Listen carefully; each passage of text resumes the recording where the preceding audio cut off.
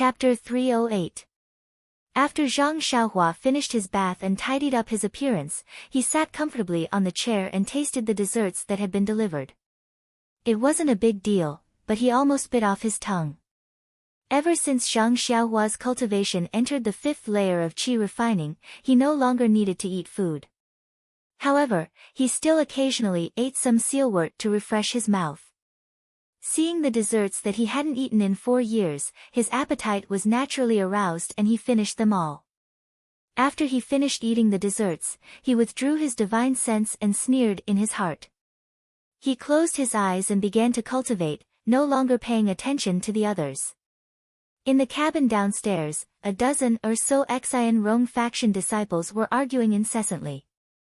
No one was able to convince anyone. The majority, led by Bai Yonggui, unanimously believed that they should kill this youth of unknown origin here and then throw him into the sea. On the other hand, the minority, led by Chai Feng, believed that even though there was a possibility that this youth would leak information, they had promised to bring him back to land after all. Furthermore, they had also made a poison oath. It was best to escort him back to the faction and let the sect leader make a decision. After arguing for a long time, Chai Feng gradually fell into a disadvantageous position. He was originally part of the minority and wouldn't argue with his fellow disciples over this youth. After all, he was a member of the sect and would have to live in the sect in the future. It was best to close one eye to things that he couldn't control. AI, how much can conscience be worth in this day and age?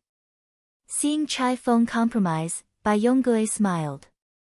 This time, they were able to obtain the sheepskin scroll from the deserted island. However, as for the punishment of the unfamiliar youth on the deserted island, if his opinion was adopted, it would naturally overshadow Chai Feng's. When they returned to the sect, he would naturally be the first to receive a reward based on merit. How could he not fight for such an opportunity? But what about the innocent youth's life? How could she be worthy of his attention? What followed was naturally to discuss how to make their move.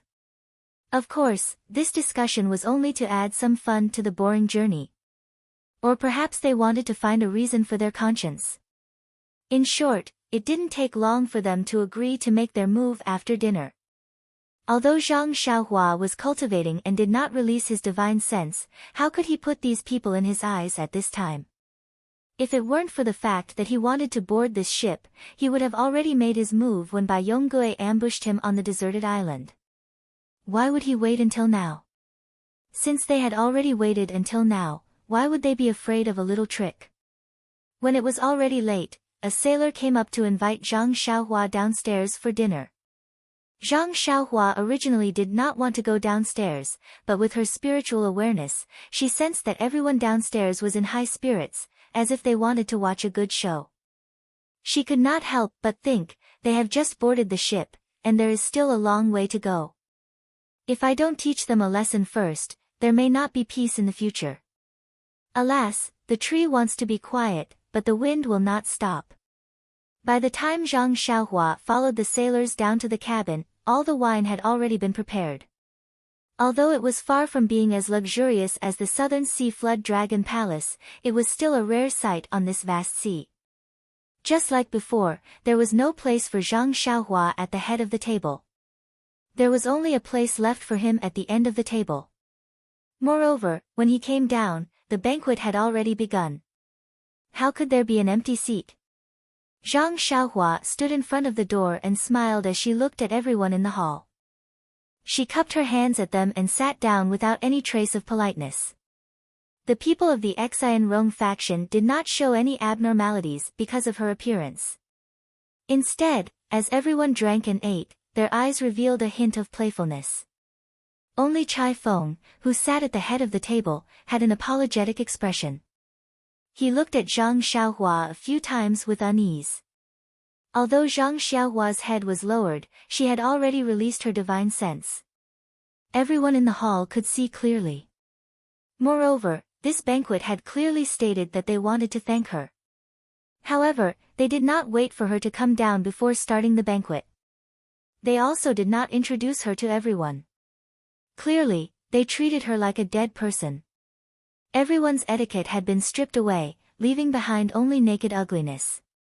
She sighed again. Alas!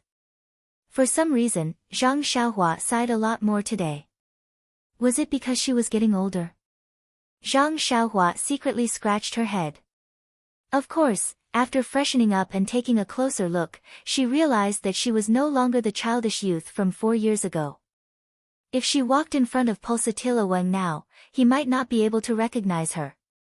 That's right. I wonder what the result of the battle at sea was. Did the navy of Jinhua City win, or did the Southern Sea Serpent Palace win? However, what does this have to do with me? I am Ren Xiaoyao, who has already been buried in the belly of a fish. Just now on the deserted island, I still called myself Ren Xiaoyao. I won't leave any evidence behind, right? It doesn't matter. It's been so long. Pulsatilla Wang must have already forgotten about me. He will only be at home hugging his Southern Sea girl. Hee hee. Besides, do I still have to be afraid of him now? Although Zhang Xiaohua was not too interested in the food and wine in front of him, he had not eaten for many years after all. Thus, he moved his chopsticks slightly and tasted every dish. The taste is not bad. This group of people actually didn't put poison in the food.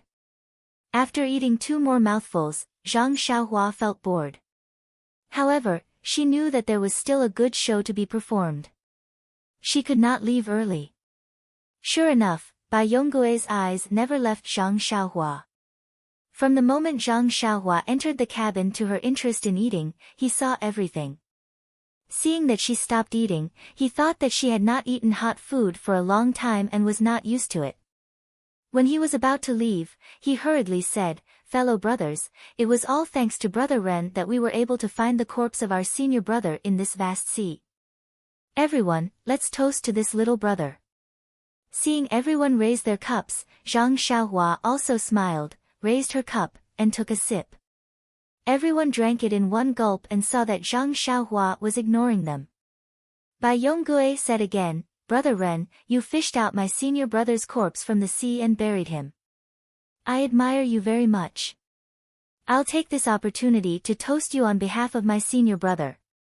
After speaking, he drank it in one gulp. Zhang Xiaohua nodded and still put the cup to her mouth. Bai Yonggui poured the wine and was about to speak again when Chai Feng spoke first, that, "Brother Ren, I'll also toast to you. The sea is vast, and there are still many days. If there is anything that I did not take care of you well, please forgive me." After speaking, he raised his cup and drank it. He's not a bad man. Zhang Xiaohua thought for a moment and raised his glass to taste it again.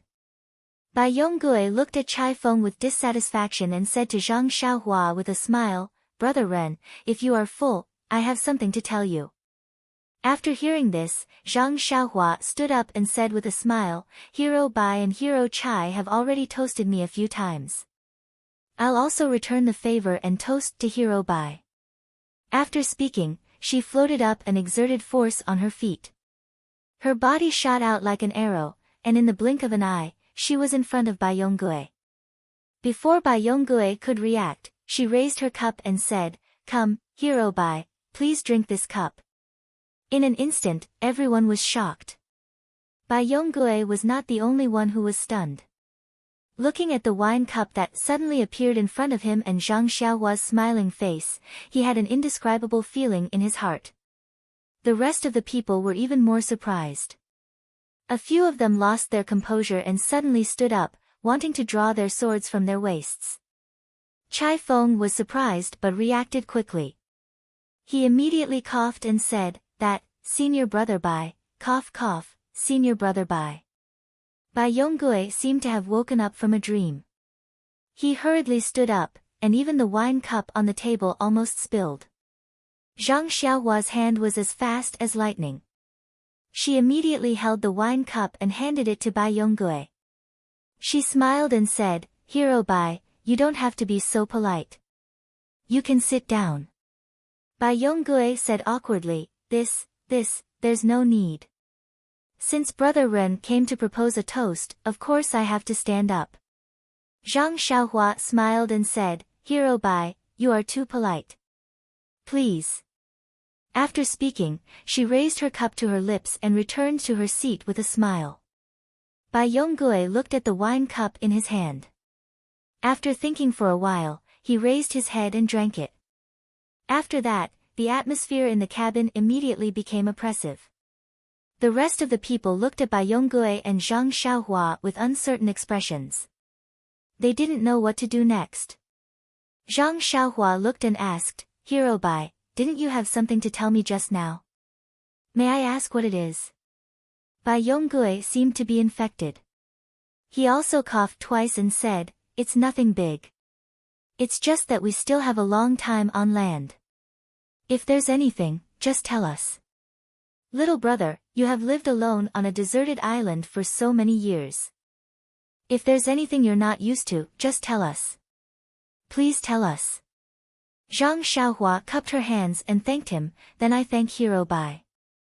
I'm used to living alone on a deserted island. I can't adapt to a crowded place for a while. In the future, I won't come down to eat. Please take care of me. After speaking, she cupped her hands at everyone. At this time, everyone no longer had the playful expression from before. They all stood up and said that they didn't dare. Then, Zhang Xiaohua smiled and said, I just got out of trouble. My body is really weak. I have to leave first. Please enjoy your meal. After speaking, she cupped her hands and left the cabin. In fact, when he came out, he wanted to say, Hero Bai, the road on the deserted island is uneven. I hope the road on the sea can be smooth. But after thinking about it, he felt that his lightness skill must have been enough to subdue this guy. So, he didn't intend to draw legs on a snake. Back in the cabin, Zhang Xiaohua didn't release his divine sense as before. He believed that if people weren't too stupid, they wouldn't have any ideas about him. Of course, if there was really someone who didn't know what to do, he wouldn't be lenient. Zhang Xiaohua sat cross-legged and cultivated for a moment. Then, he took out 2 primordial stones from his arms, one in each hand. Then, his right hand made a gesture and kept changing. He drew out the primordial chi from the primordial stones and hit it on the 4 walls of the cabin. He didn't stop until his forehead was sweating. This was the result of Zhang Xiaohua's cultivation of restriction and formation. He could barely set up some simple restriction to protect himself. After setting up the restriction, Zhang Xiaohua held the primordial stones in his hand and closed his eyes to cultivate. Chapter 309. Zhang Xiaohua, on the other hand, waved his hand coolly and left. Everyone in the cabin was left speechless. The fellow sufferers of Shinrong's sect looked at each other, not knowing what to say.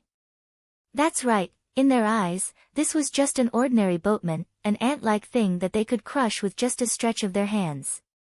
However, when they stretched out their hands, they suddenly realized that what was revealed in front of them was only a small toe, and what they saw was only a blurry leg.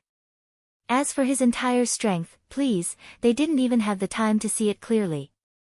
At this time, Junior Brother Li opened his mouth and said, Senior Brother Bai, I see that this youth is only about 15 years old. Even if he is a disciple of a famous sect, he would start practicing Nigong at the age of 4 or 5. At most, it would take 10 years. Based on what Senior Brother said this afternoon, this guy was only taught by a fellow martial artist. Even if he is lying, he has only practiced Nigong for 5 or 6 years. I estimate that his strength is only in Qinggong. If we really fight, he will definitely not be our opponent. Another lean man also shouted, Yes, Senior Brother, he is only one person. We have more than 10 brothers. Why should we be afraid of him? Chai Feng curled his lips and said, Bullying the weak with the strong, bullying the weak with the many. Bai Yonggui frowned and said, Everything should be done in the sect. How can we worry about such small matters?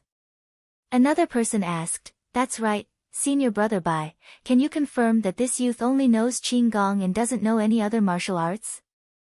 Hearing this, Zhang Xiaohua's words on the deserted island suddenly appeared in Bai Yonggui's mind, 2 heroes, be careful.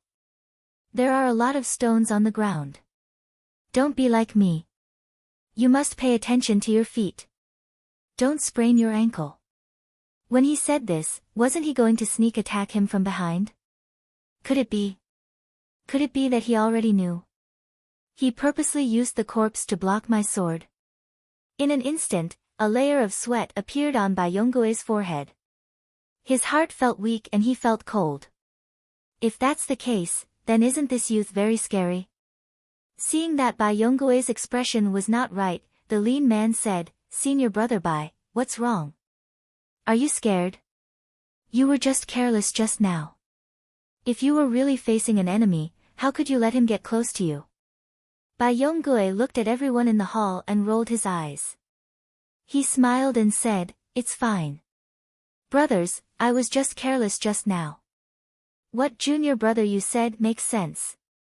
How about this, we'll hand this difficult task to junior brother Yu." He then rubbed his chin and said, "Junior martial brother Yu, if you can handle this matter well, I will definitely tell the truth in front of the sect leader and give you the greatest credit. What do you think?" When the lean man heard this, he was overjoyed. He immediately stood up and said, "Senior Bai, are you telling the truth?" Bai Yonggui smiled and said, "We're brothers, why would I lie to you?" Junior martial brother Yu said, "Well said. Since it's like this, I'll go and bring that guy's head over to accompany senior martial brother Bai's wine." As he spoke, he was about to leave his seat. At this time, a short and fat man beside him hurriedly tugged at his clothes and gave him a look. Junior brother Yu was not an impulsive person. Seeing the junior brother who was close to him give him a hint, his heart trembled. He then looked at the other senior brothers and found that they all had an indifferent look on their faces. Some of them even had ridicule in their eyes. He immediately understood what was going on. He stopped walking and smiled apologetically, "Senior brother Bai, I think it's better to forget about it. This little brother came out this time only to help senior brother. You can eat the meat, but you can give this little brother some soup to drink. This merit should be decided by senior brother. This little brother will just wave the flag and shout from the side to support you." Bai Yonggui said unhappily, "Junior martial brother Yu's words are wrong. The sect leader has said that no matter if it's a white cat or a black cat, as long as it can catch mice, it's a good cat.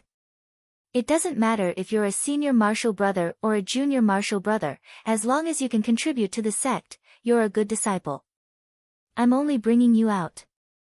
The reward will still depend on your performance. I won't block your path for myself. I think I'll leave this matter to you." Junior martial brother Yu hurriedly said, "Senior martial brother Bai is too modest. I've always followed senior martial brother's lead. This time, I won't steal senior martial brother's glory." "Right, if senior martial brother isn't willing to lower yourself to do it, I think junior martial brotherly should do it. He's already seen through this youth's strength and must have a card up his sleeve." When junior martial brotherly heard this, he was greatly angered and thought to himself, "This bastard is really hateful. I was just casually flattering senior martial brother Bai. You're the one who stood up to take credit, but when you see that the wind is blowing in the wrong direction, you push it to me? Who doesn't know that the youth's qinggong is powerful and that he can easily get close to us? If he has a long sword in his hand, his swings and thrusts will catch us off guard. Even senior martial brother Bai, with his high martial arts, fell for it, let alone us. If he really gets angry and wants to fight to the death, he'll definitely be able to drag a few of us down with him. This is still a situation where we're surrounded. If it's one-on-one, wouldn't the situation be even worse? Who would be stupid to be a bird that sticks its head out like this?" Then, he immediately stood up and said, "Senior martial brother Yu, I'm only making a logical judgment. Senior martial brother doesn't need to take it seriously. Just treat it as a fart. Moreover, senior martial brother Yu is my senior martial brother and senior martial brother Bai is my senior martial brother. If senior martial brother Yu isn't willing to steal senior martial brother Bai's credit, how could I dare to steal senior martial brother Yu's credit? In my opinion, it's better for senior martial brother Yu to go. How could junior martial brother Yu go?" He had no choice but to brace himself and recommend a few more people. As for those who were recommended, they were angry that they were recommended and all of them were pushed back. In short, no one was willing to face Zhang Xiaohua's ghost-like Qinggong again. Bai Yonggui watched for a long time and secretly frowned. He coughed and said, "Junior martial brothers, to serve the faction leader, even if it's a mountain of swords and a sea of flames, you can't even frown. How can you shirk your responsibilities like this?"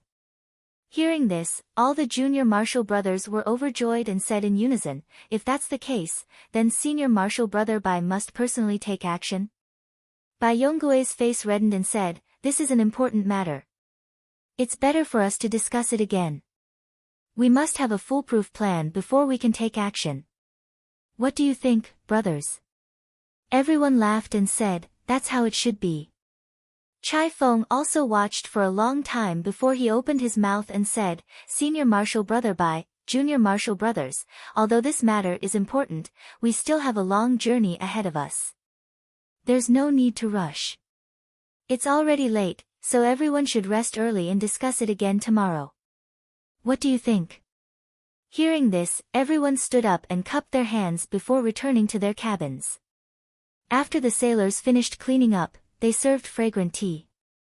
The two of them took a sip before Chai Feng said, "Senior martial brother Bai, it seems that we have a hot potato in our hands."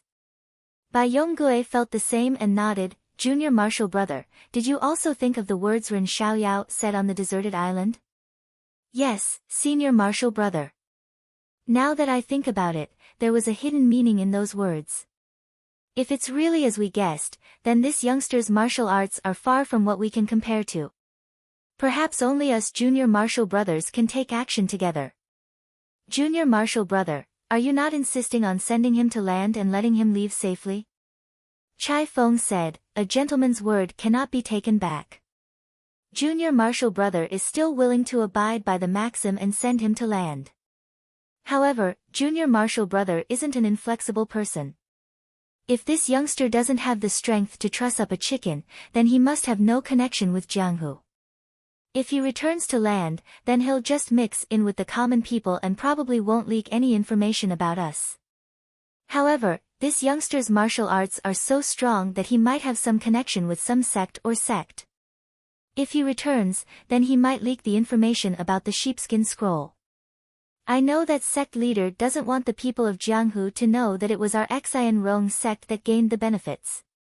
Therefore, I feel that this youngster shouldn't be left alone." Bai Yonggui smiled, "Then junior martial brother also agrees to silence him.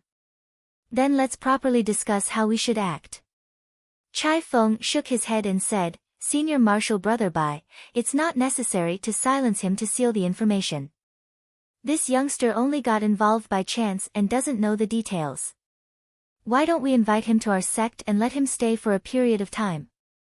It won't be too late to let him out after the storm dies down. What do you think?" Bai Yonggui shook his head and said, "Only the dead can keep secrets. This is what sect leader often teaches us. Junior martial brother, how could you forget? Moreover, this guy's martial arts are so strong that he might be a spy from another sect. If we bring him back and there's a problem, wouldn't we be inviting a wolf into the house? I think junior martial brother's idea is too conservative." Chai Feng sneered, "Then senior martial brother Bai, what do you think we should do? This youngster's Qinggong is superb. Although I don't know how good his other martial arts are, just today's move alone shocked everyone present. The other junior martial brothers don't dare to face him alone. I think that even if we surround him, no one will dare to be the first to attack him." Bai Yonggui was also helpless. He didn't want to be the first to attack, let alone the others. At this time, he suddenly said, "Junior martial brother, why don't we secretly make a move while this guy is asleep? What do you think?" "Secretly make a move?" Chai Feng snorted and said, "Didn't you see how careful he was? He didn't even eat a few mouthfuls of the banquet. It was as if he was afraid of putting something in the dishes. He has lived on the sea for many years and has seen many things. Believe it or not, he definitely won't sleep peacefully tonight." Who knows, he might even be waiting for us to come. Thinking about Zhang Xiaohua's performance just now, Bai Yonggue couldn't help but agree with Chai Feng's opinion. For the time being, he dismissed the idea of a night attack. Regarding Zhang Xiaohua, this youngster who he didn't know the depth of his martial arts, he didn't want to be in a hurry to shed all pretense of cordiality. Along the way, there was still plenty of time and opportunities. It was better to first stabilize this guy. Maybe an opportunity would appear and he would be able to dispose of him without shedding a drop of blood. Thus, the two chatted for a while before returning to their cabins to rest. Chapter 310. For the next few days, the elite disciples of the Xian Rong sect continued to stare at each other, unable to come up with any good ideas. After all, they had never practiced a siege formation. If they were to attack like a swarm of bees, no one could guarantee that they would be able to completely dodge the youth's outstanding qinggong. Even if they had been taught to give up for the sake of everyone in the sect, who would be willing to give up their lives in front of a real situation? As for Zhang Xiaohua, it was just as Chai Feng had expected. He was really an experienced sea runner. Ever since he met everyone for the first time, he did not show his face again. All of his daily food needs were sent to the cabin by the sailors. Bai Yonggue had invited him a few times, wanting to find out more about him, but he had been rejected with the excuse that he had just left the deserted island and was not feeling well. Even when the sailors delivered food, they only ate a little bit of staple food and drank a little bit of water. The rest of the meat and fish were not touched at all. This also destroyed the thoughts of some people who wanted to poison the food. In fact, Zhang Xiaohua had already abstained from eating, so it did not matter if he ate or not. However, if he really did not eat or drink in front of the people of the Xian Rong sect for a few days, then he might really be seen as a monster. They might even take advantage of his hunger and thirst to kill him. Wouldn't that disrupt his plan of hiding his strength? Zhang Xiaohua also really did not want to fall out with the people of the Xian Rong sect before they returned to land. The more Zhang Xiaohua acted like a hedgehog that no one could bite, the more Chai Feng felt that his judgment was correct. He was just an innocent sea runner. On the other hand, Bai Yonggue was even more anxious. The supplies on the ship were limited, so he could not delay the ship from docking. Once the ship docked, he would have no reason to force the ship to stay. When that time came, they could only fight. Therefore, on this vast sea, on this ship, a very delicate balance was formed. However, the two sides of this balance were exceptionally passive and proactive. The reason why the Xian Rong sect was passive was because they could not come up with an effective method that would not harm themselves. On the other hand, they had two different voices. One was to silence the other, and the other was to send him to the sect. Although these two businesses were to prevent information from leaking out, the process and results of the implementation were completely different. The reason why Zhang Xiaohua took the initiative was that although he knew that the Xian Rong sect had evil intentions towards him, he only wanted to take the ship back to land. Just as Zhang Xiaohua thought, as long as I am careful and don't give you a chance, I don't believe that you will never reach land. And when you reach land, heh. Of course, the main reason why Zhang Xiaohua took the initiative was because of his powerful martial arts. The people of the Xian Rong sect had only seen his superb qinggong and did not know the depth of his martial arts. However, Zhang Xiaohua knew clearly that even if he used his qinggong to fight with them with a small sword in his hand, these people would definitely not be able to harm a single hair on his body. Not to mention, as long as he stayed in the cabin and used his divine sense to drive the small sword, he would be able to kill people like a ghost. Since the balance of power was in his hands, Zhang Xiaohua naturally led a carefree life. His cultivation was similar to when he was on the deserted island. However, in order to maintain an abundance of essential qi and deal with any unexpected situations, he temporarily stopped cultivating the blood of jade elixir core. When he cultivated at night, he placed restrictions all over his body to prevent himself from being ambushed when he was unconscious at midnight. In addition to comprehending the restrictions and formations, Zhang Xiaohua also took out a large amount of time to carefully read the first jade slip that Fire Dragon Jinren had left behind. This jade slip contained a lot of common knowledge about cultivation and a large amount of basic spells. When he was on the deserted island, Zhang Xiaohua was too lazy to waste time on these things. After all, it had nothing to do with cultivation. However, now that he was about to step into the pugilistic world, where martial arts reigned supreme, if he only had an unparalleled essential qi but did not know how to use it, wouldn't he be as stupid as a rich man who had a treasure house but did not know how to use it? After another 10 days, although he still did not see the shadow of land, he could often see the shadow of some ships in the distance. In his heart, Zhang Xiaohua knew that the land was not far away. This day, when it was close to noon, Zhang Xiaohua once again politely declined Bai Yonggui's invitation. He simply drank some water and ate some food. Then, he released his divine sense and covered the entire ship. In the cabin, seeing Bai Yonggui walking in, junior brother Li went forward and asked, "Senior brother Bai, is that guy still not coming down?" "Yes, he seems to have sensed something. No matter what, he does not even take half a step out. Could it be that our actions have made him suspicious?" "Nonsense, what actions have we taken? We are just discussing countermeasures together. He does not have clairvoyance and clairvoyance, how could he know what we are doing?" Senior brother Bai is right. This guy is a cunning little fox, a coward. He immediately hid when he sensed the slightest movement and did not dare to come out again. He only ate so little. Even if we poisoned him, it would not work. How about we not send him water and food? What do you think? AI, do you think I don't want to? But even if we don't send him water, do you think he does not know where we put it? He does not step out of his room. How would he know? If I say you are stupid, then you are stupid. If you had such a high qing gong, wouldn't you take advantage of the night to observe below the deck? This youth was born as a sea runner. In this aspect, he is more proficient than us. So, even if we don't send him food, won't he find it himself? So, after thinking about it, there are only 2 paths. Bai Yonggui said with a gloomy face. 2 paths. Senior brother Bai is truly brilliant. This lowly one is full of admiration. Even after racking my brains, I could not come up with even half an idea. Look at you, you're giving us 2 paths in one go. This lowly one is all ears. One of them flattered Bai Yonggui with a charming smile. Bai Yonggui was not in the mood to be flattered. He looked at the person angrily and said, "If you can't think of anything, don't be anxious. As long as you follow my plan, you will also be a good disciple of our Xian Rong sect."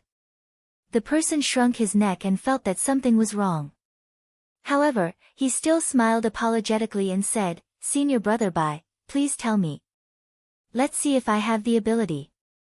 Bai Yonggui looked around at everyone and said, "The first option is for us to surround his cabin and find 2 people to rush in through the door and window to attract his attention. Then, the others will rush in from these 2 places. Isn't this bastard's qing gong powerful? Let's just stay in that cabin and make sure he doesn't have any space to move. I don't believe that we can't kill him." After he finished speaking, he pointed at the person who had just flattered him and said, "You, go in through the door. If you can successfully kill him, I will give you the merit." When that person heard this, his expression changed. He smiled and said, "Senior brother Bai, you must be joking. This little brother's martial arts are low, so it's better for me to help from the back. It's better to give this important opportunity to someone else." Bai Yonggui laughed coldly. He looked at the people who did not dare to look him in the eyes. He said angrily, "Soldiers are trained for 1,000 days to be used in a single moment. Now is the time when the Xian Rong sect needs you." At this time, someone whispered, "Senior brother Bai, why don't you be the first to rush in?" Bai Yonggui asked loudly, Who said that?" Seeing that no one responded, he said, "Of course I am willing to be the first to rush in." However, as the saying goes, an army cannot be without a general. I still have to stay in the middle to ensure the successful completion of this operation. This young man is just an insignificant ripple. There are more and more important things that I need to do. What about the second option? Someone asked. Bai Yonggue smiled and looked at the person. This second option is something that I have discussed with your senior brother Chai for a long time. It can be considered a foolproof plan. Everyone's eyes lit up. They were all very surprised. Our main purpose for going out to sea this time was to find this sheepskin scroll. Now that we have successfully completed our mission, I believe that the rewards from the sect will not be small. This young man who ran out to sea was just an accident. Preventing him from leaking information is a very professional job, and should be left to the experts. I think, should we send the news back to the sect and let the sect leader send a specialist to solve this problem? When everyone heard this, they all clapped and said, "Good, very good." Bai Yonggue seemed to have expected this result and said, "Since everyone has agreed, then let's take it as a collective decision made by the dozen of us. Junior Brother Li, I'll leave this matter to you. Time is ticking by and we should only be a few days away from Songluo City, right?" Junior Brother Yu hurriedly replied, reporting to Senior Brother Bai, "It is only 2 or 3 days away." "Good, then tell the sailors to slow down the ship. If necessary, we can take a detour." "But Senior Brother Bai, the supplies on our ship are not enough. If we encounter a storm, we may not be able to safely reach the shore." Bai Yonggue glared at him and said, "No matter what, we have to hold on until we receive a reply from the sect. Otherwise, we may have made this trip in vain." Junior Brother Li saw this and said, "Okay, Senior Brother Bai. I will immediately send a message to the sect." Bai Yonggue nodded, indicating that he should quickly go and do it. Not long after Junior Marshal Brother Li entered the deck, a bird that was a lot bigger than a pigeon but a bit smaller than a falcon flew out from a small window. That bird circled above the ship a few times, and after determining the direction, it flew in a certain direction. Junior Brother Li watched with satisfaction as the bird flew away. Only then did he close the window and return to the cabin to report. However, just as he closed the window, a black light flew out from the cabin on the second floor. It flew like lightning towards the bird in the distance. Chapter 311. That black light was the small sword driven by Zhang Xiaohua. Although the bird flew very quickly, the small sword was even faster and in a short while, it had caught up. The bird seemed to have sensed its pursuers and immediately increased its speed. As if it had been trained for a long time, it flew up, down, left and right as if it was trying to shake off the small sword. Unfortunately, the small sword had been through a battle with a wild seabird, and how could it be shaken off by this bird? In a short moment, the small sword was pressed against the bird's neck, and if it exerted a little more force, it would be stabbed to death. At this moment, the small sword suddenly shook off the bird and with a turn, it flew back like a bolt of lightning. The bird had just escaped death and gave a loud cry. Once it had identified the direction, it flapped its wings and hurriedly escaped from this sad place. Zhang Xiaohua's divine sense had been enveloping the entire ship, and he had seen Bai Yonggue and the others discussing how to deal with him. However, he did not have clairvoyant ears and did not know what they were talking about. When he saw Junior Brother Li going below the deck to write a note, he naturally paid close attention to it. Unfortunately, what he wrote was a mess, and even though he was used to reading ancient texts, he could not understand it. It was only when Junior Brother Li released the bird that he felt that the note might be unfavorable to him, and without hesitation, he released his flying sword with the intention of intercepting the bird midway. But the moment he made his move, he hesitated. Who knew if what was written on the note was related to him? He was only playing the role of a young boy who was running on the sea. It was just that he happened to be on the deserted island at the right time. The skills he showed on the first day were enough to frighten them. Moreover, along the way, he didn't see them pick up their weapons and do anything to him. Was he being too careful? Furthermore, he did not understand the contents of the note. If this note was related to matters regarding the ship's docking and he had intercepted it, the Xian Rong clan would not be able to receive the information on the note, and if it delayed the ship's docking, wouldn't he be painting feet on a snake? Therefore, after weighing the pros and cons, Zhang Xiaohua decided to withdraw her flying sword and stay still. Junior brother Li didn't know that his actions of writing the note and releasing the birds had been seen clearly by others. Their birds, which they thought were very secretive, were almost intercepted by others. They even happily returned to the cabin and reported to Bai Yonggui. When everyone heard that the bird had flown out, they all felt as if a huge rock had been lifted off their shoulders. They laughed and chatted for a while, recalling the hardships they had gone through on this voyage and looking forward to the rewards they would receive when they returned. Only then did they all return to cultivate. Zhang Xiaohua watched as everyone laughed and chatted happily for a while before dispersing as usual. They didn't come up with any weapons. She couldn't help but feel puzzled. Could it be that she was thinking too much? The ship traveled on the sea for another 3 days. During this time, the ship's speed was sometimes fast and sometimes slow. Sometimes, it would even constantly change directions. Bai Yonggui was very nervous. He was afraid that Zhang Xiaohua would come out of the cabin and question him. Unfortunately, Zhang Xiaohua was not the youth that he claimed to be. This guy had no sense of direction. When he was at sea, he couldn't even tell north from south. How would he know that the ship was going in circles? Even if it was sometimes fast and sometimes slow, he would only think that it was normal. These days, because they had often encountered ships that signaled with flags, Zhang Xiaohua knew that they were getting closer and closer to the shore day by day. He became more and more cautious. Other than cultivating at night, his divine sense enveloped the entire ship. When he saw Bai Yonggui's anxious expression, he thought that he was waiting for orders from the sect. He was secretly glad that he didn't hunt down the bird that was sending the message. Sure enough, on this day, Zhang Xiaohua's divine sense moved, and the bird returned safely. After receiving Junior Marshal Brother Li's report, Bai Yonggui's face revealed a smile. Then, he called all his fellow disciples to the cabin for a meeting. Seeing this situation, Zhang Xiaohua didn't hesitate. Her body floated out of the window and along the outside wall of the ship, she slid down to the side of the cabin. She straightened her ears and listened attentively. The cabin where the disciples of Xian Rong sect discussed matters was in the middle of the deck. Usually, many sailors would pass by here. Zhang Xiaohua had the idea of eavesdropping before, but she gave up when she saw that it was easy to be discovered. Today, however, was different. First, the sailors were tired from the journey, so there weren't many people passing by. Zhang Xiaohua could monitor with her divine sense, so she could discover them in time and have time to hide.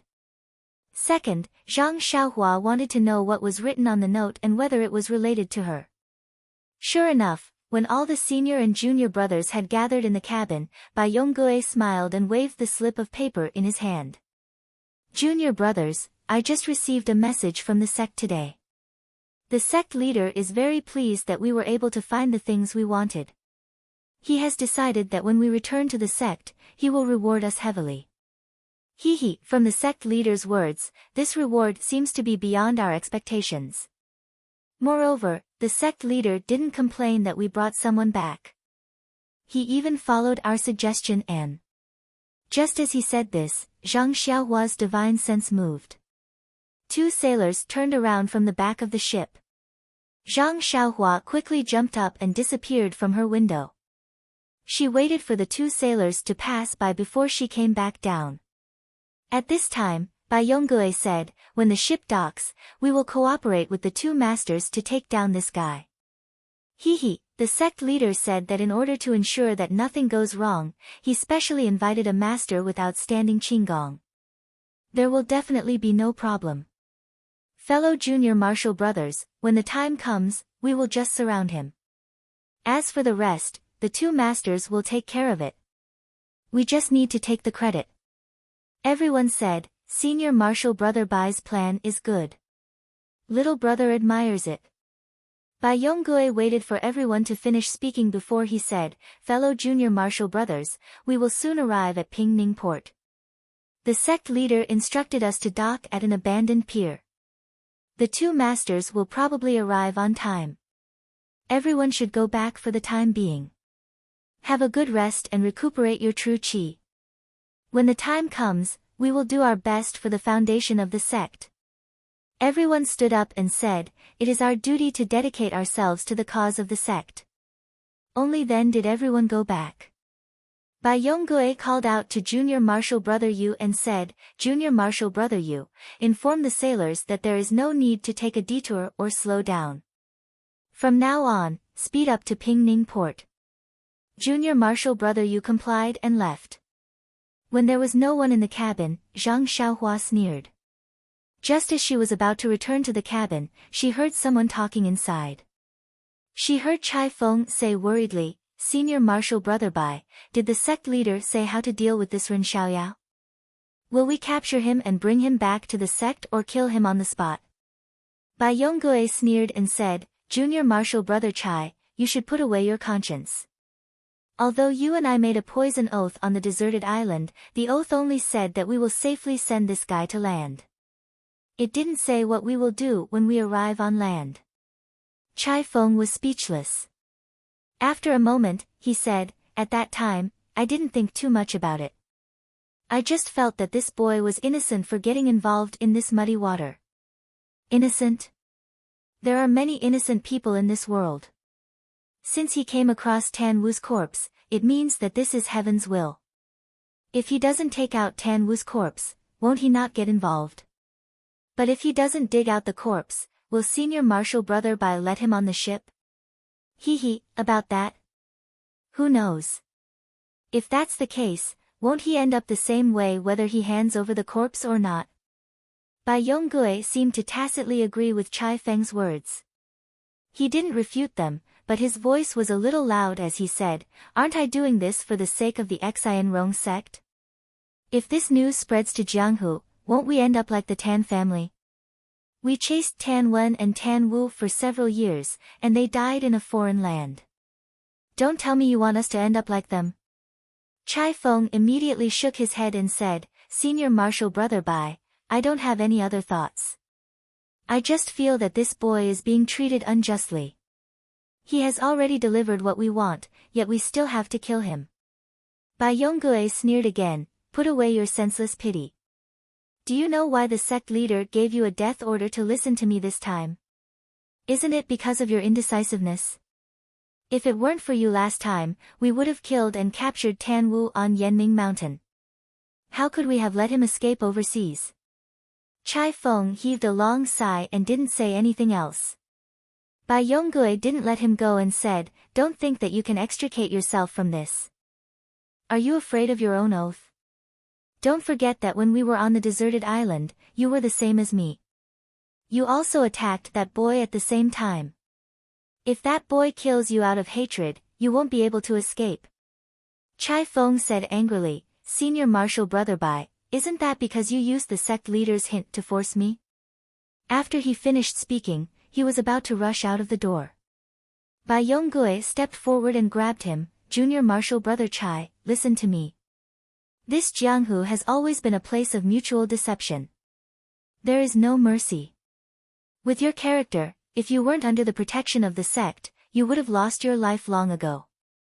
Do you know why we only benefited from the Tan family's matter?"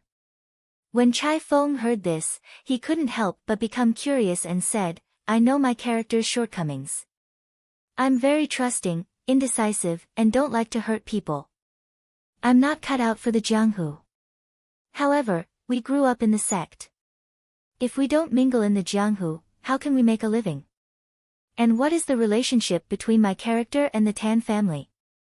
Zhang Xiaohua's gossipy heart was also greatly aroused. Just as he was about to listen carefully, another sailor passed by.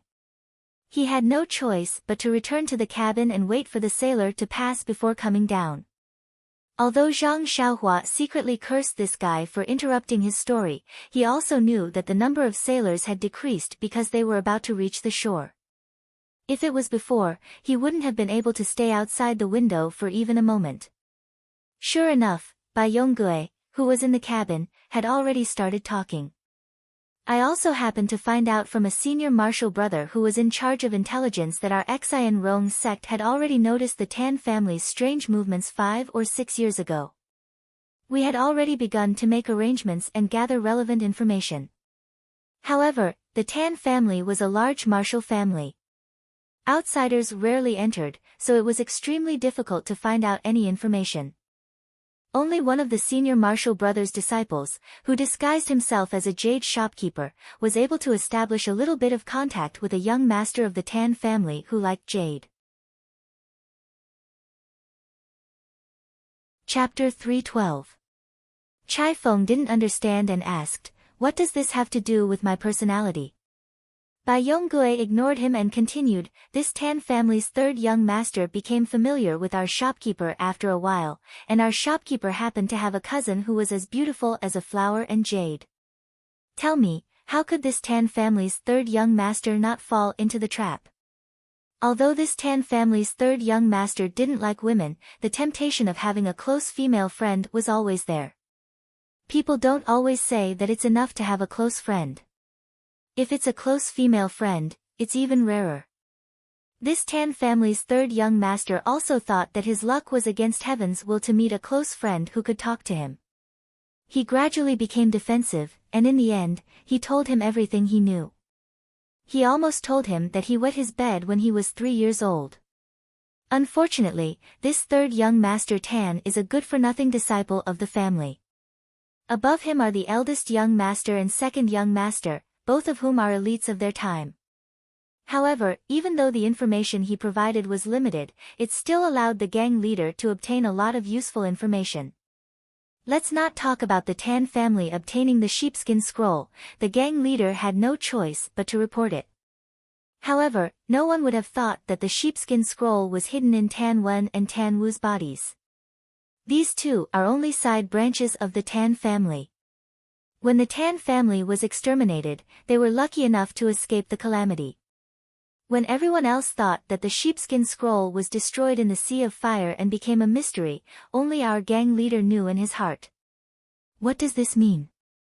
It means that in Jianghu, where the weak are prey to the strong, there is no trust that can be trusted. Even if you think of a close friend, he may betray you for some benefit, or even deliberately approach you. That Tan family's third young master still doesn't know that he's just a backup plan left behind by the gang leader. He still thinks that he got the help of his close female friend and escaped the disaster. Chai Feng smiled bitterly and said, "Maybe it's better not to know. He lives in a world arranged by others, maybe it's better for him to live." "Then what about you? Junior Chai, you still have to muddle along in Jianghu," Bai Yonggue said sarcastically. Chai Feng squeezed out a smile and said, "I know Senior Bai is doing this for my own good, but a leopard can't change its spots. Maybe it's like this in this life. Many thanks for Senior Apprentice Brother's guidance. I also need to take a rest. The ship is about to reach the shore." With that, he cupped his fists and left the cabin. Bai Yonggue waited for him to walk to the door before saying, "The decision to kill or capture that young man alive is not in our hands. We'll wait until we reach the shore and see what the two masters decide." When Chai Feng heard this, he shrugged his shoulders and did not say anything. He continued to walk out without stopping. Zhang Xiaohua saw that the song had ended and the crowd had dispersed, so he also slipped back into the cabin. At first, he hated Bai Yonggue to the bone and was prepared to find an opportunity to kill him when they reached the shore. However, after hearing Bai Yonggue's heartfelt words to Chai Feng, his heart was moved. From their point of view, killing me to silence me may be the best way. If I spread the news that they have obtained the sheepskin scroll, their Xian Rong faction will probably end up like the Tan family. Zhang Xiaohua muttered to himself, but, his heart moved. Could it be, I am also an indecisive person? I am also not suited to dawdling in Jianghu? Zhang Xiaohua took out a small sword from his bosom. The small sword flew a few times in the air before flying straight out the window and into the clouds. Zhang Xiaohua's mouth revealed a smile as he muttered to himself, perhaps. This night was destined to be a peaceful night. Not only was the sea calm and the moon bright, but the entire ship was also incomparably quiet under Zhang Xiaohua's divine sense. The sailors were busy with their own things. The disciples of the Xian Rong faction were also sitting cross-legged in meditation. Only a few idle old sailors were leaning against the ship's railing and humming an unknown nostalgic song. Zhang Xiaohua knew that tonight would be his last night at sea. Although it seemed that Bai Yonggue and the others would definitely not do anything to him tonight, he did not dare to be careless. He still carefully set up an exquisite restriction around himself before closing his eyes to cultivate in peace. After these days of practice, the inhibition was placed smoothly and almost smoothly. To be honest, Zhang Xiaohua had already learned these inhibition when he was on the deserted island. He had also casually used them in the cave. It was easy to use then and was not as strenuous as now. Therefore, he thought that he had learned them very well. However, when he was in a strange cabin and tried to use them, he found that it was not the case. Perhaps in the cave, the primordial qi was more abundant, so it was easier to set up the inhibition. The primordial qi on the sea is much thinner. It is somewhat strenuous to rely only on the primordial qi in the meridians. The primordial qi drawn from the primordial stone is not as smooth as the primordial qi of heaven and earth. As the saying goes, practice is the only standard to test the truth. It really makes sense. Fortunately, I have been comprehending the inhibition, so I can successfully set up the inhibition under difficult conditions. Moreover, the training under these difficult conditions has also allowed me to have a deeper understanding of the inhibition. One's sweat, one's harvest. The ancients did not lie. Before falling asleep, Zhang Xiaohua was quite gratified. With Bai Yonggue's instructions, the ship went directly to the shore. When the sky was bright, the shadow of the coastline could already be seen in the distance. Of course, it was only a shadow. In Zhang Xiaohua's cognition, this shadow represented hope. This shadow meant that he was one step closer to his family. Of course, Zhang Xiaohua, who already had sailing experience, also knew that although the coastline looked very close, it was hard to say how long it would take to reach the shore. Perhaps Zhang Xiaohua was the only one who was eager to return home. In his divine sense, the people of the Xian Rong faction were meditating with their eyes closed. They were accumulating their primordial qi. They probably knew that once the ship reached the shore, there would be a fierce battle. A fierce battle that they were not confident of protecting themselves. Although their opponent was only a very ordinary-looking youth, who knew who this youth would pull down as a scapegoat when he fought like a cornered beast? Zhang Xiaohua looked at their serious expressions and suddenly felt a trace of amusement in his heart. There was also a trace of a feeling of looking down on them. His heart moved. Could it be that this was the feeling of being in a high position? Yes, this is the feeling of having a card up one's sleeve. Everything is under control. Or rather, it's a feeling of transcendence. Everything has nothing to do with me. Although they are afraid of me and think of ways to control me, what about me? I see these as insignificant tricks. I see the dangerous road as a smooth road. Even the experts they invited are not in my eyes. This feeling of being in the situation but floating outside is really strange. After thinking about it, Zhang Xiaohua understood. He did not practice the Big Dipper magical fist. He did not remove the restriction around him and closed his eyes to meditate. He had already realized that this kind of state of mind was more valuable than the Heart Sutra.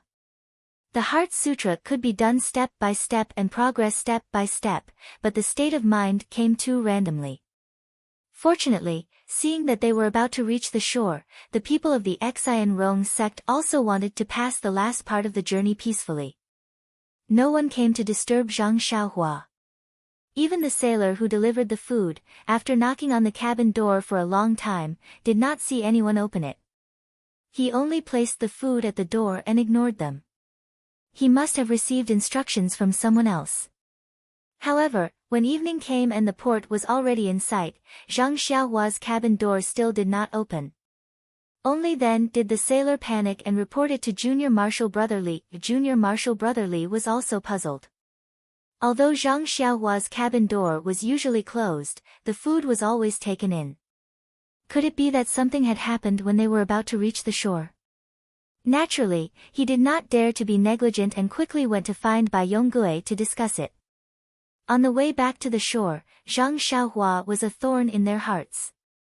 They could not touch him. It was not easy to get the faction leader to send experts to deal with him. If he disappeared, they would not be able to hand him over. Thus, they might end up with a bad ending. Bai Yonggue was more attentive.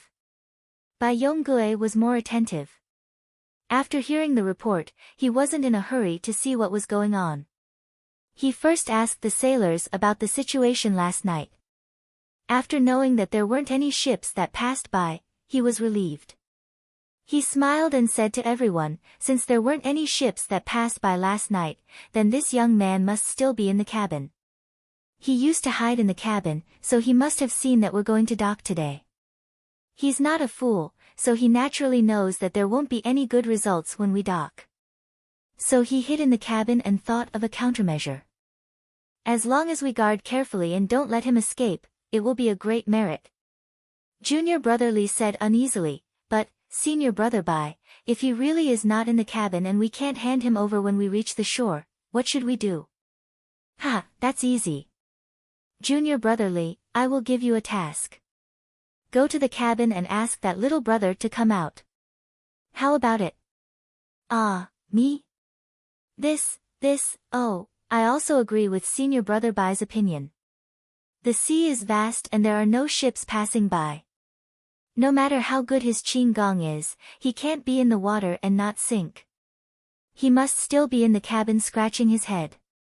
Everyone chuckled, thinking the same thing. Bai Yonggue waved his hand and asked the sailor to come forward. He said, go to the cabin door and watch carefully. That's right, find another person to go to the deck and watch the window. If there are any changes, quickly report to me. This? The sailor saw that the others did not dare to go, so he was also timid. It doesn't matter. He will not make things difficult for people like you. There is no harm in going. Chai Feng sighed and said. The sailor looked at him nervously and did not dare to say anything. He carefully walked away. Bai Yonggue waved his hand and said, everyone, we are about to reach the shore. Everyone, according to the positions we discussed before, take your positions. Before the ship reaches the shore, we still have to stand on guard. Once the ship reaches the shore, hee. When everyone heard this, their expressions turned cold. They did not dare to be careless. They quickly took their swords and went out according to the previous agreement. The port was getting closer and closer. Dusk was also approaching. Under the dusk, the deserted port looked incomparably bleak. Today, however, was different. There were already a few people standing on the shore, looking up. Chapter 313. This pier used to be a good harbor. Large and medium-sized ships could directly dock at the shore. It used to be very lively, but in recent years, it had become deserted, which was very strange. However, businessmen valued profits. Since Pingning Port could also provide a good channel, who would care about the reason why this pier was deserted? The ship slowly approached the shore, but Zhang Xiaohua's cabin door still did not open. Bai Yonggue was half happy and half worried. He was happy that the ship had finally reached the shore. Seeing that the sect leader on the shore had sent reinforcements, he could finally hand over this hot potato. He was worried that the youth with excellent Qinggong still hadn't come out. Could it be that, as Junior Brother Li guessed, he had sneaked away last night? However, if he had to open Zhang Xiaohua's cabin door himself, he really didn't have the courage. Looking at the four people on the shore, Bai Yonggue couldn't help but secretly wipe the cold sweat on his forehead. After thinking for a while, he called everyone and jumped onto the shore. There were 4 people standing side by side on the shore. 2 of them were around 23 or 24 years old. They were wearing gray robes and hats. One of them was holding a long sword, and the other was holding a long crescent moon shovel. The 2 people standing on both sides were dressed in martial attire. They were about 40 years old, and all of them were holding long swords. Although the 2 people were old, they seemed to be very respectful to the 2 people in the middle. They lowered their heads and said something.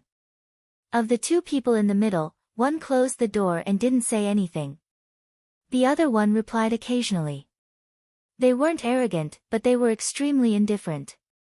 Bai Yonggue led everyone to the shore. He first saluted the 2 young people in the middle and said, "Greetings, masters." One of them nodded, and the other still closed his eyes and ignored him. Then, Bai Yonggue saluted the 2 men in martial attire and said, "Li Li, Deacon Chen, you came in person." The dark and fat man laughed and said, "Little Bai, don't call me Hall Master. It's better to call me Vice Hall Master Li." Bai Yonggue smiled and said, "Li Li is a good name. If this trip goes smoothly, I think Li Li will definitely go one step further. I'm not wrong to call you that." "Good, Xiao Bai. I like what you're saying. Your contribution this time is not small. I won't forget it. Also, the people behind you will all be heavily rewarded." Hearing this, everyone was overjoyed and cupped their fists to express their thanks. Bai Yonggue took a step forward and was about to say something when he saw Li Li give him a look and asked, "Xiao Bai, where is the expert you mentioned? How come I only see you guys and not that person?" This. Bai Yonggue didn't know what to say. Seeing Bai Yonggue hesitate, Li frowned and said, "Did he escape?" Bai Yonggue hurriedly explained, "Mr. Li, it's a misunderstanding. We're keeping a close eye on him. Why would we give him a chance? That's strange. Where is he?" This. Bai Yonggue pondered for a moment before taking a step forward. At this moment, the young man said impatiently, "If you have something to say it out loud. Why are you whispering?" Li Li also scolded, "Xiao Bai, if you have something to say, just say it. Our Xian Rong sect has nothing to hide." Bai Yonggue said awkwardly, "Mr. Li, that young man didn't escape. He's just hiding in the cabin and won't come out. We don't dare to call him." Hearing this, Mr. Li's heart was as clear as a mirror. He scolded, "You bunch of useless things. If you don't even have the guts, how can you still survive in Jianghu?" However, he looked at the 2 young men. Seeing this, the young man seemed to understand something. He smiled and said, "Well said, Mr. Li, since your leader invited us here, let us do this." Hearing this, Mr. Li put on a smile and said, "That's good. Then we'll have to ask the Grandmaster to do it." At this moment, someone suddenly said, "Grandmaster? Where are you Grandmasters from?" When everyone looked back, they saw an ordinary young man standing on the high bow of the ship. Seeing this, Bai Yonggue hurriedly said, "Mr. Li, Grandmasters, it's this young man." After saying this, he waved to the others. The others all jumped back and surrounded the dock in a semicircle. Seeing the reaction of Bai Yonggue and the others, Mr. Li smiled and thought, "Not bad, children can be taught." Then, Mr. Li took a step forward and cupped his fists to Zhang Xiaohua. "Little brother, I am Xian Rong Sect's Luo River Hall's Vice Hall Master Li Min. Under the order of our leader, I invite you to our sect for a while." He didn't mention Zhang Xiaohua's alias at all. It was as if he was sure that Ren Xiaoyao wasn't his name. How could Zhang Xiaohua believe him? He said in a clear voice, "Vice Hall Master Li, many thanks for your sect leader's kind intentions. However, this one has been overseas for a long time. It would be better for me to stay here for a year and a half. When I have time, I will pay a visit to your sect leader. Then," he added, "I'll remember your sect's kindness in bringing me back from the deserted island. I won't tell anyone." Zhang Xiaohua thought that the 2 masters invited by the Xian Rong sect were elders with strong martial arts. Only now did she know that the masters were two monks. The hats on their heads were obviously to cover their bald heads. He knew that the Xian Rong sect wouldn't want the sheepskin scroll to spread, so he didn't leak anything when he spoke. His words clearly told Mr. Li that he wouldn't reveal anything about the sheepskin scroll. Although Hall Master Li understood the meaning behind his words, he had received a death order. How could he dare to show any mercy to his subordinates? He could only smile and say, "Little brother, you're thinking too much. Our sect leader likes young talents the most. He was very happy when he received the news and sent me to welcome you. If you don't go, wouldn't you be letting down our sect leader's painstaking efforts?" Zhang Xiaohua laughed coldly and was about to speak. The thinner monk next to him said, "This benefactor, you should listen to Vice Hall Master Li. If you let this little monk fight, it won't be good. It won't be good if you get injured."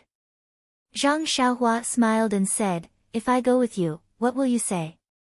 Will I just leave like this?" Ahem, Mr. Li laughed dryly and said, in order to show little brother's sincerity, I'll have to ask this great master to seal little brother's acupoints. Of course, it's only a few simple acupoints and won't have any effect on the body. When we arrive at the sect, we'll immediately undo little brother's acupoints. Our sect leader is also waiting to apologize to little brother and hold a welcoming banquet." Ha ha ha, Zhang Xiaohua laughed loudly, as if she had heard the funniest thing in the world. The monk next to him frowned and said, "Vice Hall Master Li, why are you wasting time with him? Just directly take him down. Try peaceful means before resorting to force, try peaceful means before resorting to force," Mr. Li explained. After Zhang Xiaohua finished laughing, she was about to speak when she heard a clamor from the side. Zhang Xiaohua looked up and saw that it was a crow on a huge weeping willow on the shore. Even with so many people, the crow didn't fly away. It was a strange thing. Zhang Xiaohua rolled her eyes and said loudly, "Where did this crow come from? It's so noisy, it's really unpleasant to hear." After she finished speaking, she stood up and held a long sword in her hand. From the high ship, she directly flew towards the weeping willow. Seeing this, the skinny monk's eyes lit up and praised, "Good Qinggong." At this time, the monk who had his eyes closed also opened his eyes. His eyes flashed for a moment before he closed them again. The huge weeping willow was outside the encirclement of the Xian Rong sect people. When Bai Yonggue saw Zhang Xiaohua jump out, he led everyone to follow Zhang Xiaohua's figure and flew outside. When Zhang Xiaohua landed, she was right next to the weeping willow, but she was still surrounded by people. Seeing this, Zhang Xiaohua wasn't nervous. Her right hand exerted force and stabbed her long sword into the ground. She looked at Mr. Li and smiled, "This crow is very noisy and always says some nonsense. Watch how I deal with it." After she finished speaking, she walked to the side of the weeping willow. She bent down and wrapped her arms around the thick trunk. The trunk was very big and Zhang Xiaohua couldn't even wrap her arms around half of it. However, Zhang Xiaohua didn't mind. She took a deep breath and shouted, "Rise," then, he exerted a little strength with his arms, and the ground shook. The huge weeping willow was pulled up a few inches. The weeping willow was huge, and its crown was the size of a few houses. The roots under the tree were even denser, almost covering the entire dock. Zhang Xiaohua exerted his strength, and it was tantamount to causing a small earthquake in the dock.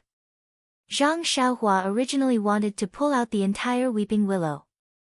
However, after pulling out a few inches, she found that the roots were too big. Although she was strong, she couldn't pull it out completely. Thus, she changed her mind and pushed. The weeping willow fell crookedly to the ground. The nest on the tree fell to the ground and the crow naturally flew away. After pushing down the weeping willow, Zhang Xiaohua clapped her hands and said, "With this, the world is finally peaceful." Seeing this scene, the dozen people from the Xian Rong sect who surrounded her were all dumbfounded. Their eyeballs almost fell to the ground. As for the 4 people outside the encirclement, the 2 leaders were dumbfounded as they looked at the huge tree that had fallen to the ground in disbelief. The monk who had his eyes closed also opened his eyes. His eyes were burning with passion. Only the skinny monk was surprised and had a hint of regret. I thought that this young man was going to use his qinggong to kill the crows. I didn't expect him to be so crude. Although his strength is ridiculously great, if I had known he would be like this, I would have taken the opportunity to go up and seal his acupoints. His idea was reasonable, but how could Zhang Xiaohua not have thought of it? This was also the reason why he pushed down the weeping willow when he saw that he couldn't pull it out. In this short period of time, with Zhang Xiaohua's ethereal steps and with the help of her divine sense, how could she be afraid of a sneak attack? Seeing that the dwarf was silent, Zhang Xiaohua was very satisfied. She smiled and said, "The crow is gone. Everyone has calmed down. Can I go now?" Li managed to fix his dislocated jaw with difficulty. He stuttered, This, master." He didn't know the martial arts of this ordinary young man, but the strength of his arms had long exceeded his imagination. In a moment, he could only ask the monk beside him for help. Chapter 314. Before the thin monk could speak, the monk with his eyes closed stepped forward with the crescent moon spade in his hand and shouted, "Benefactor, you are quite strong. Let me have a taste of your strength." Zhang Xiaohua was furious when he saw this. Along the way, he had first dodged Bai Yonggue and Chai Feng's sneak attacks on the deserted island.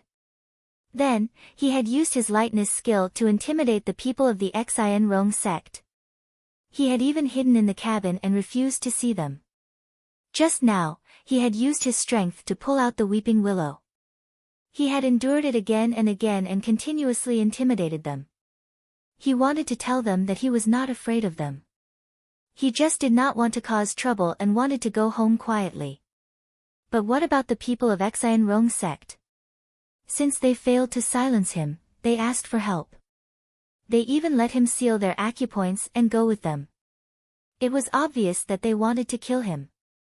The people of the Xian Rong sect were shocked and they saw how much effort he put in to topple the tree. Now, this monk was standing up for them. It seemed like they wouldn't give up until they hit a wall. If he didn't teach them a lesson, they wouldn't know that Lord Ma had 3 eyes. Zhang Xiaohua watched the monk walk into the encirclement and sneered, "Since you want to fight, let's fight. First, introduce yourself." The monk held the crescent moon spade and said proudly, "This monk is from the Dalan Temple, Yuan Shan." Dalan Temple? Zhang Xiaohua frowned. He did not know much about Jianghu. When he heard the monk, the first thing he thought of was the Dalan Temple. However, isn't the Dalan Temple a famous sect in Jianghu? Why is it involved with the Xian Rong sect? Killing people and robbing them of their treasures is obviously despised by Jianghu. Why is the Dalan Temple involved? However, Zhang Xiaohua was furious. He did not care whether he was from the Dalan Temple or the Shaolin Temple. When Yuan Shan came over with the crescent moon spade, he laughed and said, "Good, good, good." After that, he pulled out the long sword that was stuck in the ground beside him and leaped forward. He raised his sword and slashed downwards. He shouted, "Monk Yuna, eat my sword." Zhang Xiaohua had only learned the nameless swordsmanship. If he used a sword that weighed thousands of kilograms, he would be able to lift it as if it was light, but it would lose its lightness. Zhang Xiaohua had not learned any other swordsmanship. However, since the pulsatilla could use a soft sword to chop, why couldn't he use a long sword? Of course, this move of his was very similar to the mountain-splitting strike. Monk Yuan Shan saw that Zhang Xiaohua's sword was coming at him and his body was full of openings. He originally wanted to use the crescent moon shovel to greet the openings on his body, but when he heard the sound of the sword whistling through the air, he knew that even if he succeeded in one move, when the sword reached his body, his brain would inevitably burst open. His heart could not help but tremble. With a loud shout, he actually raised the crescent moon shovel with both hands and welcomed Zhang Xiaohua's sword. In Yuan Shan's mind, his crescent moon spade, which was as thick as a duck's egg, was naturally at an advantage. He estimated that the long sword would be retracted before it reached his head. However, at that moment, the long sword and the crescent moon spade collided. At first, when Yuan Shan saw that Zhang Xiaohua did not retract his move, he was secretly delighted. Although the long sword was still a sword embryo and had not been sharpened, how could it be compared with his crescent moon spade? Wouldn't it be knocked away by him? However, in an instant, an extremely abundant and huge force that he had never encountered before came from the crescent moon spade in his hand. It was as if a huge mountain was pressing down on him.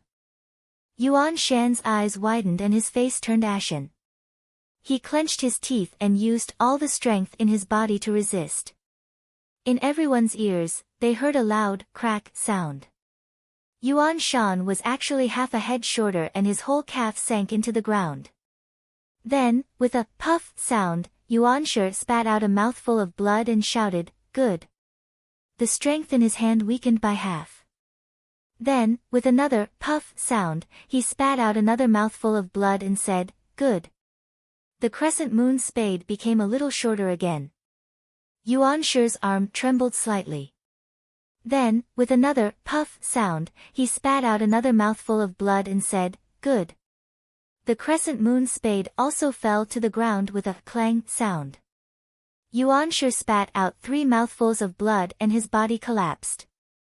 Unfortunately, his whole calf had sunk into the ground and he could not fall down even if he wanted to. Zhang Xiaohua's long sword fell on the top of Yuan Shan's head. When the thin monk not far away saw this, he was shocked and shouted, "Don't take my senior brother's life."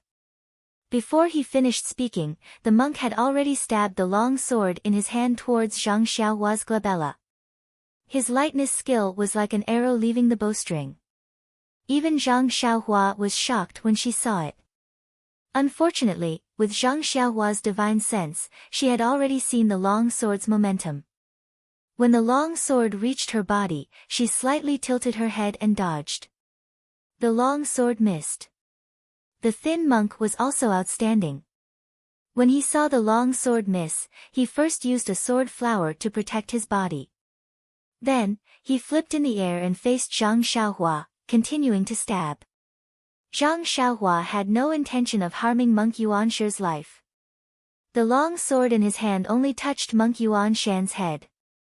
Soon after, he did a somersault and floated high into the air, dodging the long sword once again. He casually threw his long sword at Chai Feng, who was surrounding him.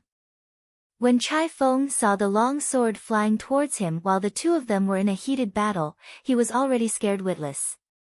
He bent over, and the long sword flew past his head, stabbing into the ground behind him.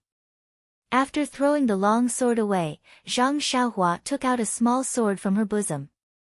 "Hey, hey!" She laughed coldly and flew towards the thin monk. When the thin monk saw Zhang Xiaohua throw the long sword away, he was puzzled at first. But when he saw Zhang Xiaohua take out a toy small sword from her bosom, he did not know what she meant. But he did not dare to be careless. He pointed his long sword and attacked again.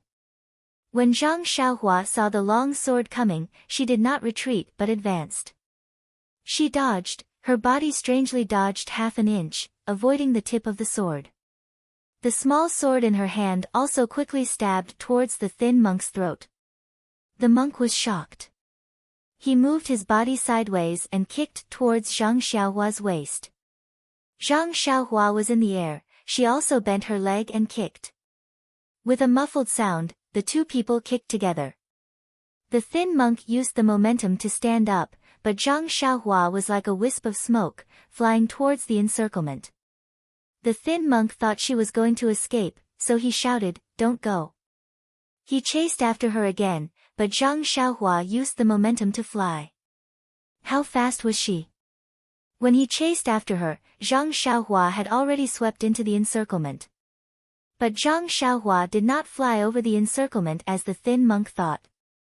Instead, she stuck out the small sword in her hand and directly stabbed towards one of the people in the encirclement. It was none other than Bai Yonggui. Like Chai Feng, Bai Yongui was scared witless by Zhang Xiaohua's bravery. He hurriedly raised his sword to meet the attack. His martial arts were not as good as Zhang Xiaohua's, so he had already lost his sense of propriety. Zhang Xiaohua sneered. The small sword touched his throat and a trace of blood had already seeped out. Then, she stopped exerting force and turned her hand back. The small sword swept past Bai Yonggui's right hand that was holding the sword and cut off his thumb. The 10 fingers were connected to the heart. Bai Yonggui felt a piercing pain and his long sword fell to the ground with a clang. At this moment, the thin monk had also rushed over. Zhang Xiaohua turned her head and grinned. She did not break out of the encirclement. Instead, she turned around and flashed past. She stretched out her small sword again and stabbed towards the thin monk's throat from a strange angle. The thin monk did not dare to be negligent. He changed the move of the long sword in his hand and protected the front of his body. However, Zhang Xiaohua suddenly rose up in the air and swept over his head. Then, she casually stabbed back with her long sword, leaving a trace of blood on the back of the thin monk's neck. Before the skinny monk could turn around, he felt a chill at the back of his neck. He knew that something was wrong and stabbed his sword back, wanting to perish together. However, Zhang Xiaohua had already flown back into the encirclement. She no longer looked at the crowd and laughed. "Don't bother me again. Otherwise, I won't be as relaxed as I am today." After she finished speaking, she flew in the direction of Chai Feng. Chai Feng had just gotten up when he saw Zhang Xiaohua flying towards him. He couldn't help but lie down again. Zhang Xiaohua ignored him and flew straight to her sword. She pulled out her sword and floated up again. With a few leaps, she disappeared into the dusky wilderness. From the moment Zhang Xiaohua made her move to flying out of the encirclement, only a short time had passed. The 2 leaders of the Xian Rong sect outside the encirclement did not have time to make their move.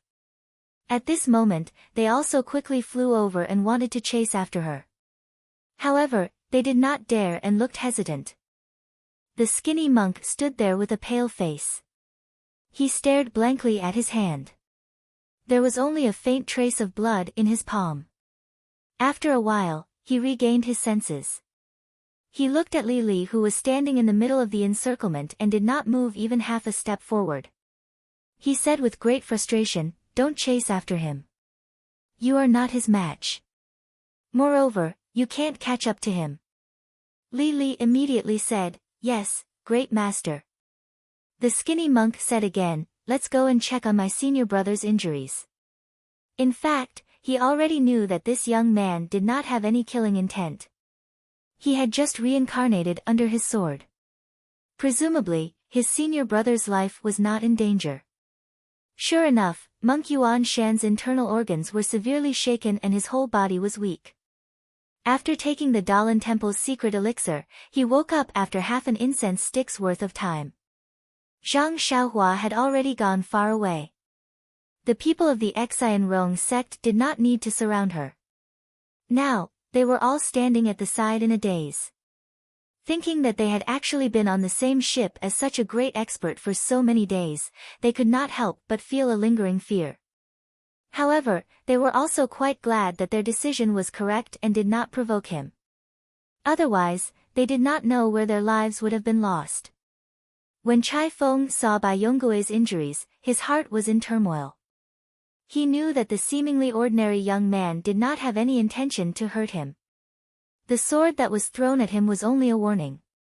As for Bai Yonggui, he had sneak attacked him on the deserted island and wanted to kill him on the ship.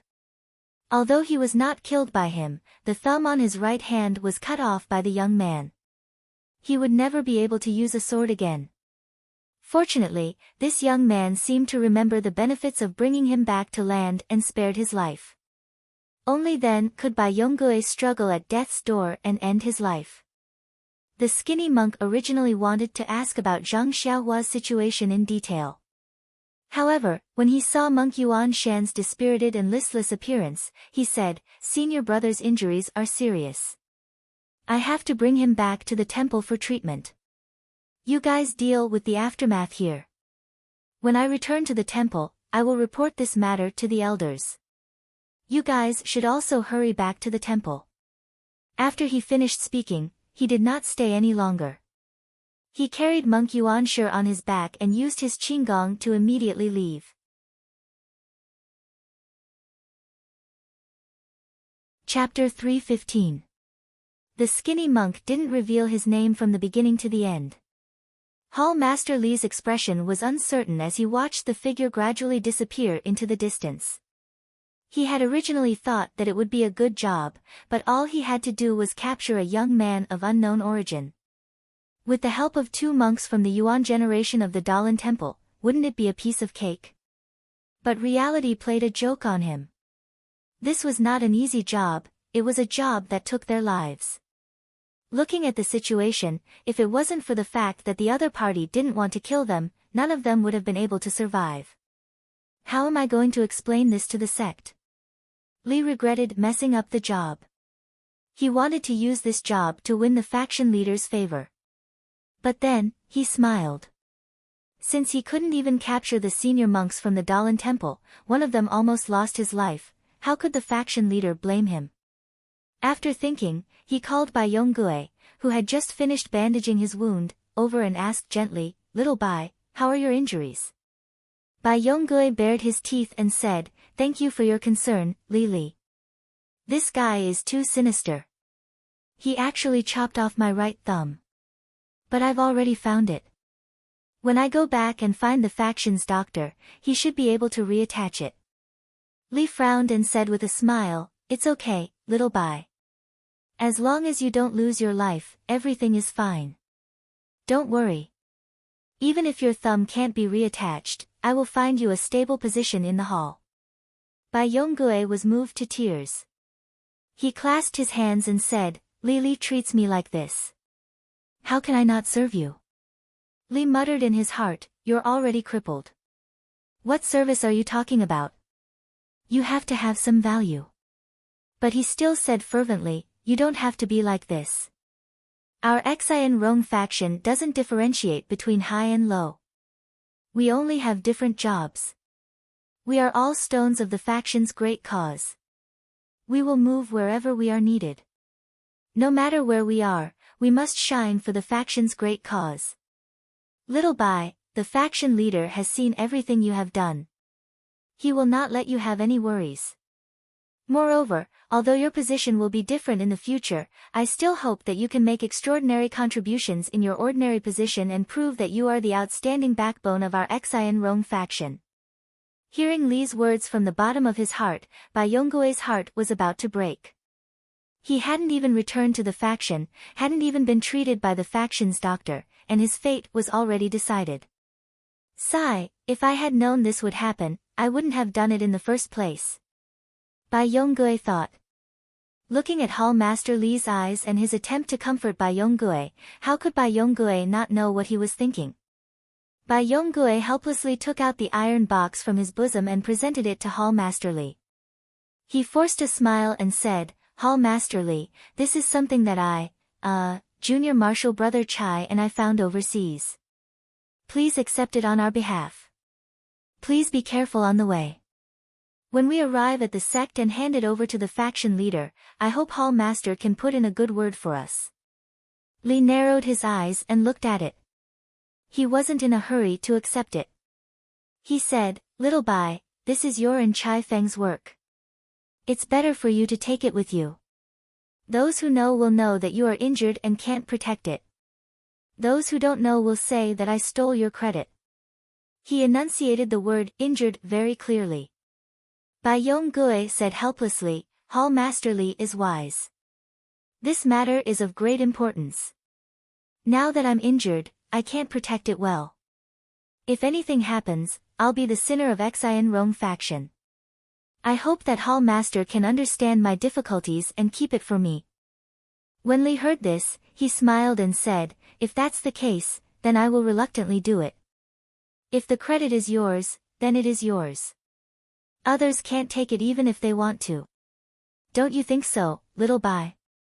Bai Yonggue smiled and said, Li is right. Li carefully took the iron box and opened it under the cover of dusk. After confirming that there was no problem, he carefully put it away. He looked at the dozen or so disciples around him and waved his hand. Everyone, you are all meritorious members of the Xin Rong faction. When you return to the faction, you will be greatly rewarded. Let's go, we will return to the faction and receive the reward for your qinggong. Okay. When the others heard this, they were all happy. The fear from being beaten up just now disappeared. They followed Li in a certain direction under the cover of dusk.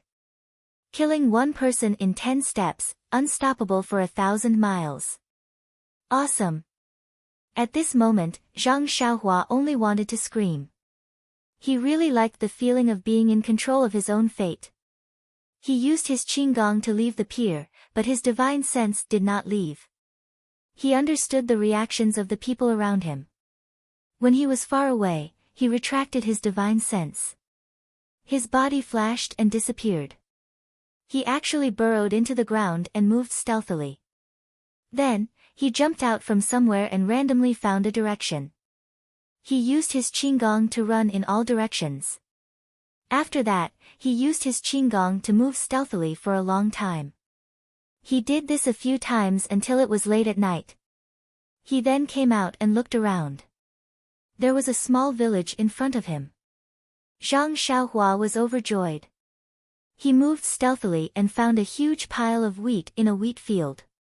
He hollowed out the middle of the pile of wheat and entered it. He closed his eyes and began to cultivate. After coming out from the pleasure of being in control of the situation, Zhang Xiaohua had a trace of vigilance in his heart. He was just in the initial stage of qi refining.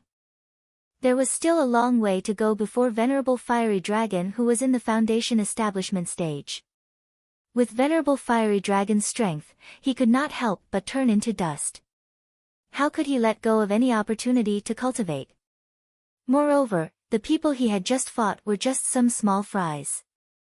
Zhang Xiaohua was not arrogant enough to compete with Peng and Monk Changgung. Who were those people? They were old monsters who had been immersed in martial arts for decades. They were the leaders of martial arts. Although he was cultivating the way of immortality and had a higher starting point than them, he had not been cultivating for long. It was impossible for him to compete with them now. Therefore, he had to work hard to cultivate. The next day, Zhang Xiaohua scurried out of a pile of wheat straw and struggled to get some information from a farmer's auntie. It wasn't that he didn't look friendly, and the auntie didn't dare to say it. It wasn't that he was dressed in a retro style that scared the auntie. The key was that this auntie was just like Zhang Xiaohua in the past. She had only been to the nearest town, Songning Town, and didn't know anything else. Zhang Xiaohua wanted to ask other people for advice. However, educated people always woke up late and were probably still sleeping. He could not drag them out of their warm beds. Fortunately, this auntie was still clear about the direction of Songning Town and pointed it to Zhang Xiaohua. Zhang Xiaohua thanked her and turned around the haystack. He disappeared with a turn of his body. The enthusiastic auntie who followed behind him shouted, "Young man, that's the way to the pigsty." How could Zhang Xiaohua, who was using Earth Escape, hear her?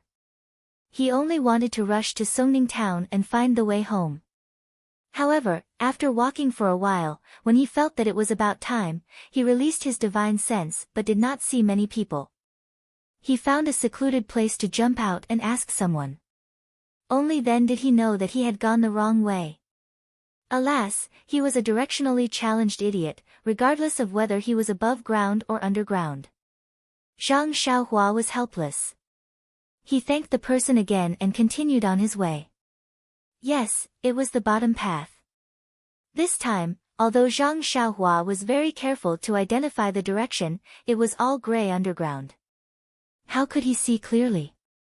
Before long, Zhang Xiaohua was already annoyed and impatient. He still found a secluded place to come out. Zhang Xiaohua was vexed when he asked someone about it. Earth Escape was fast, but he couldn't grasp the direction. Wasn't this bullshit? The faster he escaped, the more he would deviate.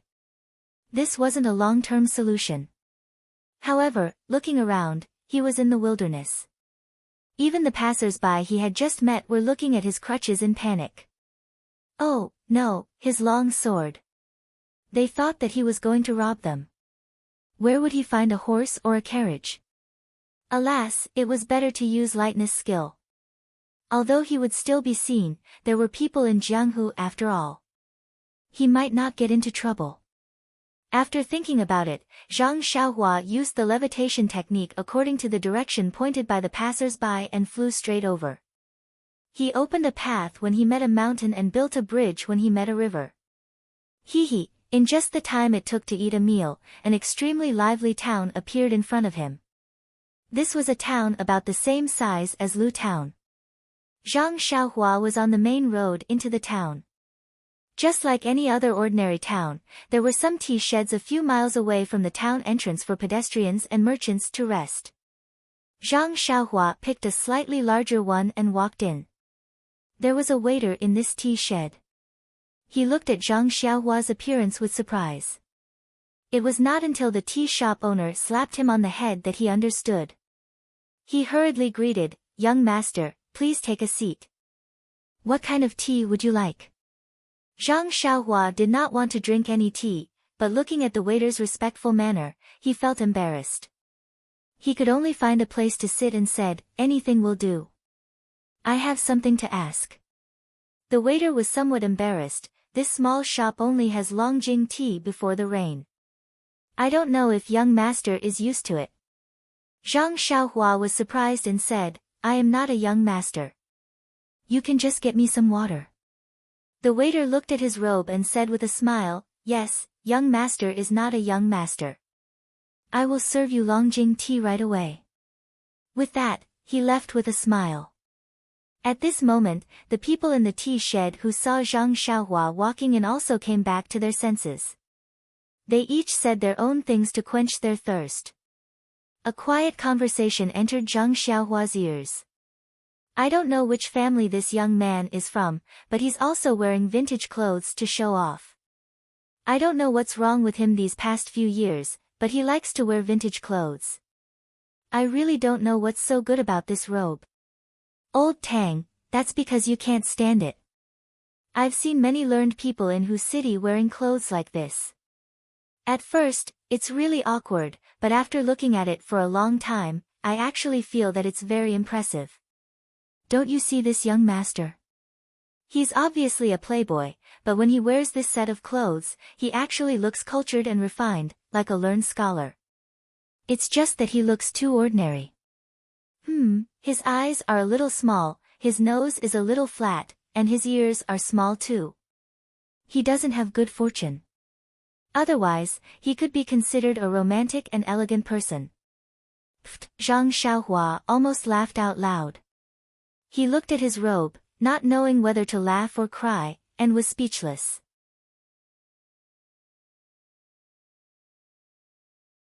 Chapter 316. She could not blame herself. The robe belonged to immortal fire dragon.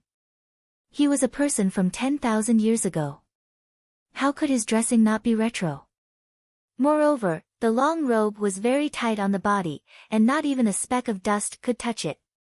It was obviously a treasure, so how could Zhang Xiaohua be willing to change it? But thinking about other people's eyes, Zhang Xiaohua still had the intention to retreat. Public opinion was powerful. She could not be too unconventional. While she was thinking, the waiter had already made the tea and waited at the side. Zhang Xiaohua was puzzled at first. When she was about to pick up the teacup to taste it, she suddenly thought that the waiter was asking her for a tip. It's all because of this robe. Why not just a cup of water? Why do you want Longjing tea? Alas, for this robe, I even have to spend money. This money grubber did not even think about the countless luminous pearl in his money bag. Even the treasures he got from the secret chamber in Shitsue Mountain were not much. Now he actually cared about being tipped by others. Zhang Xiaohua groped in her clothes for a long time. She frowned. The money bag was full of shocking things. She could not take out anything. What was in the money bag were the pieces of silver and a few banknotes that Zhang Xiaohu gave her when she came out of the Guozhuang house a few years ago. Where would she get the copper coins? After thinking for a while, she said to the waiter who had been longing for a long time, "Waiter, how much is this tea?" "Silver." "Young master, you must be joking. It's only 14 copper coins." Zhang Xiaohua was helpless. She took out the smallest piece of silver from the money bag. It was about 2 copper coins. She threw it to the waiter and said, "Waiter, it's not that I don't want to give you a tip. It's just that I don't have any copper coins. This silver is the money for the tea and the tip. I'll give you a total of 20 copper coins. Give me the change later." When the waiter heard this, the smile on his face disappeared. He thought that this young master was generous and did not need the change. Who knew? The waiter impatiently took the money and handed it back. He said, "Dear customer, our tea house is a small business. How can we have so much loose change for you? Why don't you give me some copper coins?" Zhang Xiaohua laughed and said, If I had some copper coins, I would have given them to you long ago. Why would I give you silver?" The shop assistant looked at him and said sarcastically, "Young master, the smallest piece of silver you have is 2 taels. You don't know that it's almost enough to buy our tea shed. You're really generous." Hearing the word generous, Zhang Xiaohua suddenly understood that this snobbish shop assistant wanted her to give him all the money without asking for change. How was this possible? Not to mention that his parents, elder brother, and elder sister-in-law were working in the fields all day long, and they might not even be able to earn 1 silver coin a day. He was working as a manservant in Huanxi Manor, and his monthly salary was only 3 silver coins. How could he casually spend these 2 silver coins? After all, he was a real country boy, not some hedonistic son of a rich family. Zhang Xiaohua looked at the shop assistant and took back the silver with a smile. He said, "It's okay. I haven't drunk a sip of this tea. You can take it back. Just consider that I didn't come in today." After that, he stood up and was about to leave. The shop assistant could not take it anymore. He hurriedly grabbed his hand and said, You. Today you bully people. Do you want to rely on your money to bully us poor people? You." Zhang Xiaohua heard that this guy actually said so and could not help but be annoyed. At this time, a manservant who was boiling water for the kettle hurried over and saluted, "Big brother Yao, this young master, don't worry. This young master, if you believe me, give this silver to me. I'll go to the front and help you change it into copper coins. What do you think?" Zhang Xiaohua was stunned. He looked at the manservant with a long nose and shabby clothes. However, his eyes were abnormally clear. He was not afraid to face Zhang Xiaohua's question. "Pei, Xiaohua ji, you manservant Xiaohua, hurry up and burn your fire. Be careful that I don't report you to the shopkeeper." "Xiaohua." Zhang Xiaohua's eyes flashed with interest. He asked, "Your name is Xiaohua ji, little flower?" The manservant was a little shy and said, "Yes, this young master is Little Flower." "Why isn't your surname Zhang?" Zhang Xiaohua asked with interest.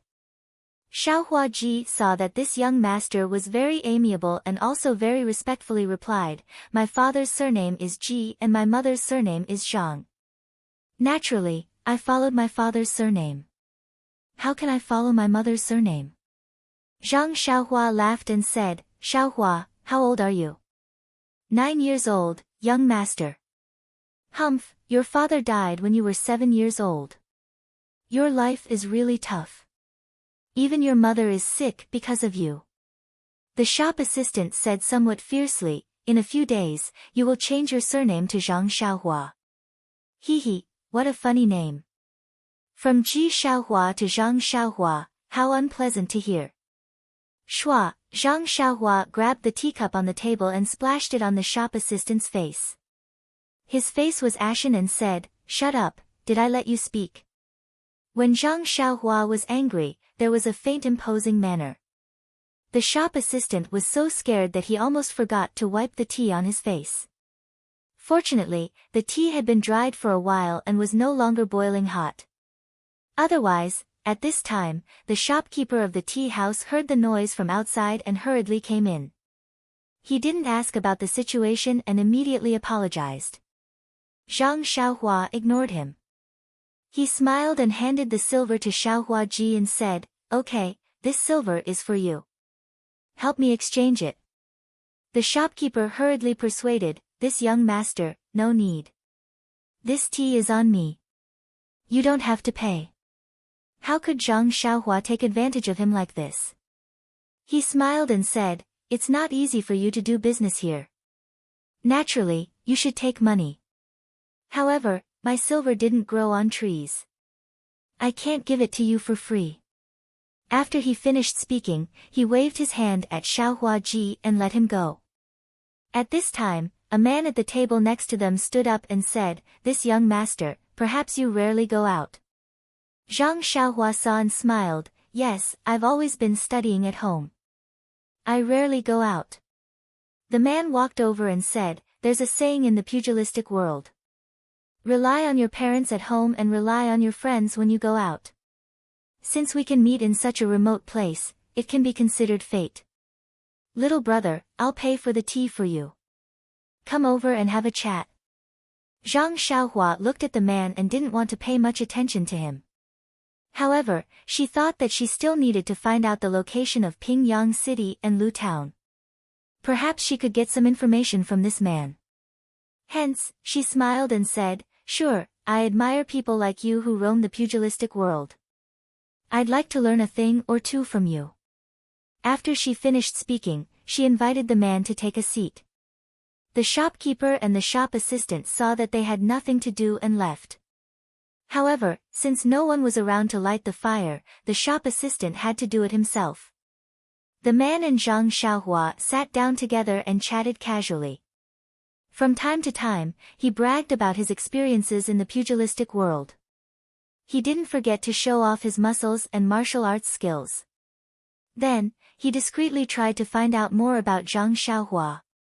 At this moment, how could Zhang Xiaohua not understand anything? She only smiled perfunctorily and started to talk nonsense while waiting for Xiaohua Ji to return. After chatting for a while, the man saw the long sword by Zhang Xiaohua's feet. He smiled and said, "Brother Wu, do you like swordsmanship? If there's time, I can indeed introduce you to a famous pugilistic expert. When the time comes, he can also give you a good sword. How can you bring out such a crude sword?" As he said that, he kicked it with his feet. Zhang Xiaohua stepped on the long sword without a trace and said, "I just casually picked it up." "Oh right, Brother Su, I have something to ask you." Just as she was about to speak, the scabby-headed Ji Xiaohua Ji came back from outside, panting. His hands were tightly wrapped around his chest. He ran all the way to Zhang Xiaohua's side and then heaved a sigh of relief. He took out an even smaller piece of silver and a large pile of copper coins from his chest and said breathlessly, "Young master, please wait. This is 1 tael of silver and 100 copper coins." Zhang Xiaohua asked, "Why did it take so long? Didn't you say it was just beside? I thought you took my money and ran away." Ji Xiaohua Ji's face turned red and said anxiously, "How could I? The shops beside all have copper coins. I was afraid that it would be difficult for young master to take them, so I went to a few shops and finally found 1 tael of silver." "Oh, young master, please count it." Zhang Xiaohua smiled. He had already used his divine senses to scan the whole pile of copper coins. Not a single one was missing. He said, "No need, I believe you." Ji Xiaohua Ji's face turned even redder. He smiled embarrassedly and continued to walk to the fire to boil water. Zhang Xiaohua kept all the copper coins on the table and did not take out a single copper coin. He then asked the man, "I want to ask Brother Su something. Do you know Pingyang City?" "Pingyang City." The man was stunned and immediately said, I know. A few years ago, when I was running darts, I always went to Pingyang City. I'm very familiar with it. I see. I heard that there's a scenery called Calm Lake and Autumn Moon in Pingyang City. I've admired it for a long time and really want to take a look. But I don't know how to get there. Oh, I see. The scenery you mentioned is in the south of Pingyang City. It's really not bad. My martial brothers in Pingyang City often invited me there to admire it. As for how to get to Pingyang City, you see, from this road to the west, pass through Songning Town, walk for another day, then head north. Walk for another 17 or 18 days and you should reach there. I know. Thank you very much, Brother Su. I still have some matters to attend to, so I won't take up any more of your precious time. With that, he cupped his hands and picked up the long sword at his feet.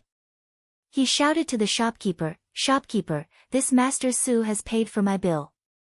Then, he walked out in big strides. He left the man who was sitting at the old table behind him. He raised his hand and opened his mouth. He wanted to say something but could not. He wanted to wave but could not. He looked awkward. The shopkeeper walked forward and smiled. "Thank you, Master Su. It's a total of 20 copper coins." The man shouted, "What nonsense is this, Longjing? It's no different from drinking plain water. Do you think I'm that white sheep? Here, it's 10 copper coins. Take it or leave it." With that, he threw out a large sum of money from his pocket. Just as the shopkeeper was collecting the money, the mangy-headed page boy who was boiling water also rubbed his hands and gritted his teeth. He seemed to have made a decision. When he saw that the shopkeeper was not paying attention, he ran out in a flash.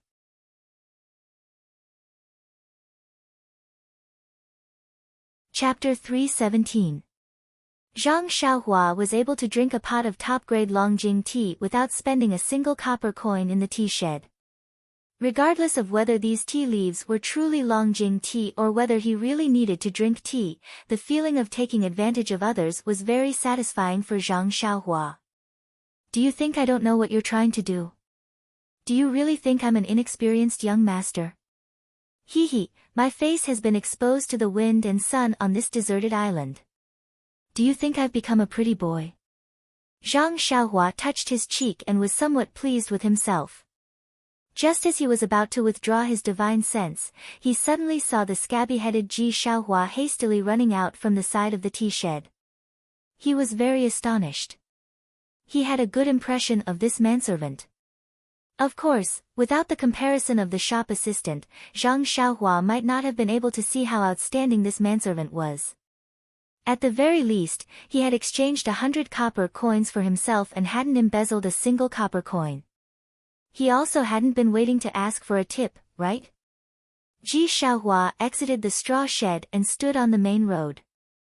He first looked around anxiously. After some thought, he ran in the direction of Songning Town. Zhang Xiaohua was now 18 years old and was in the middle of growing. At this time, he was already a head taller than the average person. However, there were many people on the main road. With Ji Xiaohua's height, how could he possibly see him? Zhang Xiaohua didn't know if this scabby-headed brat was looking for him, but he still slowed down his footsteps and revealed his figure through the gaps of the crowd. His black robe was rather conspicuous. As soon as he revealed his figure, Ji Xiaohua's eyes lit up. He first looked back and didn't see anyone, so he quickly ran over. Zhang Xiaohua's back was facing him, so he only used his divine sense to observe. Seeing the little guy's face covered in sweat as he rushed towards him, he couldn't help but feel a little puzzled. Could it be that he was asking for a tip? Thinking of this, his right hand involuntarily covered his chest. When Ji Xiaohua saw Zhang Xiaohua's black figure, her eyes lit up with joy. Just as she was about to shout, she covered her mouth with her hand and secretly looked back, left and right. Only then did she quicken her pace and catch up.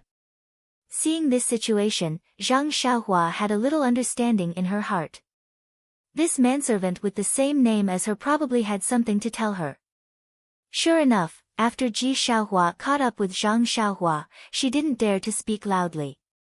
She only tugged at Zhang Xiaohua's sleeve and said, "Young master, this little one has something to say to you."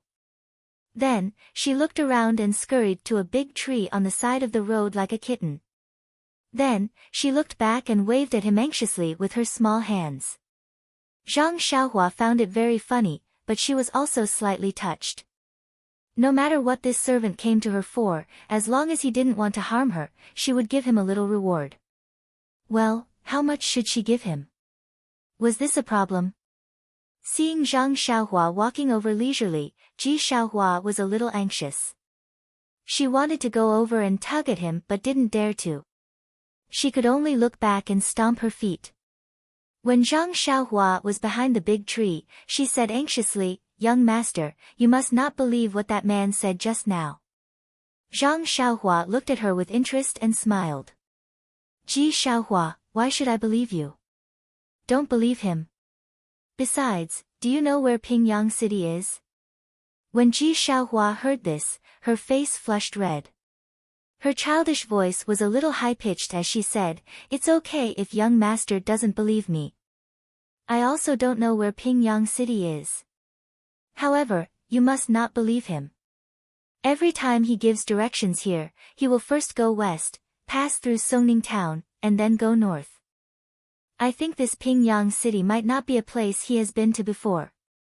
Besides..." Ji Xiaohua gritted her teeth and said, He often stays in the tea stall. I heard the shopkeeper call him Master Su. I don't know anything else." When she finished, she saw that Zhang Xiaohua didn't believe her. She stomped her feet slightly and gritted her teeth. "I only know this much. I don't dare to say anything else. Young master is so young. It's better for you to go home early. I'm leaving." When she finished, she turned and ran towards the main road. Zhang Xiaohua was quick to react. She grabbed his arm and said, "Ji Xiaohua, you spent so much effort to tip me off. Don't tell me you don't want me to reward you." When Ji Xiaohua heard this, there wasn't a trace of embarrassment on her face. She said mockingly, "Young master, since you don't believe me, why should I make a fool of myself? Instead, you will think that I'm lying to you." Zhang Xiaohua smiled. "Of course I believe you. That, calm lake and autumn moon, in Pingyang City is just something I made up." "Oh." Ji Xiaohua was first elated, then disappointed. He said, "Since young master knows that I'm lying to you, then I'm relieved. I still have to go back to tend to the fire. Young master, you should go home quickly." Zhang Xiaohua still didn't let him go. She asked, "I still want to know why you risked being found out to tell me this. Aren't you afraid that Master Su will find trouble with you?"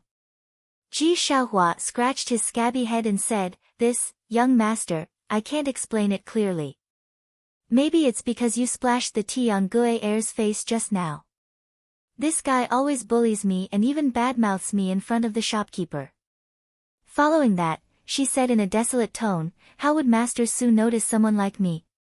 Even if he did, I only have a mother who has been ill for a long time at home.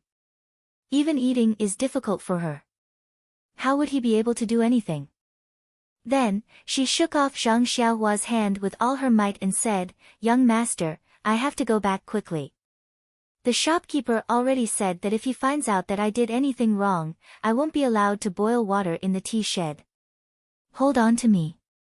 I'm sure the shopkeeper has already found out by now." "Then what do you say?" I'll say that I have diarrhea. I can control the heavens and earth, but I can't control my shit and fart. I'll beg and beg. At most, I'll kowtow a few times and suffer a few kicks from him.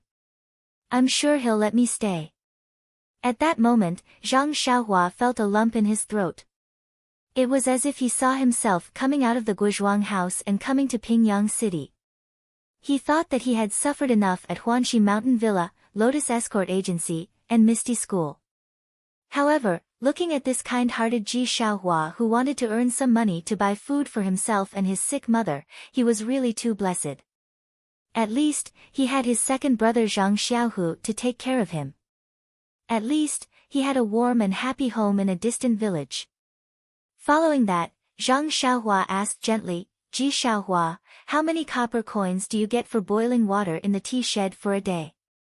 Ji Xiaohua smiled bitterly and said, this tea shed manager is more stingy. It's only 3 copper coins. Alright, young master, I'll go out quickly. If I'm any later, I won't be able to cover up this lie. After saying that, he wanted to run again. Zhang Xiaohua quickly grabbed him and said, don't panic, don't panic. It's been hard on you to come here. How about this? Hearing this, Ji Xiaohua's eyes were filled with anticipation and shyness. Zhang Xiaohua looked at the child's round and clear eyes and said, you go back to the tea shed first. Tell the tea shed manager that you want to take a few days off. As for me, there's something that I want you to help me with. I'll give you 10 copper coins a day. What do you think? When Ji Xiaohua heard that he wanted him to go back to the tea shed first, his heart immediately sank. However, the words that followed made him extremely happy. He said, really? Young master, what do you want? You actually want to give me 10 copper coins a day? And, you don't have to worry about this. Anyway, it's a very important matter. You go and take a leave first. This, young master, I won't do things like murder and arson. Do I look like that kind of person to you? Besides, can you do things like murder and arson? Ji Xiaohua grinned and said, young master, please wait for a moment. I'll be back soon. Then, he ran out like a wisp of smoke. Not long after, he came back with a small cloth bag. Zhang Xiaohua smiled and said, you took a leave so easily. Ji Xiaohua said, that Gui heir has been watching me for a long time. Before I could say anything about taking a leave, I was chased out. I didn't even have to say the words that I thought of just now. After saying that, he opened the small cloth bag and took out a half-eaten thing that was the size of a fist. He took a hard bite and swallowed it with difficulty. He said vaguely, it's a pity that I can't drink the boiled water in the tea shed. When he said that, Zhang Xiaohua's tears almost fell down. He chuckled and said, Ji Xiaohua, I'm also hungry. Can you give me some to eat? Ji Xiaohua said in surprise, young master, this thing, you can eat so much? Zhang Xiaohua reached out and took a bite. Even though he grew up in the countryside and was used to living a hard life, he had never eaten food that was so hard to swallow. It was astringent and somewhat painful to the teeth. With Zhang Xiaohua's more than 10 years of farming experience, this was made with several kinds of grains and vegetables, as well as chaff and the like. Zhang Xiaohua slowly ate one bite at a time. Ji Xiaohua was stunned at the sight. This was his ration for the day, and it was actually eaten by a young master who lived in luxury. Although he said to eat one bite at a time, in fact, that thing was less than half a fist. Zhang Xiaohua finished it in 2 or 3 bites, but it was very hard to swallow. Even an immortal like Zhang Xiaohua also swallowed his saliva and carefully swallowed it. He really didn't know how this child usually ate. Seeing Zhang Xiaohua finish eating, Ji Xiaohua still hadn't woken up from his shock. Zhang Xiaohua walked over and patted his scabby head without any trace of politeness. He said, let's go, kid. Follow me to the city to do something. Ji Xiaohua was just 9 years old. His body hadn't grown up yet, and his height was only below Zhang Xiaohua's chest. This head patting was very easy. No wonder second brother always likes to pat my head. It's really interesting. Zhang Xiaohua thought so. Ji Xiaohua hurriedly put away the small package and hung it on his small arm. He said with a smile, young master, I wonder what you're doing in the city. Tell me about it first. I've already thought of a place to bring you. Oh, right. Young master, I'll help you carry this crutch. After he finished speaking, he reached out to take the long sword in Zhang Xiaohua's hand. Zhang Xiaohua waved his hand and stopped him. He said, you can't carry this thing. Let me carry it. Young master, don't look at my young age. I've been very strong since I was young. I'm also a little famous in the South City. Otherwise, why would that tea shop owner hire me? I even help them gather firewood.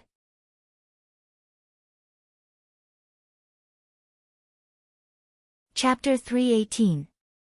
You still collect firewood for them? Zhang Xiaohua was a little speechless.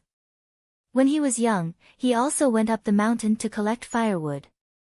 However, his eldest brother and second brother took turns to follow him and only gave him a small bundle of firewood to carry.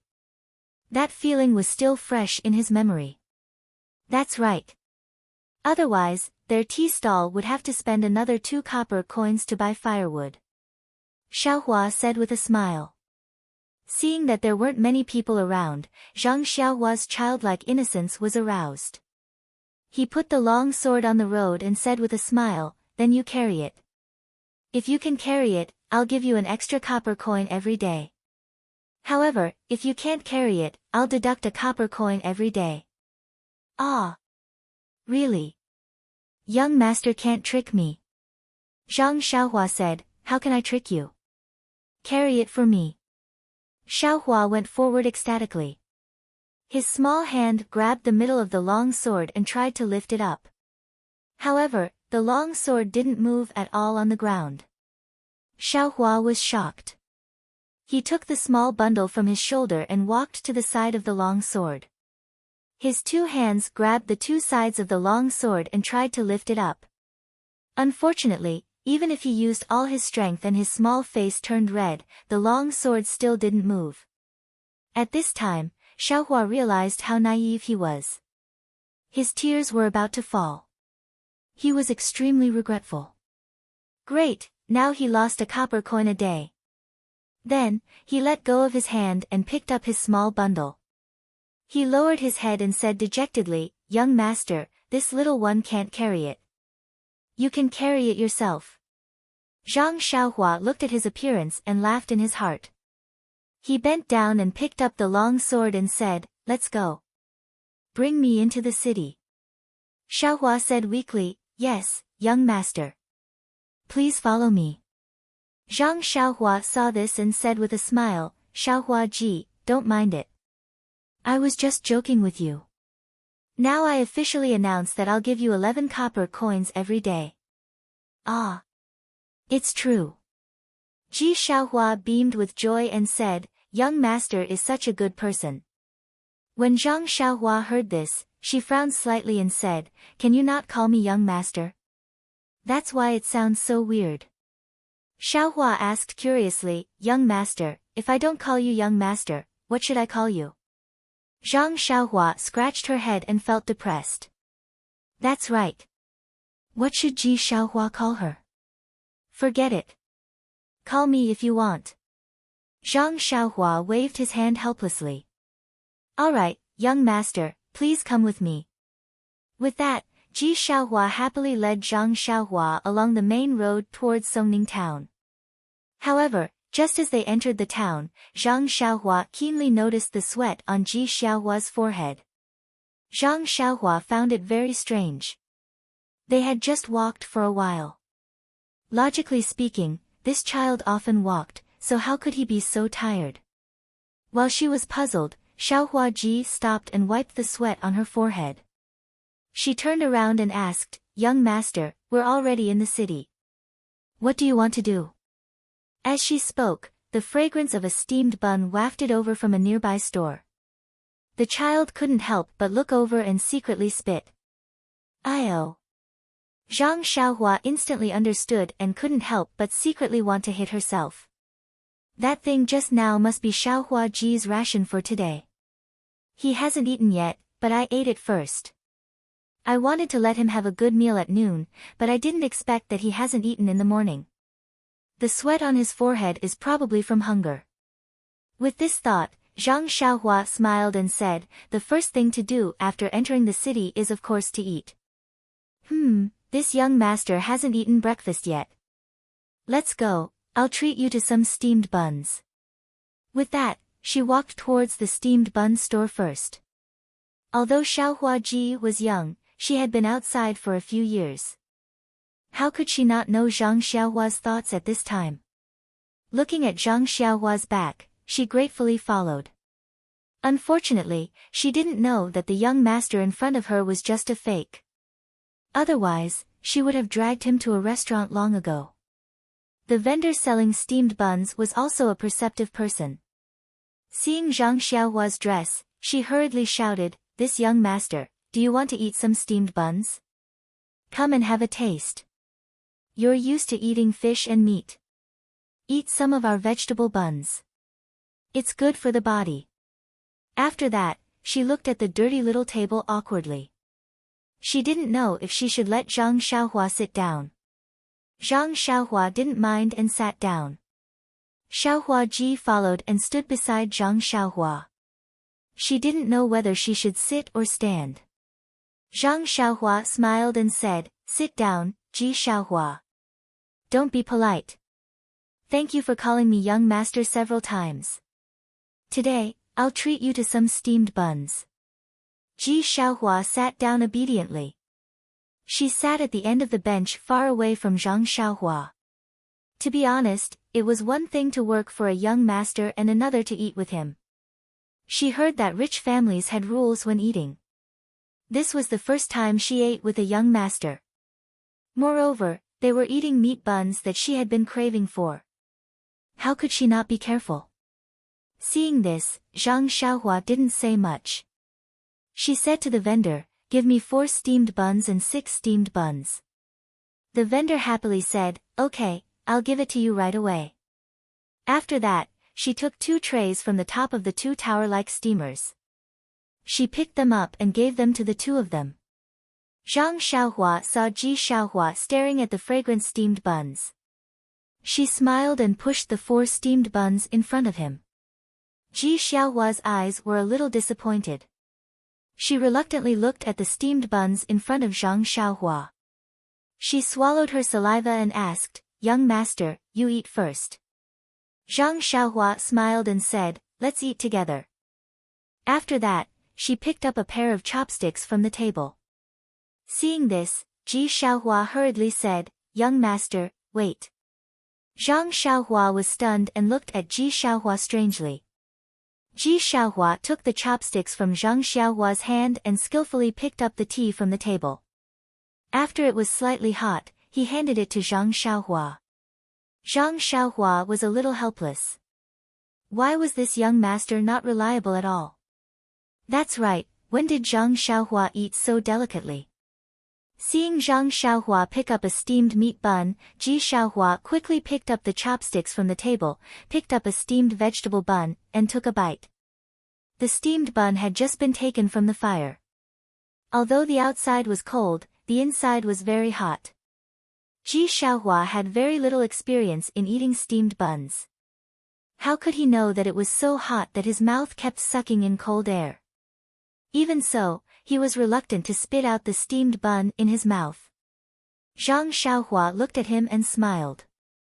She reached out and poured a glass of water for him and said, "Drink some water and it won't be hot."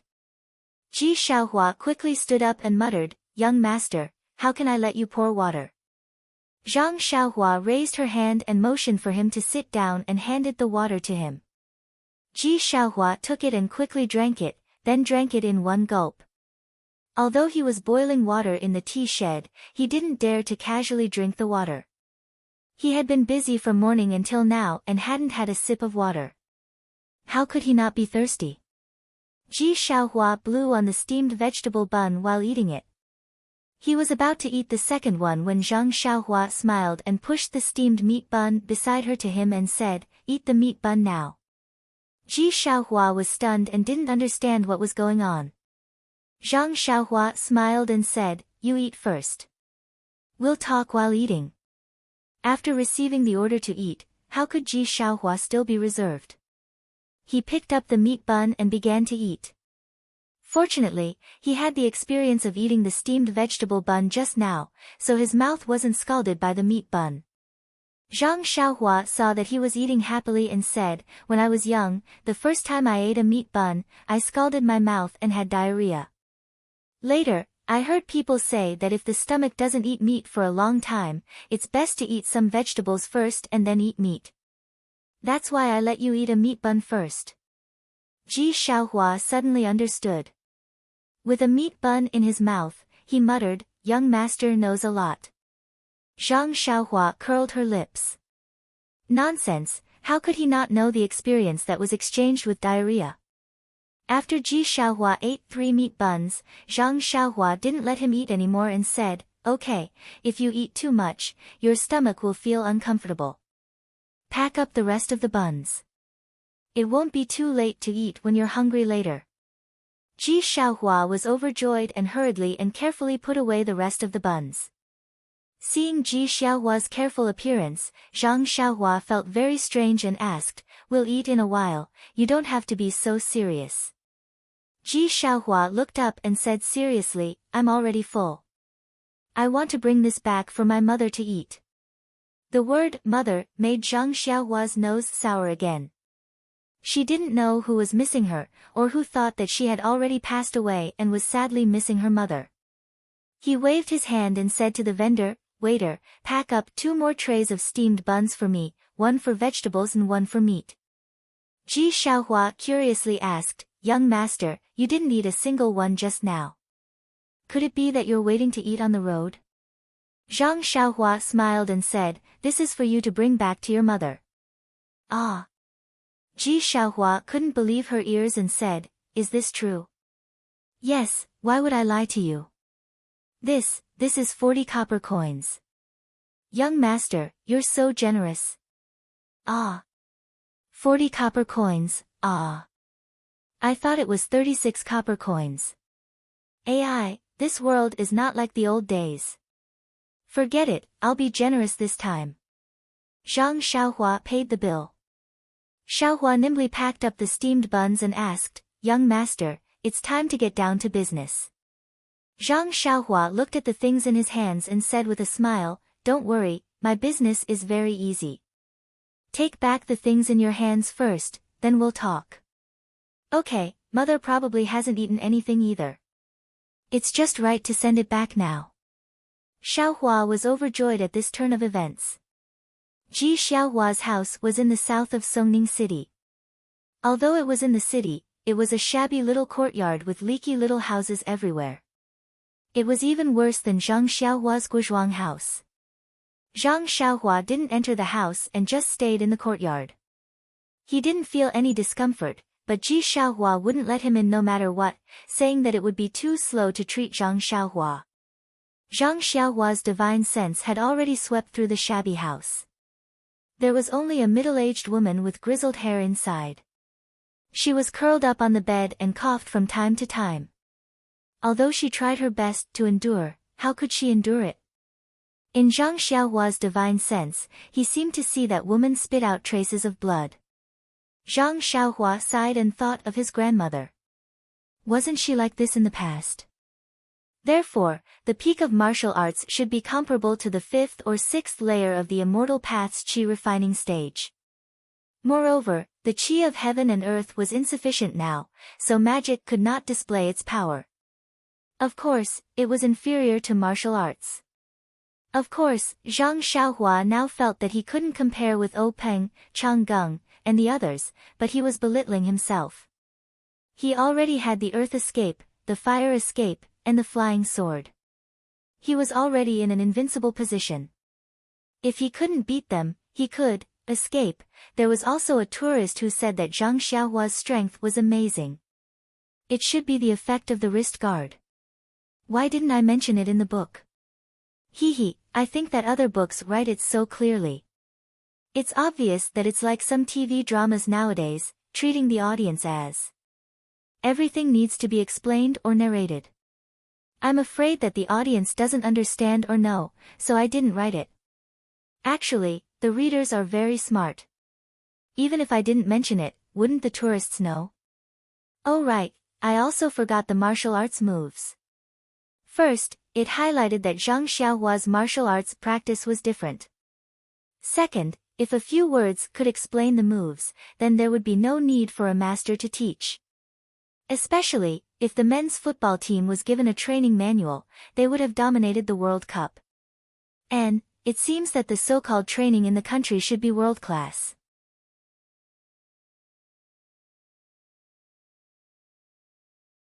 Chapter 319. Zhang Xiaohua held a long sword in her hand and crossed her hands in front of her body. She looked up at the many white clouds floating in the sky. No one knew what she was thinking. Xiaohua Ji took the steamed buns and happily walked into the small house. "Mother, look what I brought back for you." Just as she stepped into the small house, Xiaohua Ji shouted. "Xiaohua, why did you come back so early?" Ji Xiaohua's mother asked strangely, ignoring her question. "Mother, I met a young master in the tea shed. He asked me to take him to do something. He also said that he would give me 10 coins a day." "Oh, it's 11 coins. Look, these are the steamed buns he invited me to eat. He also asked me to bring back 2 trays for you." "What? Who told you to run out of the tea shed so easily?" "I asked Father Hao, who was on the streets, to find it for you. It was not easy." "This, mother, I know, but, no buts. You really have guts. Who dares to believe you? If others deceive you, how do you want mother to live?" "Mother, this young master is really good, and the shopkeeper of the tea shed already doesn't let me go there anymore." You, Xiaohua, why don't you let mother worry?" After speaking, she struggled to get up from the bed. Xiaohua Ji hurriedly stepped forward to support her and said, "Mother, you rest, I will feed you steamed buns." Xiaohua Ji's mother didn't know whether to laugh or cry. She said, "You, Xiaohua, why can't you grow up? What's wrong?" "Mother." Xiaohua Ji was very puzzled. Xiaohua Ji's mother lovingly looked at her son, who was just 9 years old. She knew that he was still very childish. She explained, "He is the young master of a large family. He came to our house and gave us something to eat. No matter what, we have to meet him and thank him," and, after pausing for a moment, she continued, "In the end, he is a stranger. Mother also needs to meet him. Don't let him deceive you." Ji Xiaohua sensibly nodded her head. She helped her mother get her outer garment and shoes, and then helped her mother out of the room. When Zhang Xiaohua saw him come out, she quickly went forward and wanted to greet him. The woman rushed to greet him and said, "Young master, this lowly concubine Zhang greets young master." Zhang Xiaohua hurriedly returned the greeting and said, "Auntie, you're welcome. You're not in good health, so you should rest in the house." Madame Zhang was in her 30s, but her hair was already white. At first glance, she looked even older than Guo Sufei a few years ago. It was no wonder that Zhang Xiaohua called her auntie the moment she arrived. In fact, he didn't know what to call her.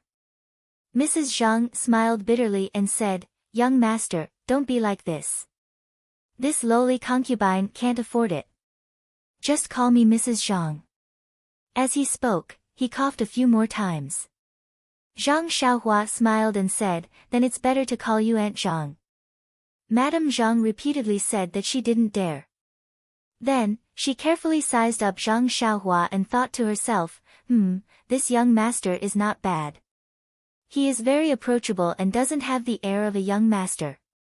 Look at the long robe he is wearing, which is unique in Songning City. Moreover, he looks very kind and doesn't have a trace of darkness. Just looking at him makes people feel at ease. Nonsense, this fellow was originally a kind-hearted country boy. How could he have the misgivings in Madame Zhang's heart? Madame Zhang coughed for a while and said, "What does young master want Xiaohua to do for you? If it's convenient, can you tell this lowly concubine?" When Zhang Xiaohua heard the 2 words, Xiaohua, he felt both strange and familiar. He smiled and said, "It's nothing. Aunt Zhang, I'm not from here. Just now, I was almost cheated in Ji Xiaohua's tea house. Thanks to Ji Xiaohua's reminder, I thought that I might encounter some trouble in Songning town, so I wanted to find a local to guide me and help me bargain so that people wouldn't cheat me. I saw that Ji Xiaohua is very clever and dutiful, so I wanted him to help me. However, I also caused him to be fired by the tea house owner. Don't worry, I will compensate him. Zhang Xiaohua kept saying, Ji Xiaohua, but he couldn't say the two words, Xiaohua, no matter what. When Madame Zhang heard this, a stone fell to the ground. She coughed and said, in that case, let Xiaohua follow young master for a few days. However, don't mention the compensation. Since he helped young master, he can only take young master's share of the money. Xiaohua should understand this. Zhang Xiaohua waved his hand and said, it's fine, Aunt Zhang. Actually, it's just helping me buy a horse and asking about some things. It won't take a few days, probably half a day. Madame Zhang's expression didn't change, but Ji Xiaohua next to her was greatly disappointed. He wanted to earn more money, but today, he only earned 11 copper coins. Madame Zhang turned to Xiaohua and said, Xiaohua, go and follow young master. Be careful and don't get cheated. Go quickly and come back quickly. Ji Xiaohua nodded his head and stood beside Zhang Xiaohua. After Zhang Xiaohua saluted Madame Zhang, he took Ji Xiaohua out of the small courtyard. When they walked out of the small courtyard, Ji Xiaohua deliberately turned his head and shouted, Nyangqin, eat the steamed buns while they're hot. By the way, eat a vegetable steamed bun first, then eat a meat steamed bun. Madame Zhang coughed and nodded her head with a smile, but her footsteps didn't slow down even half an inch. After leaving Ji Xiaohua's house, the first thing Zhang Xiaohua did was to ask him to bring her to a ready-made clothing store. She bought a set of very ordinary clothes and wore them outside. That was because anyone who wore strange clothes would be stared at wherever they went. The first thing Zhang Xiaohua did was to find ordinary clothes to change into. However, Zhang Xiaohua was already immune to cold and heat. That black robe was obviously a good thing. He took it and was willing to take it off. He just wore it inside. As the saying goes, people rely on their clothes and horses rely on their saddle. When Zhang Xiaohua changed into ordinary clothes, he immediately became ordinary. He no longer had the aura of a young master. Ji Xiaohua praised from the side, young master, you're really amazing. After changing your clothes, you look like an ordinary person and not a young master. Zhang Xiaohua curled his lips and secretly said, isn't this nonsense? He doesn't look like a young master. He's just an ordinary person. Where did this young master come from? After changing the clothes, the effect was obvious. On the street, no one looked at the two ordinary young people. Even when Zhang Xiaohua and others came to the horse market to choose horses, no one paid attention to them. Fortunately, Xiaohua was a local and was very familiar with this place. Not long after, he helped them find a shop with a good reputation. The shop assistant's attitude towards the two was average and didn't discriminate too much. This made Zhang Xiaohua very satisfied. However, when it came to choosing horses, the shop assistant was very dissatisfied. Why? No matter what horse the shop assistant recommended, the tall and seemingly inconspicuous young man shook his head and didn't even take a step closer. After looking at 8 horses in a row, the shop assistant was very tired. Even Xiaohua, who was standing at the side and preparing to help bargain, was full of doubts. In the end, the shop assistant couldn't take it anymore and asked, Brother, are you here to make trouble or to buy horses? I've already taken 8 horses, and you said no after taking a look. You didn't even walk close. How do you know that it's not to your liking? Zhang Xiaohua smiled and said, it's not that I can't forget you, but these horses are not suitable. The horses I want are not ordinary horses. The shop assistant was surprised and said, if it's not an ordinary flattery, then what should it be like? After thinking, Zhang Xiaohua said, it should be the kind that can carry heavy loads. Heavy loads? The shop assistant was stunned and said, how heavy should it be? Oh, 3 to 4,000 caddies. What? 3 to 4,000 caddies, not 3 to 400 caddies. The shop assistant said in disbelief, are you sure? Zhang Xiaohua smiled bitterly and said, yes, it's 1,000 caddies, not 100 caddies. The shop assistant shook his head like a rattle drum and said, that's impossible. I've never heard of a horse that can carry 3,000 to 4,000 caddies. You want a cow, right? Oh, no, the legendary camel. Ji Xiaohua, who was standing at the side, seemed to understand at this time. She looked thoughtfully at the long sword in Zhang Xiaohua's hand. The shop assistant only thought that Zhang Xiaohua was tricking him and didn't take it to heart. He was about to greet the other customers when Xiaohua hurried forward and said with a smile, Big brother, don't misunderstand. My family's young master has some special requirements. Otherwise, he wouldn't have come to your shop. Is your shopkeeper here? Perhaps the old man has some ideas. Ji Xiaohua was not very old. In the eyes of the waiter, he was just a clever page boy. The waiter pondered for a while and then went into the inner room. Not long after, a tall and sturdy man came out from the inner room. He frowned and looked at the inconspicuous Zhang Xiaohua from head to toe. Then, he asked, Young master. The horse you want is really not available in this shop. Why don't you go to another stables to look? Zhang Xiaohua thought for a moment and cupped her hands and said, then I'll have to trouble shopkeeper. By the way, can you let me see your best horse? This. The sturdy man hesitated. Ji Xiaohua smiled and said, Shopkeeper, don't be afraid. If it suits my family's young master, you will be rewarded. Quickly go and bring it over. When Zhang Xiaohua heard this, she also understood the shopkeeper's meaning. She wanted to take out the banknotes from her purse and show it to the shopkeeper, but he didn't know how much the best horse cost. If she rashly took out the banknotes, if it was less, wouldn't it be very embarrassing? Seeing Ji Xiaohua deal with it so calmly, she pursed her lips and smiled without saying anything. The sturdy man hesitated for a moment and said with a smile, It's okay. I just want to take a look.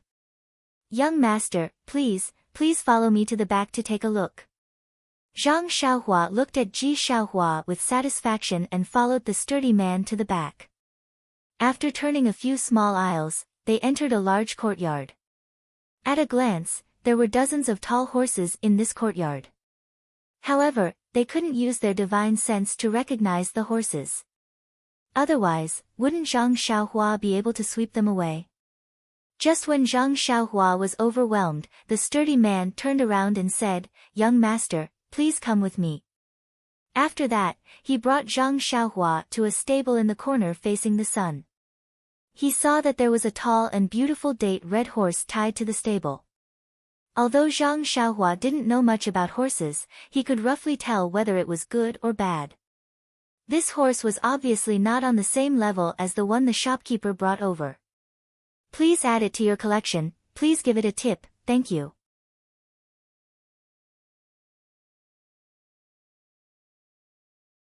Chapter 320. Zhang Xiaohua smiled and said, Shopkeeper is really hiding something. Compared to what I saw just now, it's much better. The man was not embarrassed as he laughed and said, This kind of horse is my favorite, how could I casually give it away?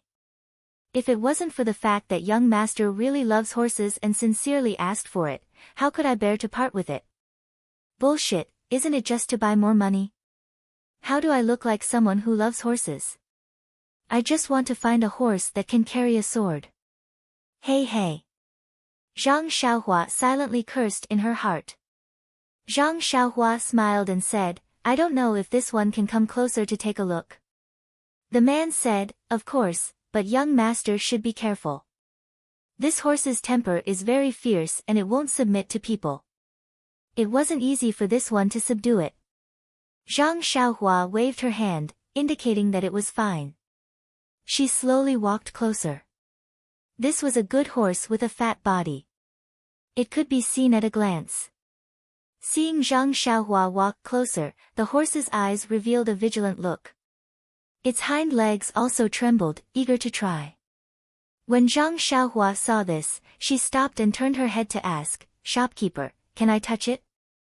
The man smiled and said, Of course you can. He quickly walked in front of the date red horse and took the reins. He used his hand to comb the horse's mane and the horse immediately became docile. However, its hooves kept kicking the ground as if it was warning Zhang Xiaohua. When Zhang Xiaohua saw this, she walked in front of the horse and stroked the back of the date red horse. The mane was very soft and very comfortable to touch. Xiaohua curiously walked forward and looked at the date red horse with envy. Zhang Xiaohua stroked it for a while and then gave a look to Ji Xiaohua. Ji Xiaohua was stunned, but she immediately understood. She walked behind the man and asked, "Shopkeeper, this one has something to ask." When the man heard this, he unconsciously turned around and said, "Little brother, what is the problem? But please tell me."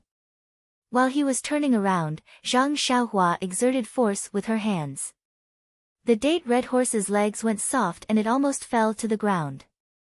Then it raised its head and let out a sad neigh. Zhang Xiaohua quickly pulled back her hands and put them behind her back. Before the burly man could finish his question, he heard the neigh of a horse. His expression changed and he quickly turned around. At this time, the date red horse had already stood up. Its forelegs were slightly trembling and its head was shaking uneasily. It looked at Zhang Xiaohua with eyes full of fear. Zhang Xiaohua stood aside with her arms folded, looking like she had nothing to do with it. The burly man looked at the restless date red horse and then looked at Zhang Xiaohua's tall and thin figure. She looked harmless to humans and animals. He was a little puzzled and quickly comforted his beloved BMW. Ji Xiaohua, on the other hand, saw everything clearly, and her heart couldn't help but be filled with astonishment. On the side of the road in Songning town, he couldn't even pick up that unremarkable sword even after using all of his strength. Just now, this thin and weak youth's two hands pressed down on the tall horse until it almost went limp. In addition, he had just said that he could carry a horse that weighed several thousand jin. He wasn't a fool, so how could he not know about this youth's strange state? When the burly man turned around, Ji Xiaohua's heart calmed down a little. "Little brother, do you have any questions that I need to answer?" This. Ji Xiaohua had an idea and said, "I wonder what price the shopkeeper will give for this divine horse." When the shopkeeper heard this, he immediately became spirited and mysteriously stretched out a finger. Ji Xiaohua let out a sigh of relief and said with a smile, 10 taels of silver. Although Ji Xiaohua also grew up in the southern part of the city, she had only seen other people's transactions from afar and didn't know the specific market price. She only felt that the high price of 10 taels of silver was already out of her expectations. Zhang Xiaohua had never bought anything before, but the last time he bought a long sword from Yitianshu, he had spent 7 taels of silver. How could this handsome date red horse only be worth 10 taels of silver? However, she already didn't plan on buying this horse, so she didn't say anything. When the shopkeeper heard this, his expression slightly changed and he said with a smile, "Little brother really knows how to joke. A mere 10 taels of silver can only buy a mule. How can it buy this BMW? Ah! Could it be that you want 100 taels? Ji Xiaohua clenched her teeth and said a number that she couldn't imagine. No, no. The shopkeeper shook his head. Oh, it's less than 100 taels. Little brother, you're wrong. It's 1,000 taels. The shopkeeper said to Ji Xiaohua with a smile, but his eyes looked at Zhang Xiaohua. Zhang Xiaohua was also shocked and secretly said, "It's quite dark. It's better to rob." You. Ji Xiaohua didn't know what to say and only used her little finger to point at the brawny man. Seeing this, Zhang Xiaohua didn't plan to stay any longer. She smiled and cupped her hands, "Shopkeeper, thank you for showing us such a divine horse. It's a pity that I don't have enough money. It's better to go to another store to have a look." After saying that, he smiled and led Ji Xiaohua back the way they came. Seeing this, the shopkeeper hurriedly followed and said, "Young master, if you don't have enough cash, you can let the waiter follow you back to get it." Seeing that Zhang Xiaohua ignored him, he said, "Well, seeing that young master really wants to buy it, I have to reluctantly give it up." 800 taels, I can't go any lower. Young master, what do you think? After that, he actually followed Zhang Xiaohua and lowered the price again and again until it was 200 taels. Zhang Xiaohua actually didn't know how much the horse was worth. She just made up her mind not to buy it. She let the shopkeeper keep lowering the price, but she didn't say anything. Finally, when they reached the door, the shopkeeper was anxious and said, "Young master, how much are you willing to pay?" Zhang Xiaohua stopped and wanted to haggle with him for 10 taels. But after thinking about it, why bother? It wasn't easy for others to buy it. She didn't plan to buy it. Why did she have to tease him? Thinking of this, she shook her head with a smile and went straight out. Seeing Zhang Xiaohua like this, the shopkeeper didn't chase after her. He shrugged, changed his expression, and continued to do his business. Zhang Xiaohua walked for a while with Ji Xiaohua. Suddenly, she stopped and asked, "Ji Xiaohua, aren't you leading me? Why did you let me walk in front?" When Ji Xiaohua heard this, she hurriedly smiled apologetically and said, "Young master walked very fast. This little one couldn't catch up." After saying this, she hurriedly walked in front and led Zhang Xiaohua to another place. At this moment, in Ji Xiaohua's eyes, Zhang Xiaohua was no longer a kind-hearted and good-natured hedonistic son of rich parents. Instead, he was a person covered in a mysterious halo. After walking for a while, as expected, there was the sound of a horse neighing again. However, Ji Xiaohua turned around and said, "Young master, the Jade Gate Horse Company we just went to is the largest in Songning town and has the best reputation. If there isn't anything to your liking, I reckon that the other two places don't have it either." Zhang Xiaohua nodded and said, "I was careless. I didn't think that the horse couldn't bear the weight." Ji Xiaohua was speechless. This sentence sounded a bit like a young master's. Indeed, the other two places didn't have as many horses as the previous one. The horses didn't look as good as the previous one and the starting price was even higher. Zhang Xiaohua couldn't be bothered to try it out. After a few words, he left. When Ji Xiaohua saw that she didn't help Zhang Xiaohua, she was unhappy and walked with her head lowered. Looking at the sun in the sky, Ji Xiaohua forced a smile and said, "Young master, what do you think is next?" Seeing that Ji Xiaohua wasn't happy, Zhang Xiaohua smiled and said, "The next thing is simple. I want to know how to get to Pingyang City or Lu Town. Where do you think I should go?" When Ji Xiaohua heard this, she thought for a while and said with a smile, "This little one knows. Young master, please follow me." After saying this, she brought Zhang Xiaohua to the front of a tea house. Zhang Xiaohua didn't understand and said, "Can this kind of information be found in this tea house?" Ji Xiaohua smiled and said, "Young master, don't be anxious. In this Jing city, there are only tea houses and wine shops that are well informed. But if you have to follow along, it's better for you to go by yourself. Why would you need me? Please take a seat in this tea house, brew a pot of good tea and enjoy it carefully. Wait for me to go and find out for you. What do you think?" "Ah, is that so?" Zhang Xiaohua really didn't enjoy such treatment. He touched his chin and said with a smile, "Okay, Ji Xiaohua, if you can find out more details, I'll reward you with more copper coins." Ji Xiaohua smiled and said, "That's good. Young man, come with me." Afterwards, Ji Xiaohua led Zhang Xiaohua to the tea house and ordered some tea for him. She asked around in the tea house and then quickly ran out again. Zhang Xiaohua sat under the sun, basking in the warm sun as he tasted the fragrant tea and waited quietly. It seemed that at this moment, he finally understood the true meaning of silver. In his mind, he removed the equating sign between silver and food. Sigh.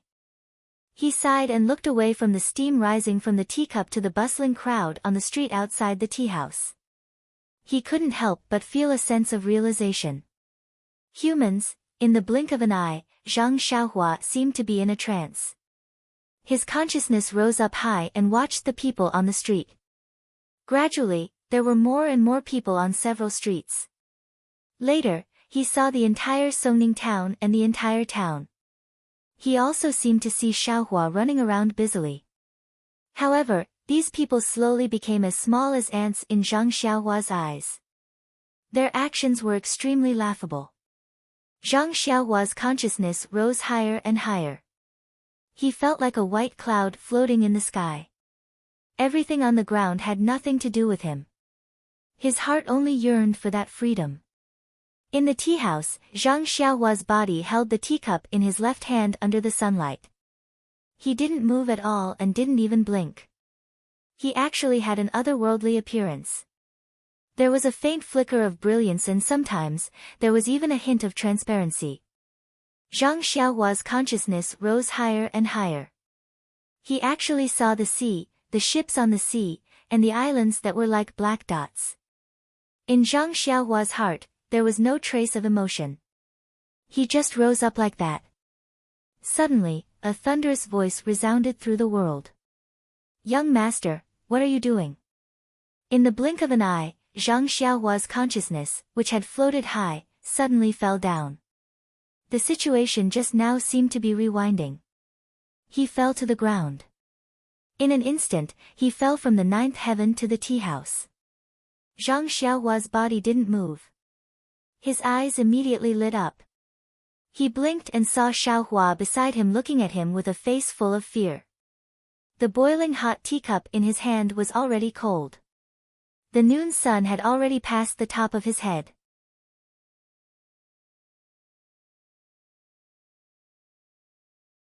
Chapter 321. Zhang Xiaohua smiled. Only then did he realize that the boiling hot teacup in his hand had already turned cold.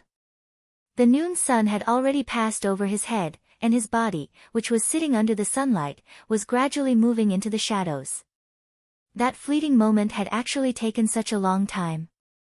Zhang Xiaohua couldn't help but frown. He felt that it had only been a few breaths of time. This feeling was really very strange. After carefully savoring that mysterious feeling, Zhang Xiaohua had a kind of understanding in his heart. It was an indescribable feeling. Then, with a thought, he secretly checked the Cultivation of the Heart Sutra. Sure enough, the stagnant cultivation had already shown signs of loosening. It was as if he could see the light of the 6th layer. Zhang Xiaohua was very emotional.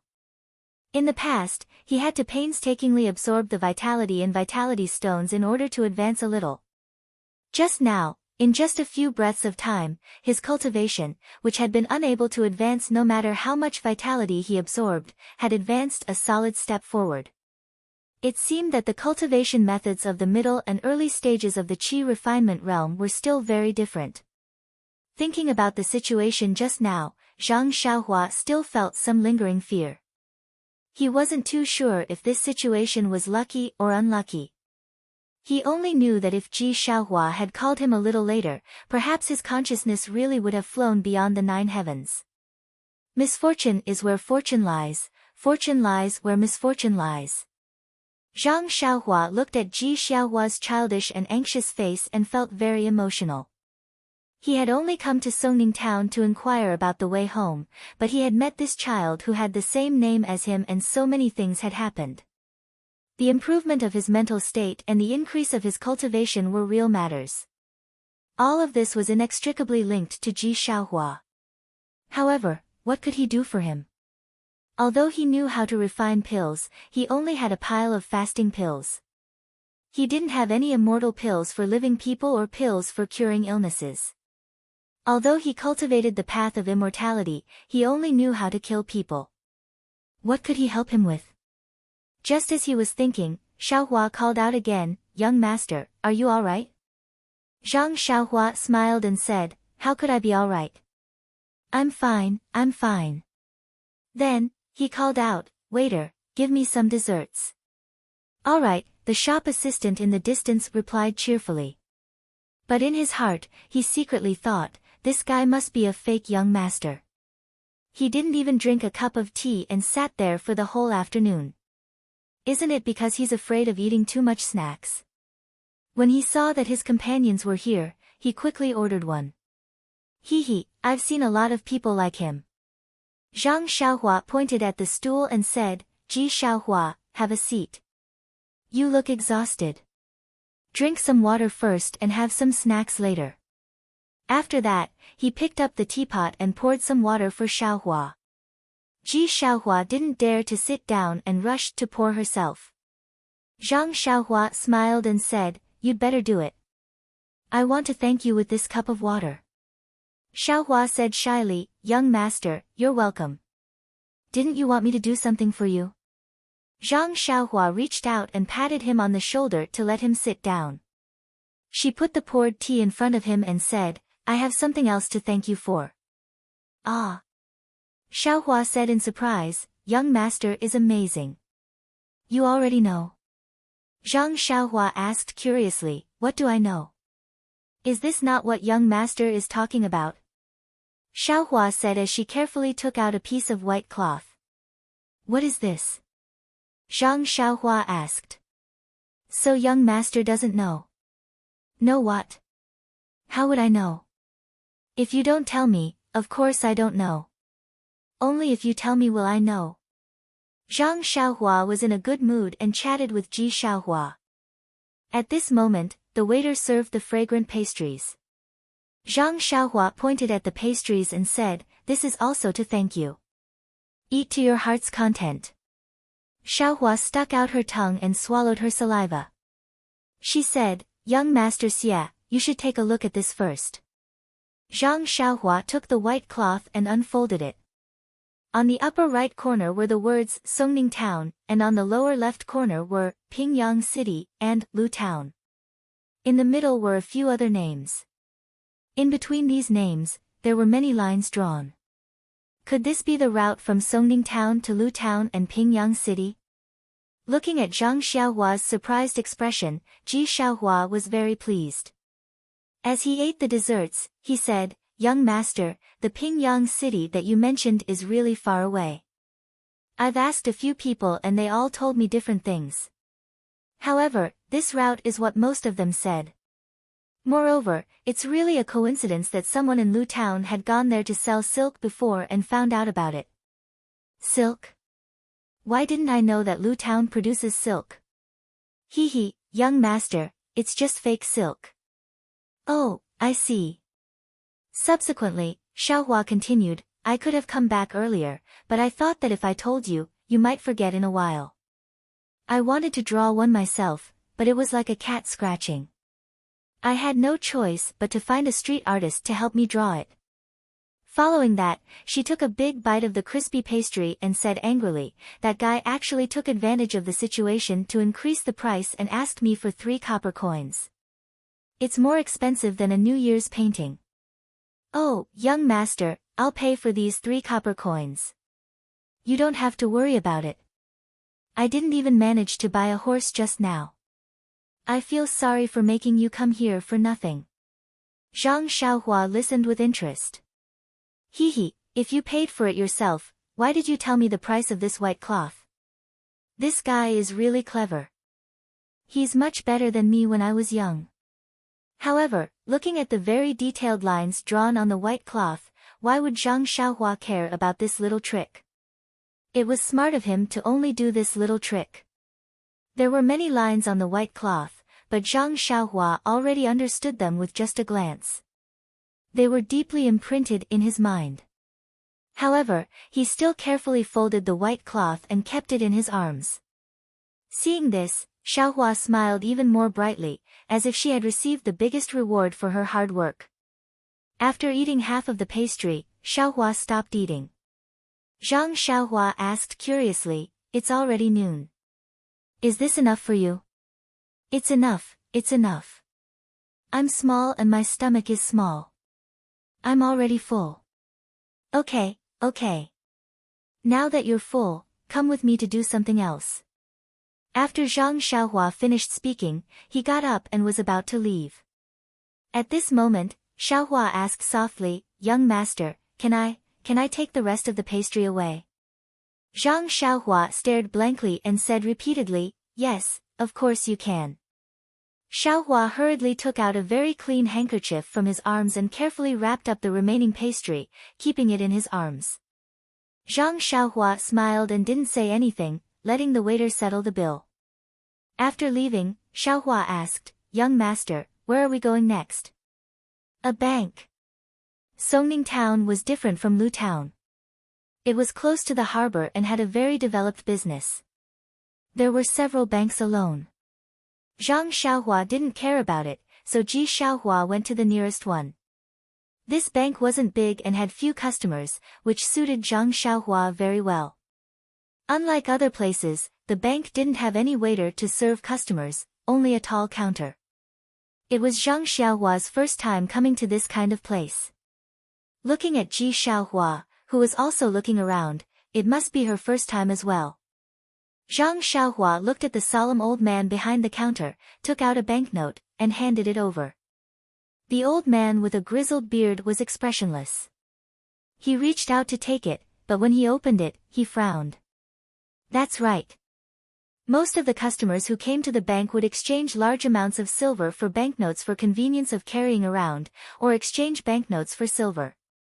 The bank would take a cut from each transaction. Only when the amount was large would it be worth it. Although this small bank was small in scale, the banknotes that the old man saw were mostly in the hundreds and thousands of denominations. None of them were like the banknotes in front of him, which were only 5 taels. 5 taels was fine, but this banknote wasn't issued by his own bank. If it wasn't a banknote from his family, the old man could refuse to exchange it. However, the bank that issued the banknotes was a rather large one. Although the head office of this bank was far away, it had an alliance with his family. Thus, he had to exchange it for the old man. Furthermore, he couldn't ask for more. The old man thought for a while, then went through the necessary procedures with Zhang Xiaohua, and put the 5 taels of silver on the counter. Zhang Xiaohua was about to say something, but the old man said first, "I'll have to trouble this customer to pay a fee of 1 tael of silver first." 1 tael of silver? Fee? Zhang Xiaohua was stunned and said, "I give you banknotes, and you give me silver. Why should I pay you a fee?" The old man was helpless. Seeing that there weren't many customers in the bank, he patiently explained the details. After listening to the old man's general financial knowledge, Zhang Xiaohua was enlightened. This banknote was convenient to carry, but the price was not small. Zhang Xiaohua sighed. She had a pile of gold in her purse, but it wasn't suitable to take it out now. She could only bite the bullet and let the bank rip her off. Zhang Xiaohua smiled and said to the old man, "This old man, I want to exchange this 5 taels of silver for 1 tael of silver. What do you think?" "Oh right, this exchange doesn't have a fee, right?" The old man looked at Zhang Xiaohua and said, "This isn't necessary." "Then, will your fee be paid from these scattered silver taels?" Zhang Xiaohua gave a thumbs up and said, "Old man is wise." That's exactly what this one meant. The old man was a little happy from this straightforward flattery. The corner of his mouth revealed a trace of a smile and said, "I've been working at this counter for dozens of years. What kind of people have I not seen? Just as you were about to lift your foot, I knew what you were going to shit." Zhang Xiaohua did not say anything, but Ji Xiaohua at the side laughed out loud. Zhang Xiaohua turned her head and rolled her eyes at Xiaohua. She did not dare to say anything as she was afraid that the old man would say something nice again. When the old man placed the scattered silver taels on the counter, Zhang Xiaohua smiled and said, "Old man, if I exchange these silver taels for other shares, such as copper coins, will there be no fee?"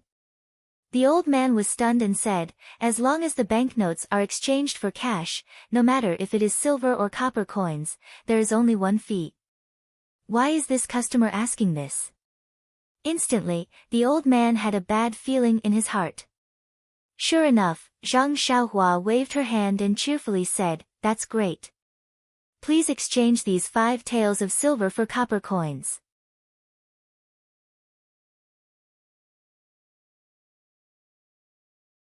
Chapter 322.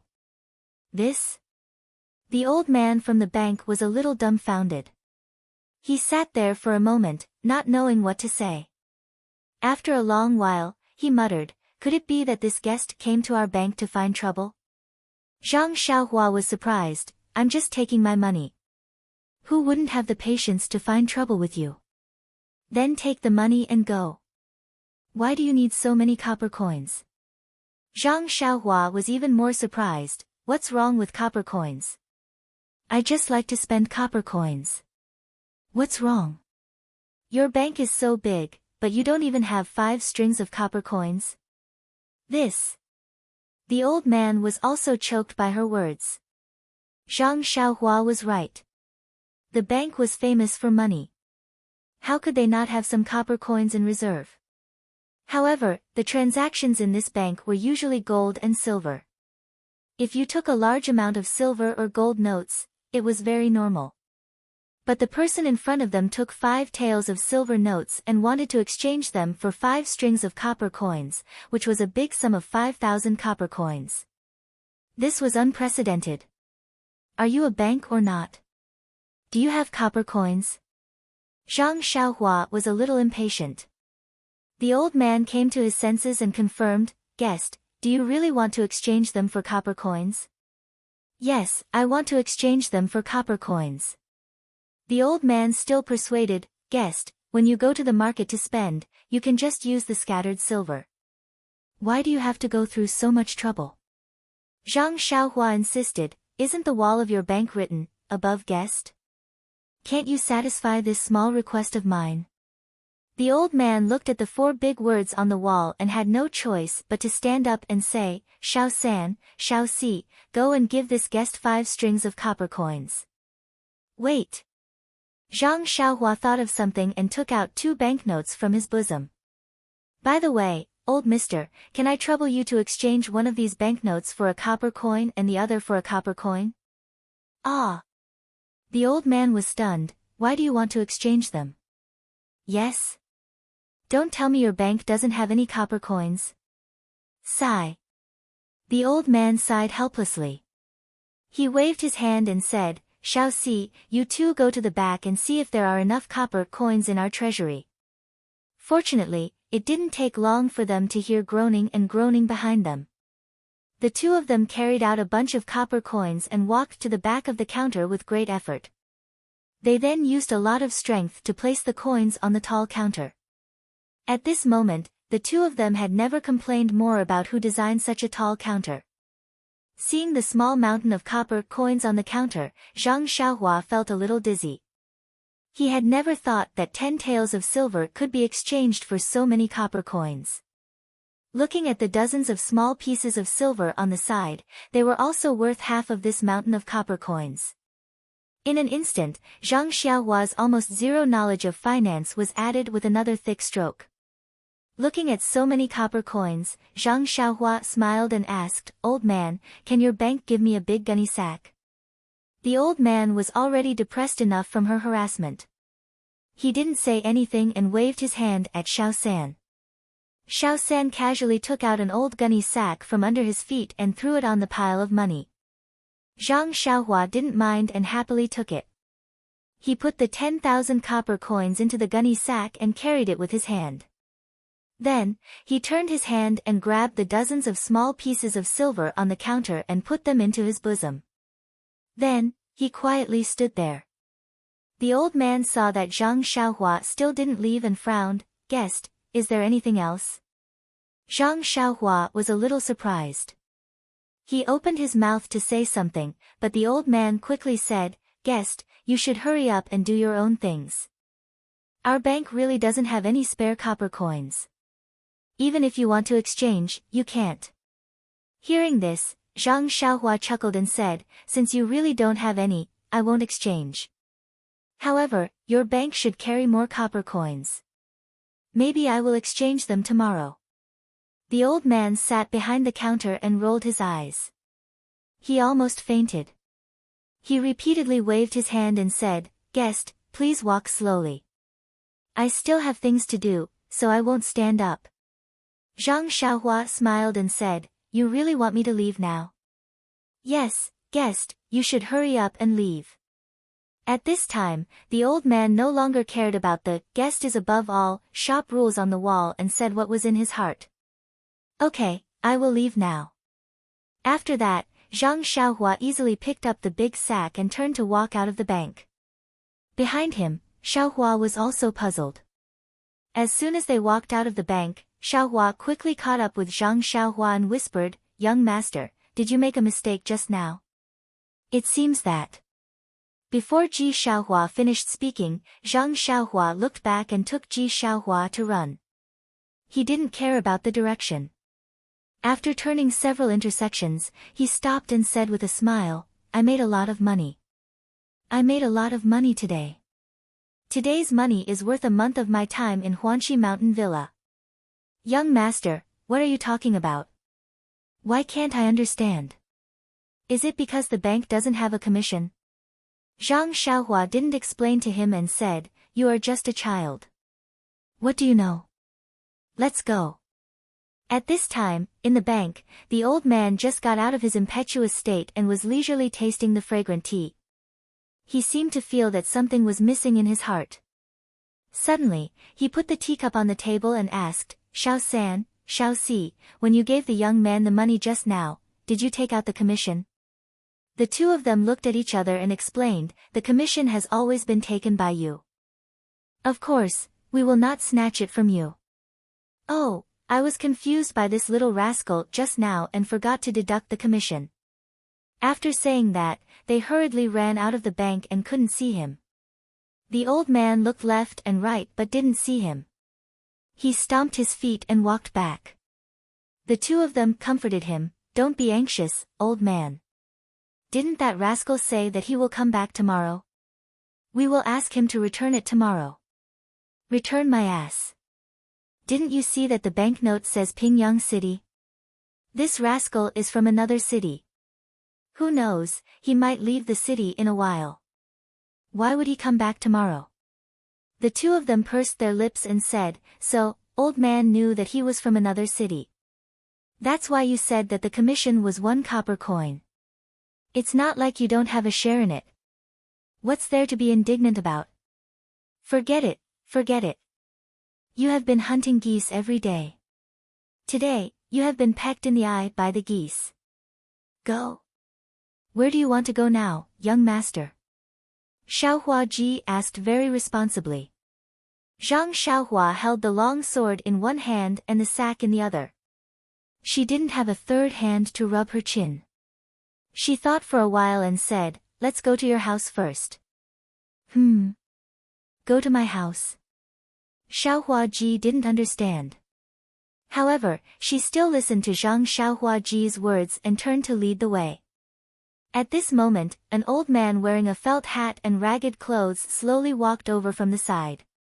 Behind him was a sluggish animal that looked neither like a mule nor a horse. The animal carried a pile of dry firewood on its back. Its fur was messy and dirty. There was even a large bald patch. An unpleasant smell could be smelled from afar. When Xiaohua Ji saw the old man, she smiled and shouted from afar, "Old man, how, did you go out to collect firewood again?" When the old man heard the voice, he raised his wrinkled old face and opened his turbid eyes.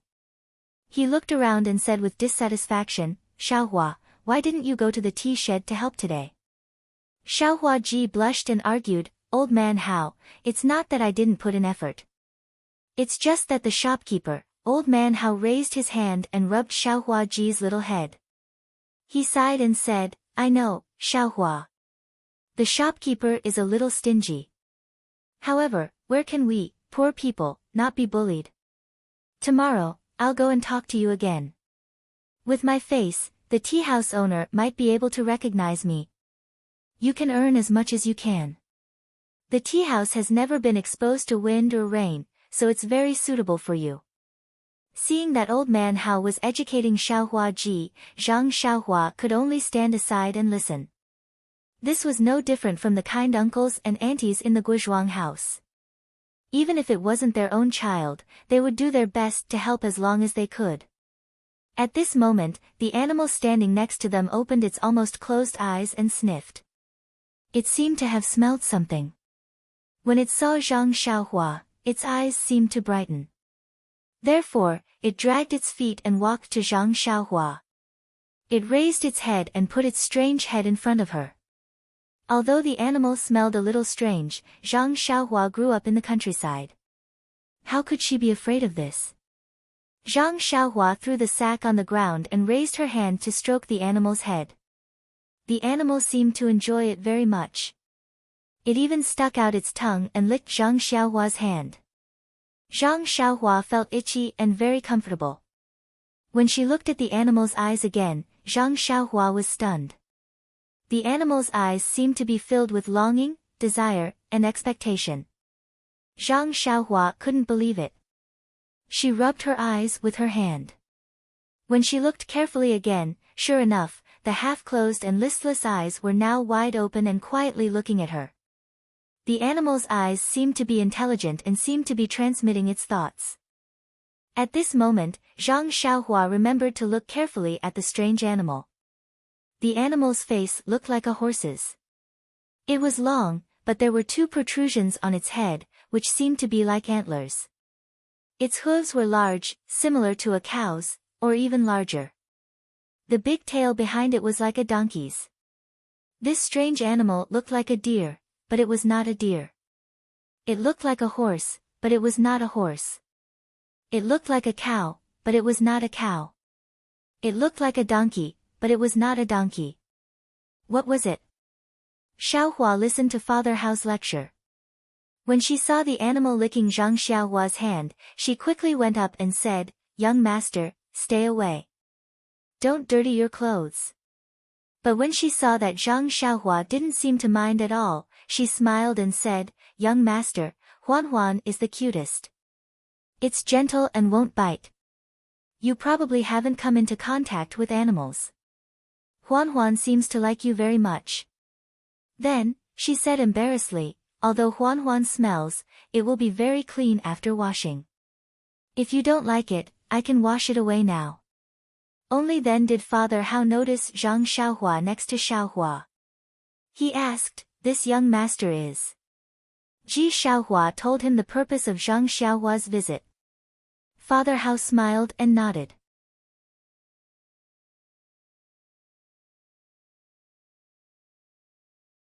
Chapter 323. Huan. Zhang Xiaohua looked at this dirty, strange animal with several bald patches of fur. She couldn't help but smile. She stroked the horns on Huan's head. Those were two bald horns. Ji Xiaohua saw that Zhang Xiaohua didn't dislike Huan and became happier.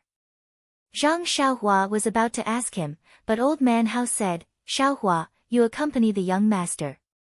I'll take Huan back."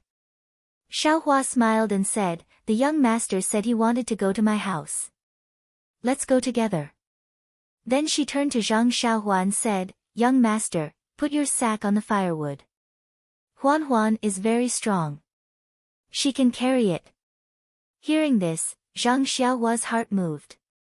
She didn't show anything strange on her face. She reached out to pick up the sack from the ground and put it on Huan's back. Sure enough, the animal didn't seem to feel anything. As the three walked, Ji Xiaohua told Zhang Xiaohua about Huan. It turned out that Huan didn't belong to Old Man Hao. Last year, when Xiaohua went to the mountain forest outside the city to collect firewood, she picked it up from a ravine. When Ji Xiaohua met Huan, the horns on Huan's head had been cut off. There were also a few arrows on its body, leaving a lot of blood. It didn't look like it would live. Ji Xiaohua happened to have some wound medicine with her. She applied it on Huan and brought it back little by little from the mountain forest. However, Ji Xiaohua and Madame Zhang weren't good at raising animals, so they handed it over to Old Man Hao. After treatment, it was finally saved. Ji Xiaohua named it Huan. Xiaohua's family didn't usually need this animal, so they left it with Old Man Hao. Every day, it would help Old Man Hao carry some things. During the busy farming season, it would also help other people in the fields. At this point, Xiaohua's heart also moved, and she said sincerely, "Young master, Huan Huan is very good at carrying things, but I don't know if it's to your liking.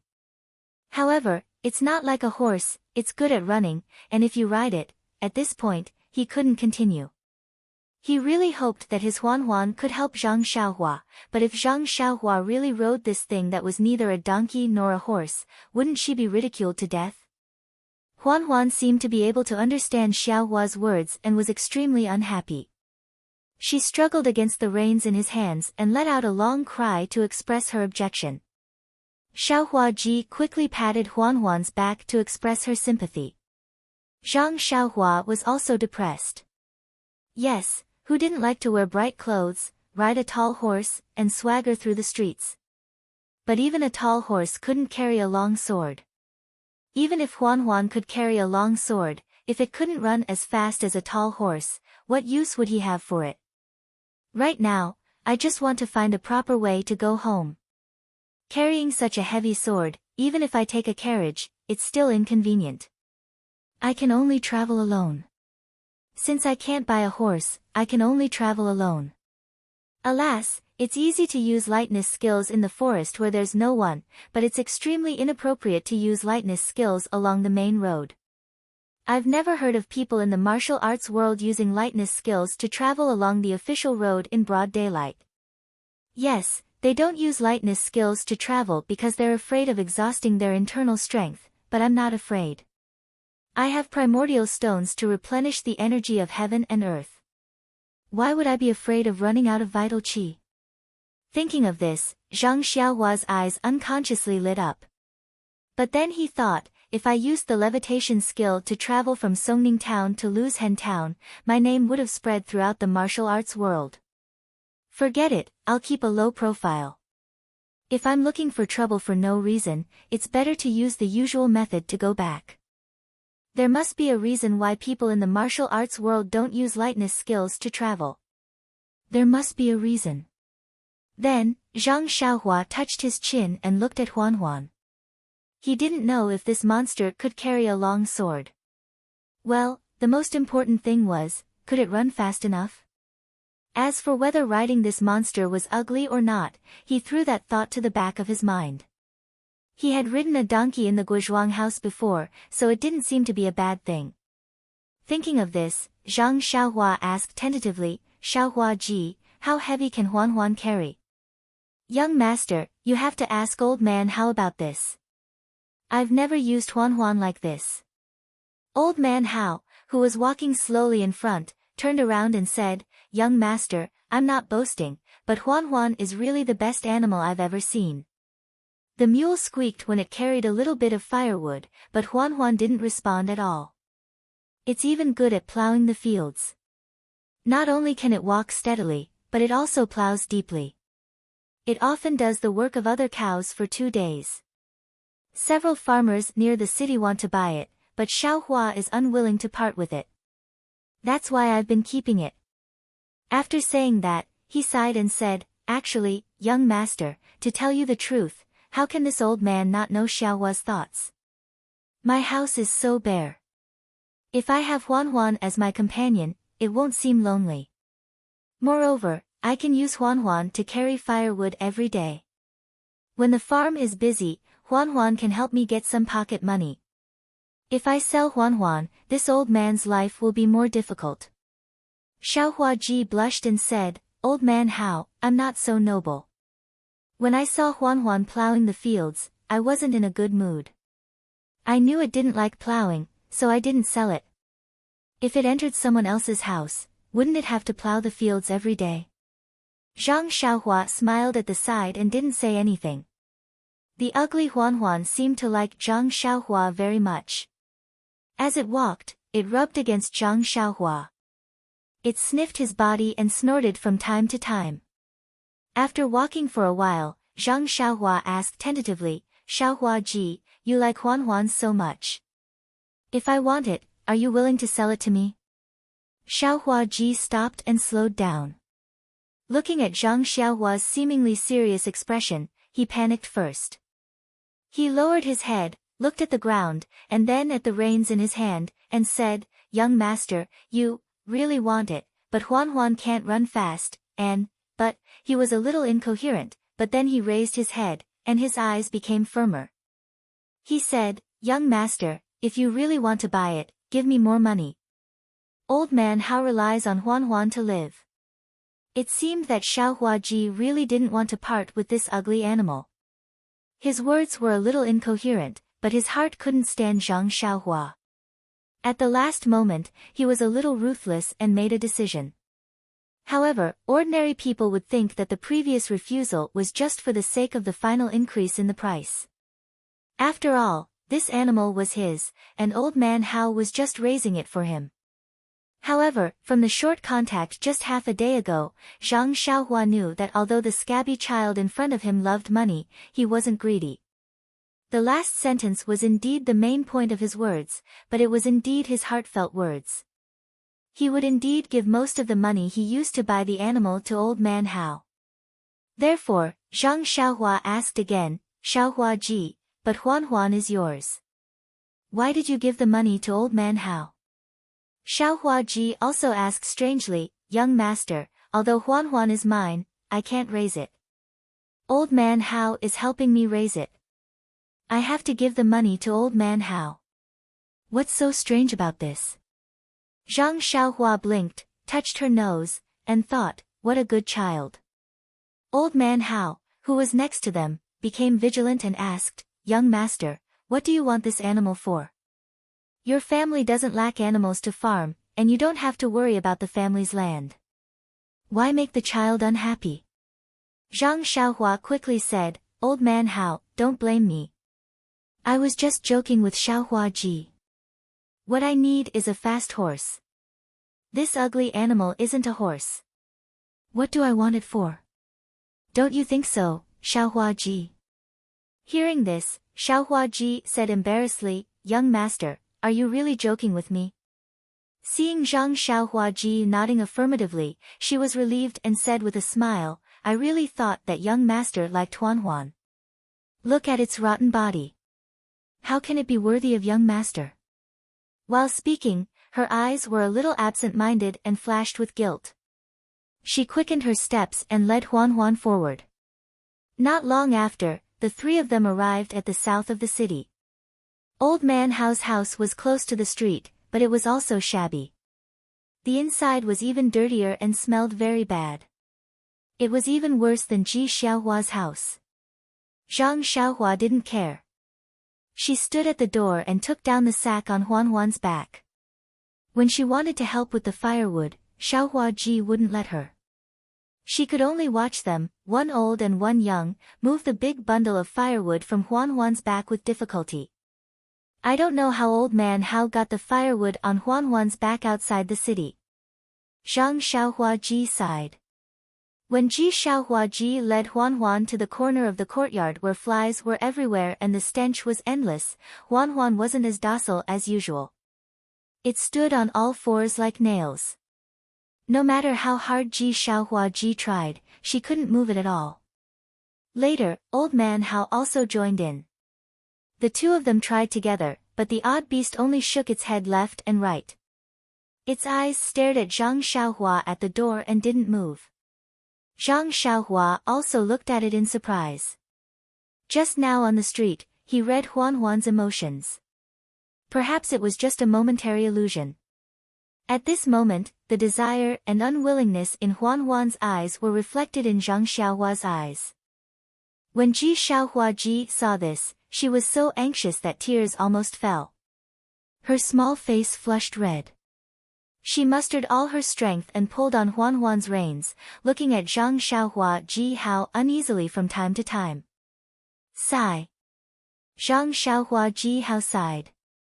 He turned around, picked up the sack, and left the courtyard. After a while, the light in Huan's eyes disappeared. Her eyes dimmed again, and she closed them again, revealing a slight gap. She moved her feet slowly. Under Ji Xiaohua ji Hao's command, she walked to the dark corner and stopped moving. She let the flies crawl all over her body. The donkey-like tail behind her was too lazy to move, let alone the swill in front of her that was already rotten. No matter what, she couldn't open her mouth. Ji Xiaohua Ji Hao clearly saw that in the corner of Huan Huan's eyes, there was a sparkling and translucent teardrop.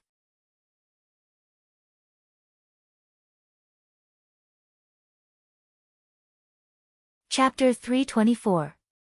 Zhang Xiaohua waited outside Father Hao's door for a long time before Ji Xiaohua arrived. Ji Xiaohua looked very listless. However, when she saw Zhang Xiaohua, she still forced a smile and said, "Young master, sorry to keep you waiting for a long time." Zhang Xiaohua waved her hand and said, "It's okay, it's okay." So Ji Xiaohua led Zhang Xiaohua back to Ji Xiaohua's shabby house.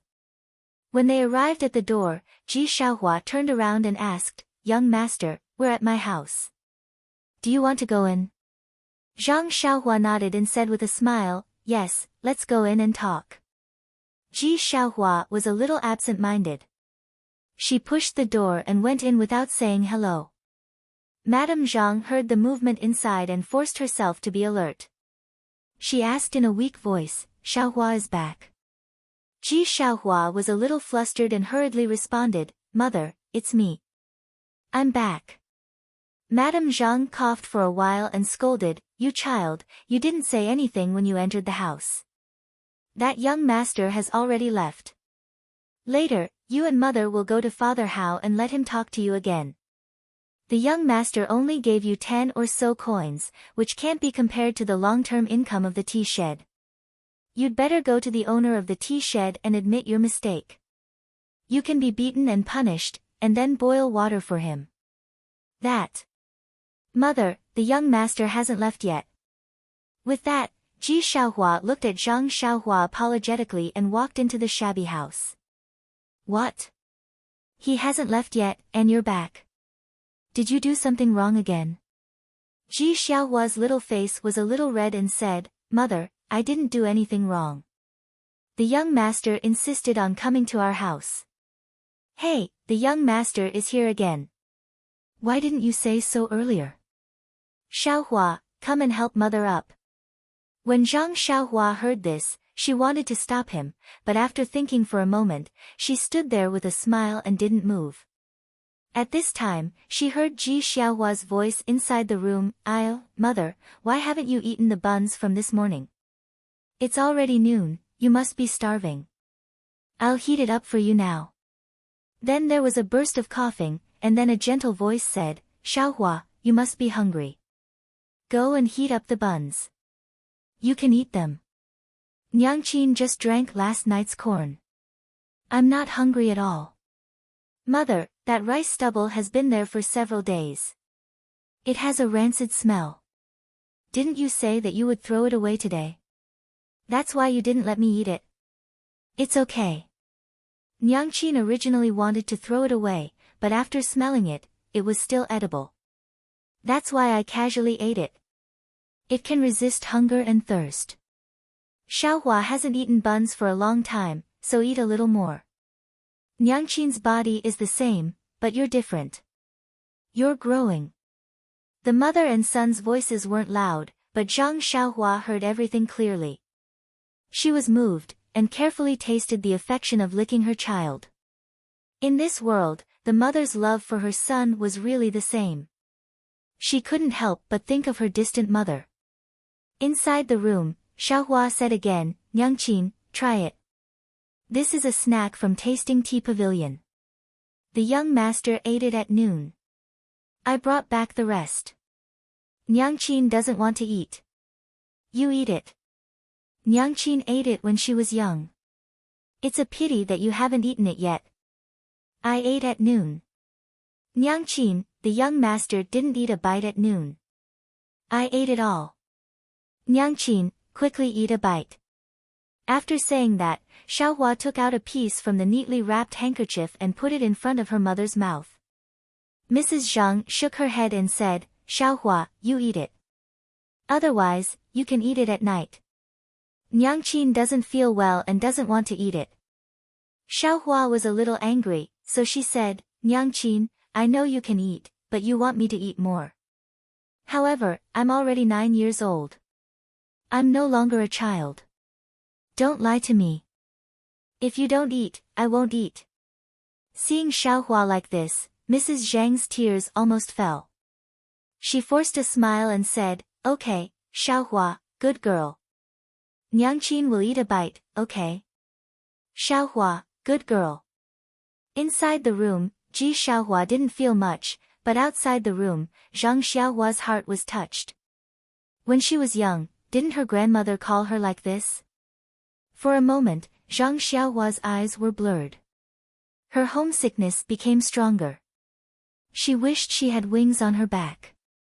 With just one flap, she could return to the Guozhuang house and plant new soil for her grandmother's lonely small grave. Therefore, Zhang Xiaohua coughed a little in the courtyard and said, "Auntie, can you come out for a moment and talk in the courtyard?"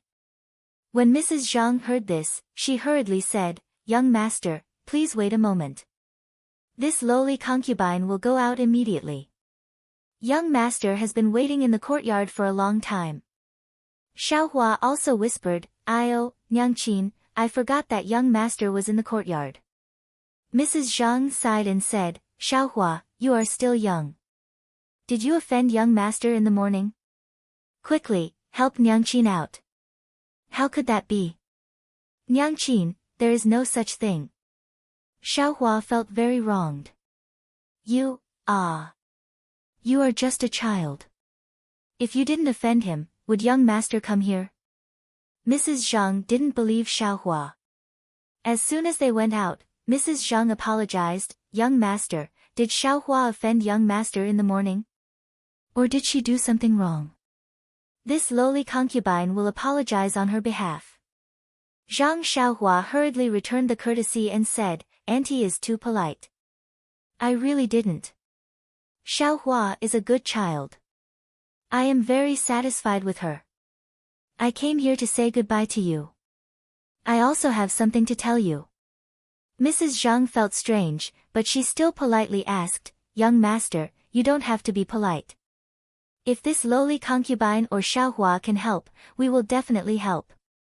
Zhang Xiaohua thought for a while, organized her words, and then said, "It's like this, Auntie. Xiaohua helped me a lot in the morning. He was very considerate. It was far beyond my imagination. Originally, I told him that I will give him 11 copper coins, but I suddenly changed my mind." When Mrs. Zhang heard this, she was somewhat puzzled. She thought, "It's fine if you don't want to give money. But why did you say that my son did a good job? But if you want to give more, you should give him some tips. I really don't understand." She saluted again and said, "Young master is too polite. If Xiaohua didn't take care of him well, you shouldn't give him any copper coins. Besides, you gave him steamed buns and snacks at noon. It's more than enough to pay for his salary." Zhang Xiaohua wrinkled her nose and said, "Auntie, you misunderstood. I just want to give Xiaohua more money." Mrs. Zhang smiled and said, "Young master, you don't have to. Didn't I just say that you already treat my family's Xiaohua well, so you don't need to spend too much money?"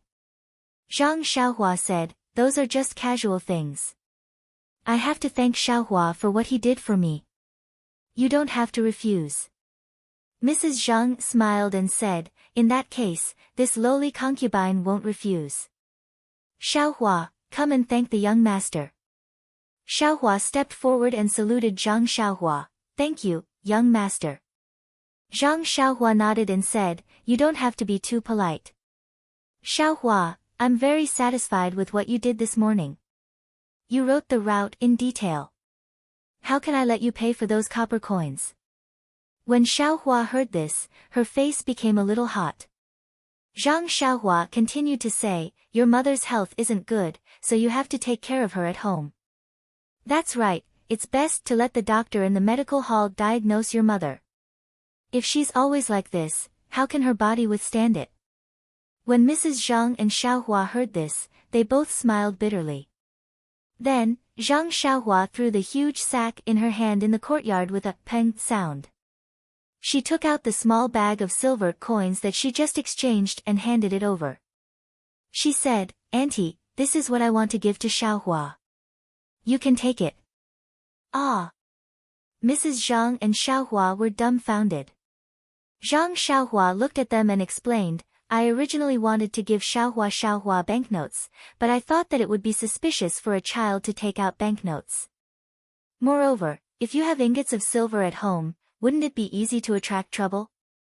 That's why I went to the bank with Xiaohua and exchanged them for copper coins.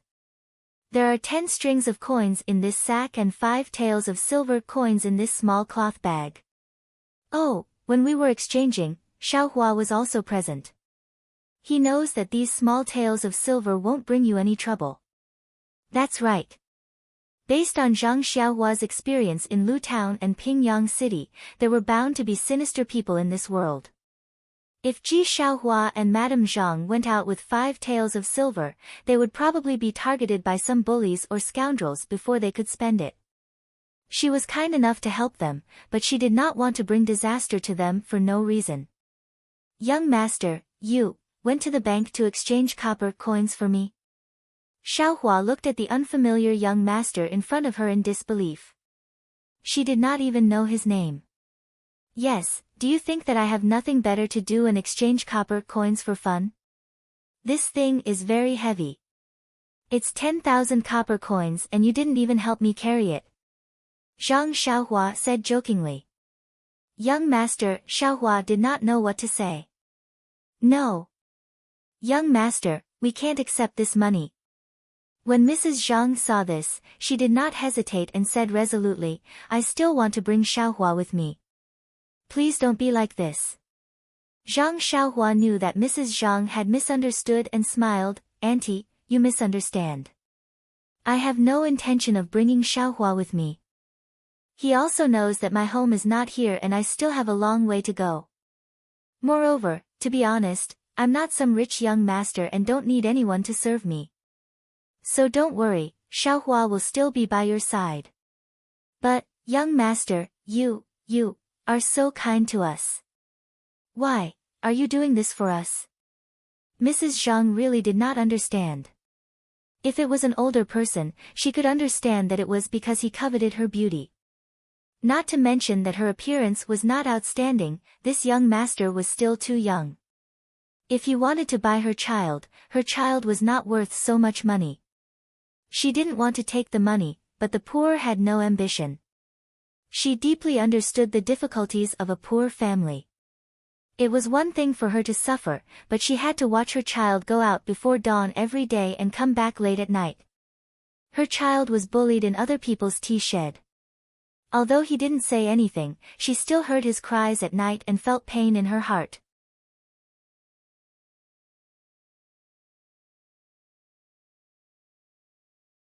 Chapter 325. But now, right in front of her, someone suddenly threw out so much money for no reason.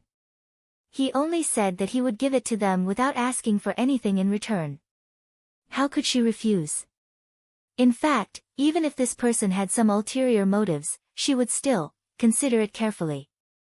But the young man in front of her actually said that this was a free lunch. Madame Zhang felt like she was hit in the head by a pie in the sky. And she felt dizzy. She tried her best to stop coughing and stared straight at the young man who was taller than her by a head. She stared at his pure eyes. After a long while, she felt a little disappointed. Those pure eyes were like the white blue sky. And even clearer than the blue sky.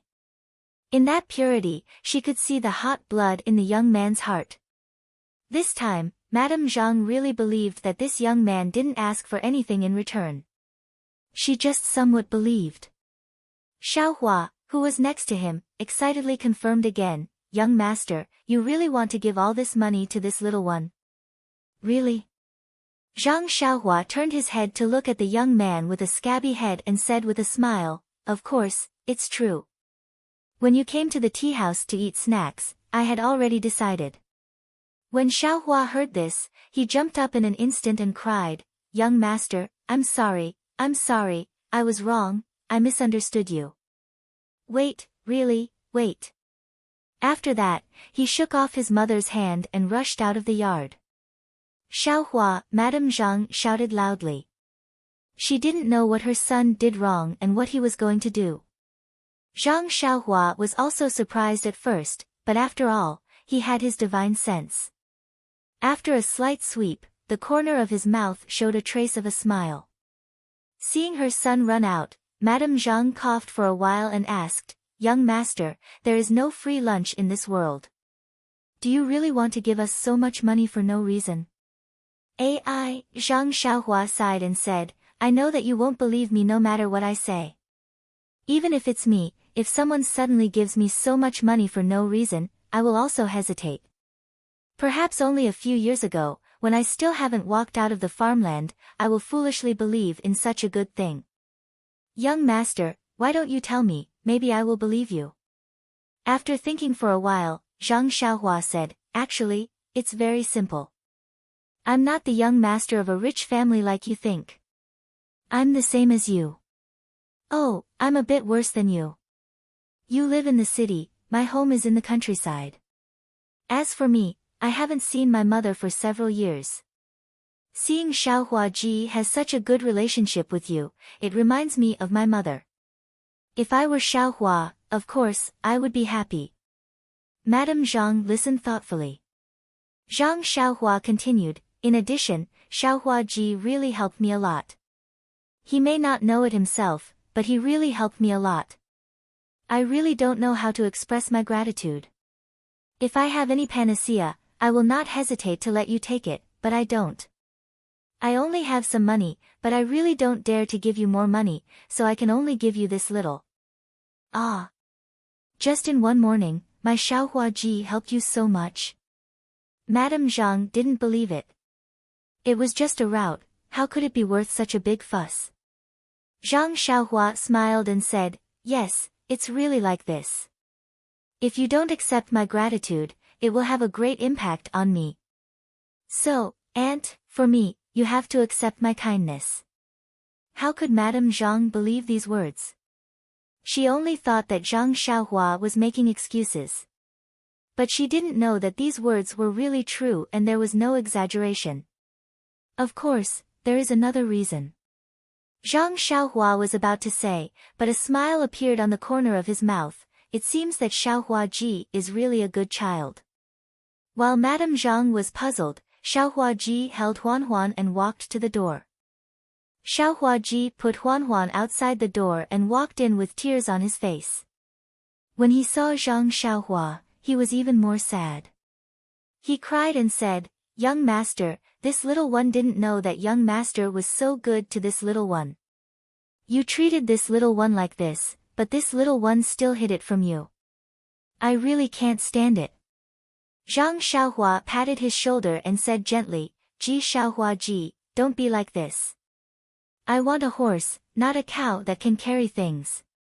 Although Huan can carry things, it may not be able to carry the things I want to carry. Moreover, it can't run fast. Besides, a gentleman doesn't take what others like. You should keep Huan for yourself." "No, young master, Huan can run. Really, it runs very fast." Really?" Zhang Xiaohua looked at Huan who had just been washed outside the courtyard and didn't dare to believe it. "Yes, last year, Huan and I met a wild dog outside the city. It wanted to bite me, so Huan carried me back. It ran so fast that even the wild dog couldn't catch up with it. It runs really fast."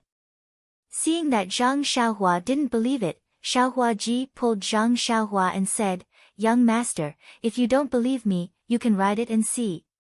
Hearing this, Zhang Xiaohua immediately became interested. In fact, he really hoped to have something to ride on. If this David's deer could be made, it would really solve a big problem for him. Walking in front of Huan seemed to know Xiaohua's intention. Her eyes were wide open and she sniffed Zhang Xiaohua's scent affectionately. Zhang Xiaohua looked at Huan's broad back and pressed her hands on it. Huan didn't seem to feel anything. Overjoyed, Zhang Xiaohua looked at Huan and smiled. "Huan, I'm going to press harder. Can you do it?" Huan understood Zhang Xiaohua's voice and blinked her eyes. Zhang Xiaohua laughed and pressed down hard. With Zhang Xiaohua's strength, Huan Huan's legs went soft, but she immediately stood up strong. There was a trace of unyielding and grievance in her bright eyes. Zhang Xiaohua was overjoyed again. He used a lot of strength this time. His arms had the strength of more than 10,000 pounds. This was beyond Zhang Xiaohua's expectation. Moreover, looking at Huan Huan's eyes, the weakness in her legs was a kind of humiliation. Thinking about it, how could he be treated well in Father Hao's house? It was good enough to be able to eat the rancid swill. Then, Zhang Xiaohua picked up the long sword in the yard and put it on Huan Huan's back. Huan Huan's back only sank a little, but her 4 legs were still standing firmly. Zhang Xiaohua kicked off and her body floated up. Huan Huan's 4 legs moved and she ran toward the street. Although she wasn't as fast as a galloping horse, her speed was still very impressive. I've really picked up a treasure. Zhang Xiaohua muttered in her heart as she rode Huan Huan back. At the door of the small yard, Xiaohua Ji, with tears on her face, and Zhang Xiaohua, with a happy expression, were waiting for Zhang Xiaohua's return. Zhang Xiaohua jumped down from Huan Huan's back and walked into the yard. He smiled and said, Xiaohua Ji, it seems that you and I are really fated. You, as an oddball, can be of great help to me. Xiaohua Ji said embarrassedly, young master, don't praise me. In fact, when you went to buy the horse, I thought of Huan Huan, but I didn't dare to believe you and couldn't bear to part with her. In the end, this little one still had selfish motives. However, young master still treats this little one so well. This little one is really sorry. Zhang Xiaohua waved his hand and said, don't have the heart to harm others, but don't have the heart to guard against others. This saying is right. How can I blame you? However, now that you've given me Huan Huan, you've given me another problem. Xiaohua Ji asked curiously, why is that? Zhang Xiaohua said, originally, I could repay your help by giving you some money. If you give me Huan Huan, won't I owe you a lot? But if I give you more money, won't I be causing trouble for you? Xiaohua Ji was very puzzled and said, young master, I don't understand. It's naturally good to have more money. How can it cause trouble? Young master, I didn't mean to ask you for money. You've already given us so much. Just take Huan Huan as a gift from me. Zhang Xiaohua Ji thought for a moment and took out 2 banknotes from his arms. He handed them to Ji Xiaohua and said, I don't deserve a reward without any effort. I'll use these banknotes to exchange for your Huan Huan. How could Ji Xiaohua Ji accept them? He repeatedly refused. Even Madame Zhang coughed and tried her best to stop him. Seeing this, Zhang Xiaohua Ji was moved. He took out a banknote and said, since it's like this, I won't give it to you. I'll trouble you to go to the ox and horse market with this banknote and help Father Hao buy a cow or a mule. Didn't you say that Father Hao needs Huan Huan to live? If I take Huan Huan away, how will Father Hao live? This. Xiaohua Ji was a little hesitant. At that time, he only felt guilty and didn't think too much.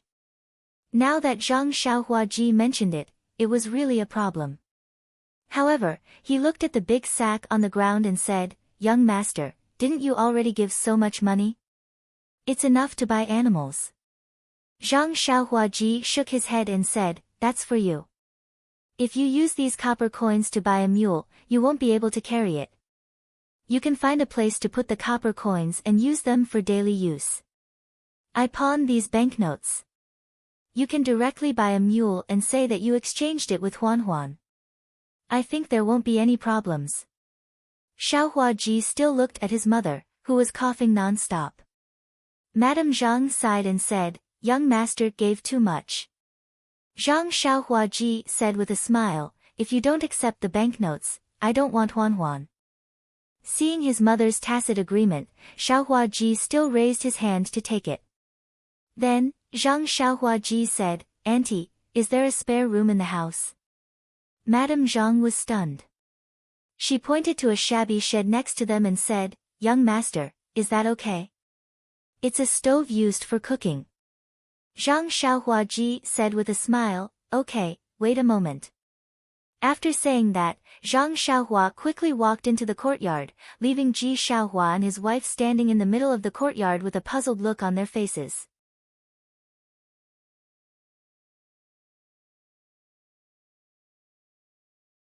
Chapter 326. After a while, Zhang Xiaohua came out from inside. Her face was slightly pale. She held a small piece of white jade in her hand and handed it to Ji Xiaohua. She said, Ji Xiaohua, this is your reward for giving me Huan. Oh, don't refuse first. You must accept this. Just now, I told your mother that I don't have any panacea that can cure your mother's illness, but I suddenly remembered that I have an old piece of jade that can cure illness. Then, she said to Madame Zhang, this jade is not valuable, but it is very good for the human body. If you can wear it every day, and with the doctor's treatment, it will be better day by day. Hearing this, Ji Xiaohua's eyes could no longer leave the jade in Zhang Xiaohua's hand. Being able to cure his mother's illness was his biggest wish. Since the young master in front of her could take out this thing, there must be a reason. He wouldn't deceive her for no reason. As for Madame Zhang, she looked at the jade and then looked at her son. Unconsciously, she didn't have the courage to refuse. Seeing this, Zhang Xiaohua stuffed the jade into Ji Xiaohua's hand and said with a smile, in that case, I won't stay any longer. I hope that auntie will recover soon. Then, she turned to leave. Madame Zhang shouted, young master, what is the reason that you didn't say just now? Ji Xiaohua also shouted, yes, young master. People say that people don't wake up early if there is no benefit. This little one also doesn't have a beautiful older sister or younger sister. Why are you so good to me? Ha ha ha. Zhang Xiaohua laughed and floated up. Her figure flew over the low wall of Ji Xiaohua's house and landed on Huan's back outside the door. Zhang Xiaohua sat cross-legged and urged the four odd beasts. When Ji Xiaohua and her mother arrived at the door, they heard Zhang Xiaohua's voice from a distance. The reason is very simple. Because I am also called Xiaohua. However, I am called Zhang Xiaohua. Seeing Zhang Xiaohua's figure gradually disappear, Ji Xiaohua's heart actually had a desire to chase after her. However, hearing her mother's heart-wrenching coughs, how could he take a step forward? It wasn't that he didn't think that Zhang Xiaohua was an unusual person. He knew that the long sword that was too heavy to lift was extraordinary. Now, he actually saw him fly over the wall like a bird. He knew that he was more magical than he thought. Pingyang City, Lu Town, Huanqi Manor, Zhang Xiaohua. Ji Xiaohua muttered and memorized the route map he gave Zhang Xiaohua in her mind. Then, she turned around and supported her mother. Mother, you should go back to the house. The wind is strong outside. After entering the courtyard, she took out the jade and handed it to her mother. Mother, you should go back to the house and find a string to string it with you. Young master, yes, young master Zhang said that it is useful, so it must be useful. Madame Zhang had seen Zhang Xiaohua's qinggong before, so she naturally believed in Zhang Xiaohua's words. She reached out to take the money, but their gazes immediately fell on the large pile of copper coins in the courtyard. With Ji Xiaohua, a 9-year-old child, and Madame Zhang's body that had been ill for a long time, it was extremely tiring to move these 10,000 coins into the house and hide them in a secret place. However, doing this kind of work was tiring but happy. Zhang Xiaohua sat cross-legged on Huan's back. Huan was so happy that it could jump up and walk quickly along the main street of Songning town, heading out of the city. Huan walked very steadily. Zhang Xiaohua didn't feel any bumps at all on its back. Huan walked very quickly, not much slower than an ordinary horse. However, the people on the street were all pointing fingers at Zhang Xiaohua. That was because Huan, which didn't look like anything, carried a large pile of firewood back from outside the city every day. Many people had seen it with their own eyes. Huan's stinky body and strange appearance were obvious to all. Now, there was a young person sitting on it, and Huan Huan was running quite happily. How could people not be surprised? There were even people who covered their mouths and sneered. However, this is also good. So many people saw me ride Huan Huan out of the city. When old man Hao or Xiaohua go to buy a mule or a cow, it'll be a good excuse. At this time, Zhang Xiaohua was still thinking about the safety of Ji Xiaohua and the others. It had to be said that Zhang Xiaohua had indeed matured and grown up. She was worthy of his tall and thin stature. Zhang Xiaohua had already memorized the route on the white cloth that Ji Xiaohua gave him. When they arrived at the city gate, he got off the odd duck. After asking the passers-by carefully, he sat on the odd duck again and patted Huan Huan's head. The odd duck immediately galloped away, leaving behind many people at the city gate who were pointing and gesticulating. On the spacious road, there were few pedestrians, but Huan Huan ran very happily. Its eyes were full of excitement, and its 4 hoof-like feet kept exerting force. It seemed that this kind of galloping days was the life it wanted. However, after a long while, Huan Huan's speed didn't slow down, but there were some slight beads of sweat on its neck. Zhang Xiaohua was very considerate and noticed it. He patted its head slowly with his hand. Huan Huan really understood his meaning and slowed down its pace, moving forward leisurely. This Huan Huan is really a strange creature. No, what kind of animal is this odd duck? Not only can it carry thousands of kilograms of things, but its speed is also not much slower than a horse. The most rare thing is that Huan Huan seems to understand my intentions. I don't need to speak. As long as I pat its head, it immediately knows my thoughts. Can such an animal still be called an animal? Even if it's called a spiritual beast, it's still worthy. It's just that this spiritual beast has been spoiled by old man Hao. It only knows how to carry firewood all day long. What it eats is even worse than a pig's. God has pity on it. It's really a pearl covered in dust. If I didn't happen to meet it, wouldn't Huan Huan die of old age in the pigsty? Thinking of this, Zhang Xiaohua couldn't help but stroke the back of Huan Huan's neck. Huan Huan seemed to understand Zhang Xiaohua's meaning.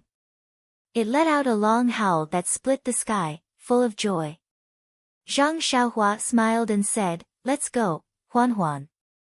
I'll call you Huan Huan in the future. If you follow me, I won't treat you unfairly. Oh, I forgot to ask Xiaohua what to feed you. You haven't eaten properly for many years, so I have to take good care of you. Otherwise, you'll collapse from exhaustion before we reach the Guizhuang house. That would be very bad." Huan Huan was also happy to hear this. It growled in a low voice, but it didn't know what it wanted to express. Its feet didn't stop and it worked even harder. Presumably, it was also looking forward to the delicious fodder in a while. Although Huan Huan hadn't run for a long time and its physical strength was limited, they reached the western outskirts of Songning town by the time the sky turned dark. There were very few people. The forest by the roadside and the distant hills all revealed a kind of silence. The time for all living things to rest was coming. At this time, Zhang Xiaohua was somewhat regretful. It didn't matter to her. She had already abstained from eating, so it didn't matter whether she ate or not. However, she didn't know if Huan Huan could persist. She wanted to be free and unrestrained, so she just patted her butt and left, leaving behind the admiring stars of others. But now, she was in the middle of nowhere, so it wouldn't be too late to stay in town and leave tomorrow morning. However, at the thought of her mother who was far away, Zhang Xiaohua's heart was burning. How could she be willing to stay in this unfamiliar place for a moment longer? Just as she was thinking, she heard the crisp sound of a bell from the turning mountain on the quiet main road.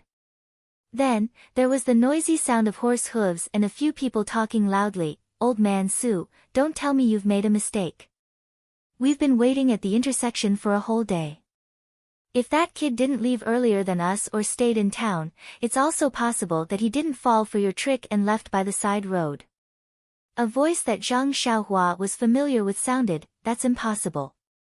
That kid walked when he was young. If he went to Pingyang City, he would definitely buy a horse.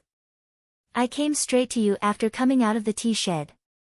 I've been waiting here since early morning. How could I let him leave in advance? It's also impossible to leave by the side road. When I passed by the pub, I asked the bystanders and they said that this is the way to Pingyang City. It's almost the same as what I said. However, the road that I gave him in the end was to head north and the correct route was to head south. But this fork in the road is still the same. From what old man Su said, he must still be resting in one of the inns in town. Hee, Xiao Jing, when we reach the town, go and find out where this young master is hiding. We'll go and get him out tonight. First, we'll take the banknotes from him, then we'll chop him clean and throw him into the sea. Oh yes, old man Su, are your eyes playing tricks on you? Is this really a rich young master? Of course. Don't you trust my judgment? Just based on the retro robe that he's wearing, it's estimated that it's worth dozens of silver taels. Those few people spoke very loudly and didn't have any intention to care about others. The few horses turned and rushed towards Zhang Xiaohua. Those few people were also stunned when they saw Zhang Xiaohua. They didn't expect that there would still be people walking on this road at this time. Unknowingly, they stopped talking and only the clack clack clack of the horses' hooves could be heard. From their words, Zhang Xiaohua already knew their intentions. She even used her divine perception to clearly see that it was old man Su from the tea stall. But it was dusk at this time. With the alternating light and dark, ordinary people wouldn't be able to see clearly. Moreover, Zhang Xiaohua had already changed her clothes. That old man Su was still thinking about Zhang Xiaohua's retro black robe and naturally didn't recognize him immediately. It was just that when they neared, someone couldn't help but ask in surprise, Isn't this old man Hao's broken donkey from the south of the city? Why is it being ridden out by this person? Can this donkey be ridden? It's usually used to carry firewood. At this time, old man Su also saw Zhang Xiaohua's mocking expression. He was stunned and thought in his heart, why does this young man look so familiar? Immediately, he laughed and said, ha ha ha, there's a road to heaven but you can't, there's no door to hell but you still bump into it. Brothers, this is the rich young man I was talking about. The leader of the villainous men also laughed and said, no wonder, so he changed his clothes. He must have known that old man Su was lying. While they were talking, the other two had also surrounded Zhang Xiaohua from the side. Zhang Xiaohua was completely surrounded in the middle. Qidian Chinese website welcomes all readers to read, the latest, fastest, and hottest serial works are all at Qidian Originals.